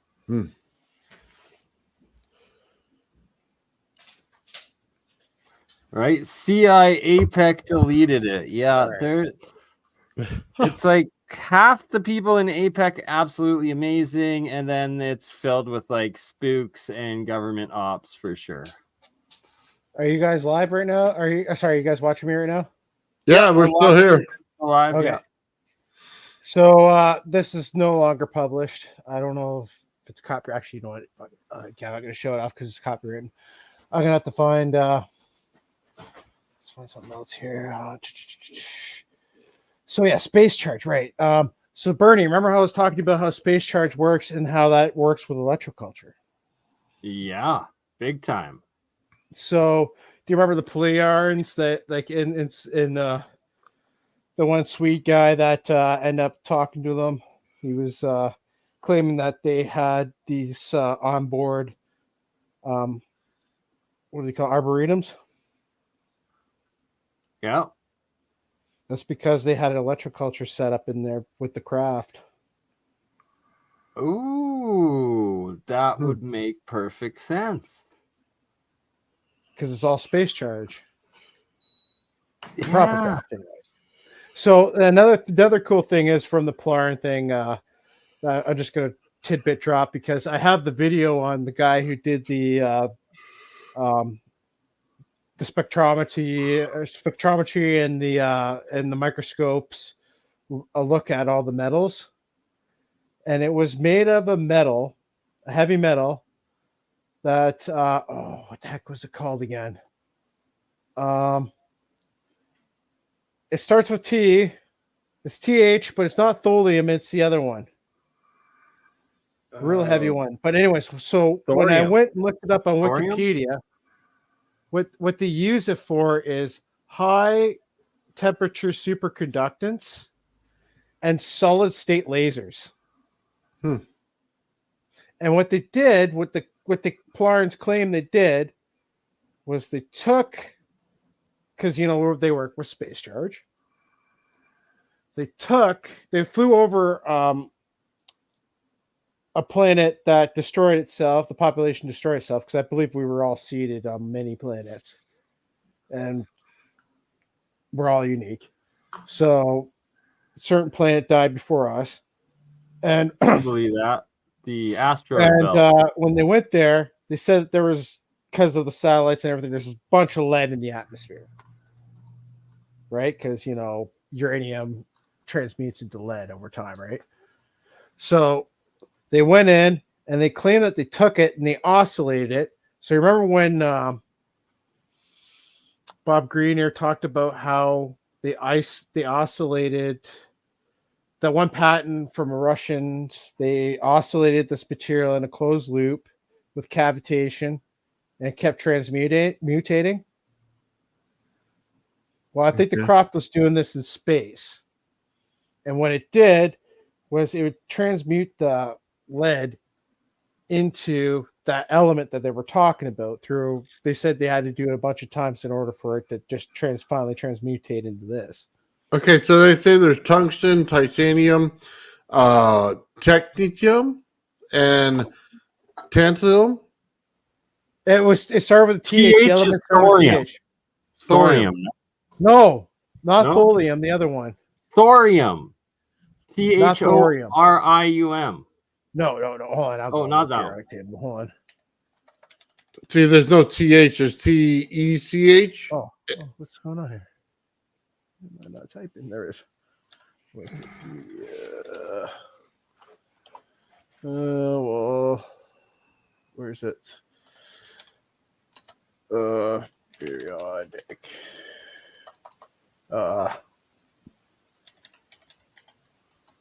There. I think thorium. You guys talking about gases? No, it's a metal. Thorium? I don't know. Is it TA? Hold on. I think it might be TA. Hold on. What was it? TANTALUM. What is it? TANTALUM. Tantalum? Yeah. No, not tantalum. No. Nope. Hold on. I have the video, so I'm just gonna have to. I don't have it on this computer. That's why I can't just call it up. Who did I send it to? I know I sent it to Jeremy. I don't want to go on. Not thallium and not thorium. Darn. Okay. So TH was number 90. what's number 90? You said? Yeah. Down on the bottom. Is it one of those? On the bottom. That's it. So what is that? Let me. God damn it! How come I won't do it? Oh, it's because I'm in the partial one. Whatever. Okay. Short summary. That's not good. Tellurium? Yeah, that's it. Hold on. Do you have it on Wikipedia?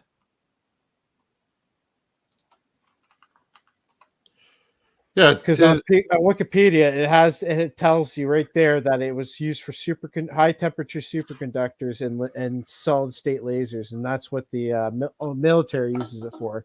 And you never hear about it, this element, ever hear about it. Like I've mentioned it to people, and they're like, "What?" It's like, "Oh, okay, yeah, you don't know anything about it." Okay, so anyways, here. Number 90. Where are you? 90. Not thorium. Fuck. Okay.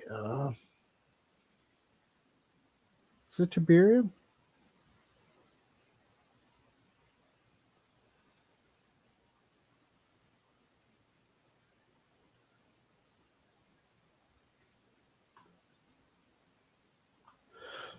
Oh my god.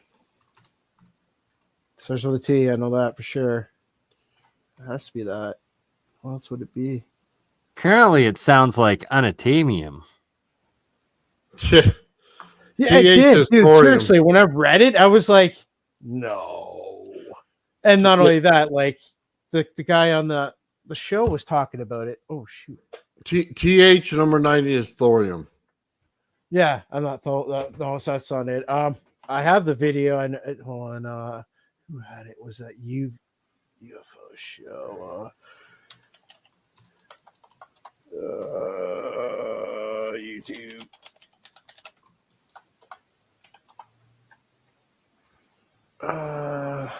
So this ufologist guy, he talks about all the UFO stuff, and it's always in black and white, even though it was in color at one time. So he can copyright it, I'm assuming, or just allowed to use the copyrighted material. He posted it in black and white, but it was in color. I can't remember the name of the UFO guy. Tungsten or something like that.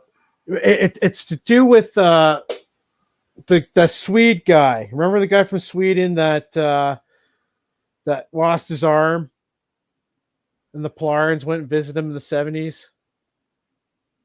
Billy Meyer. And it's not titanium or tungsten, right? I think it's the Billy Meyer guy. The one that was geez, everyone talks about him. I have no idea who that is. Anyways, forget that. Let's go back to the drive, because there's just so much more in here that I have to talk about before that.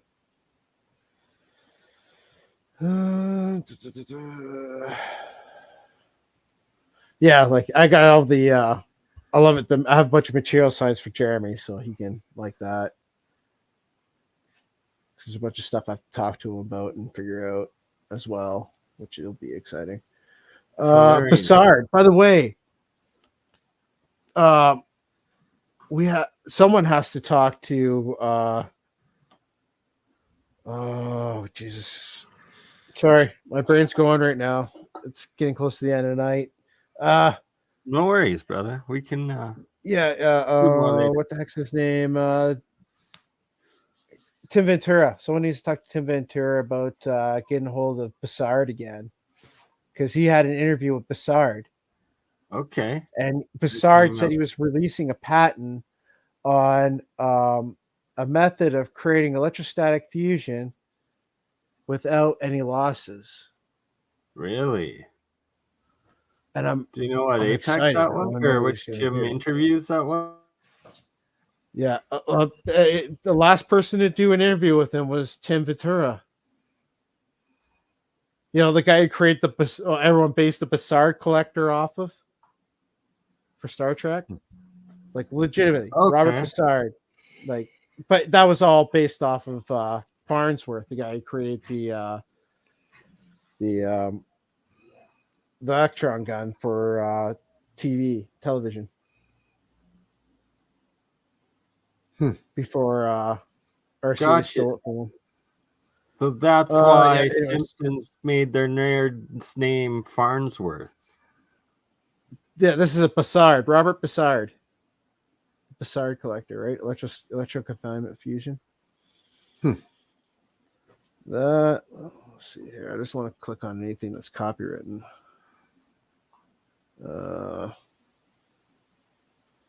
That's why I'm like antsy. I have to have you guys one night, and then we can go through everything and then like run it through a history thing. Because I'd rather do it through history, because it all lines up with each other. And if we go in depth, like actually sit there and concentrate on each inventor at that time, heck, it would make a great show. Because well, my Sundays are always available. Society.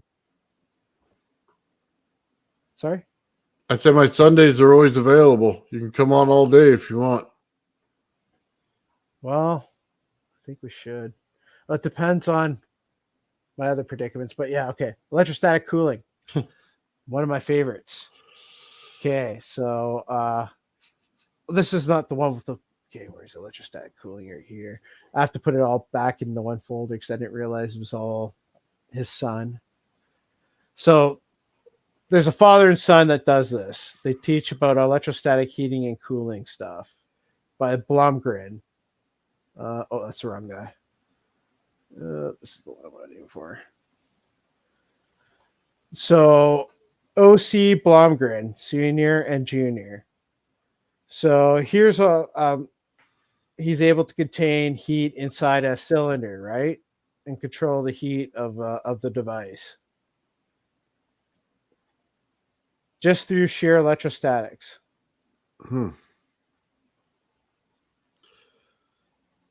Yeah, Gerald can do that. Well, this is, in essence, it's almost a triode effect. This is between white hole and black hole now. Yeah, all there is no cavitation right now. It's a lot of potential for cavitation, but yeah. Maybe the flame has cavitates. Depends if it's using cavitation fluid. So another thing, I have the patent for well, Jeremy got it, and I'm not going to share it because he said he wasn't ready to share it, but I was just going to show it off anyways. But it was teaching. It's pretty much the Pantone device, but the Thunderbolt one, the actual patent for it. Okay. You know, by Bedini. Very nice.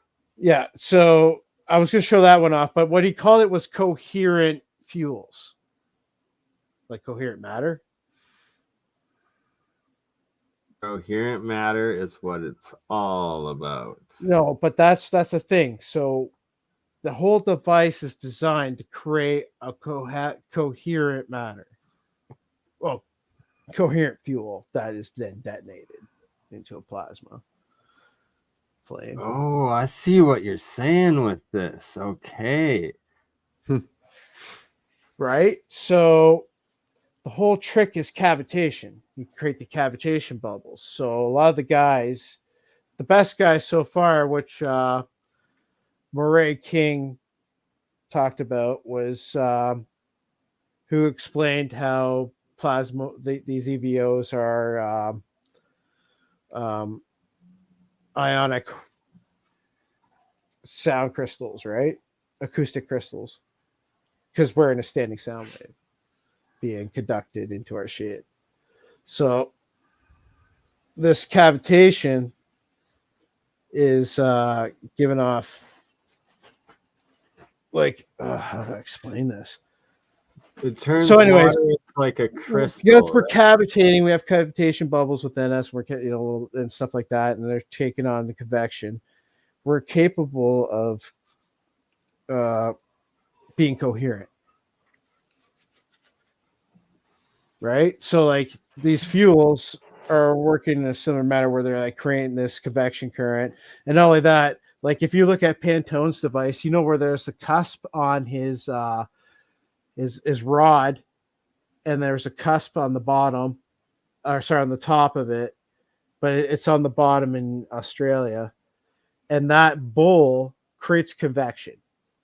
So it creates that vortex ring that you see once it pops up above there.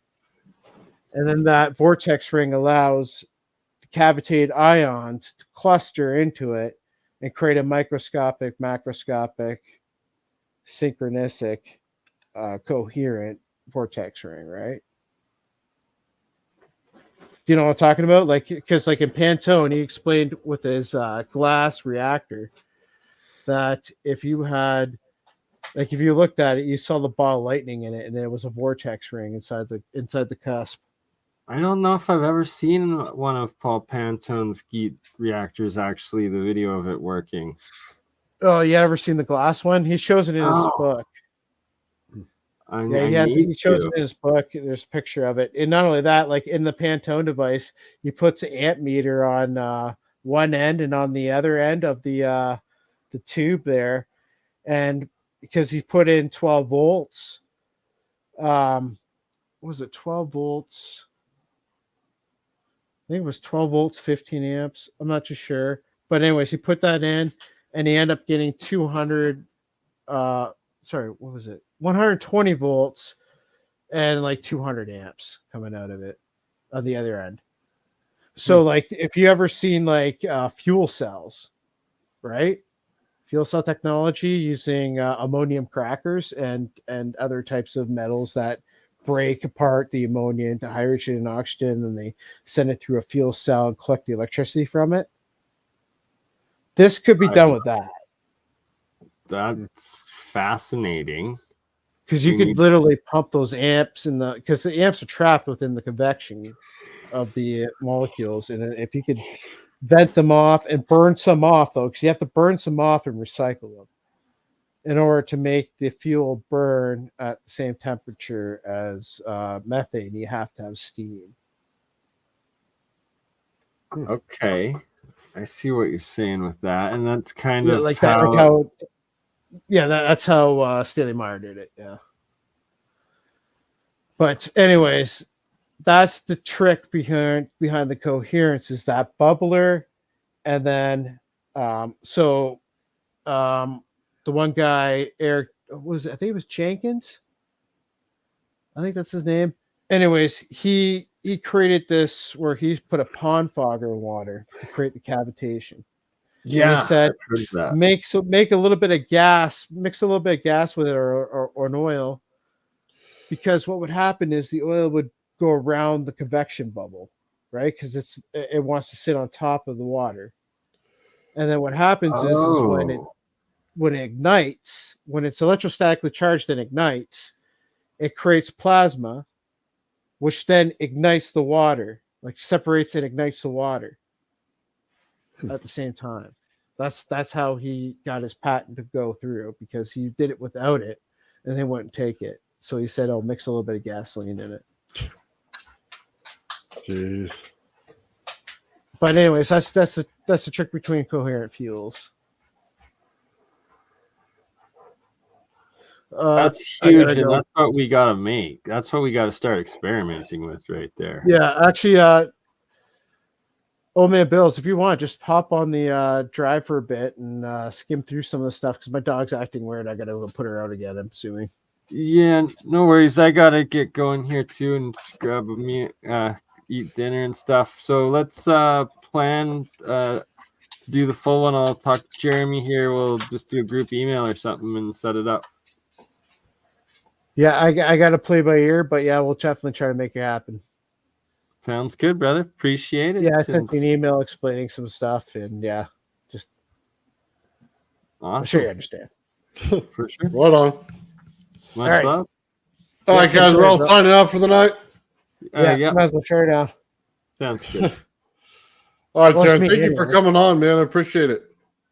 Yeah, dude, I try to get on when I can, but it's only with during certain times I can. For sure. Life calls. We understand and appreciate you when you can, my friend. All right. Right on. Catch you later, guys. Right on. Later. And we'll see you on the next one, Nathan. All right, Bernie. Have a great night. Hey, everybody in the chat, have a great night. Thank you for hanging out with us so late. I appreciate it. Appreciate it.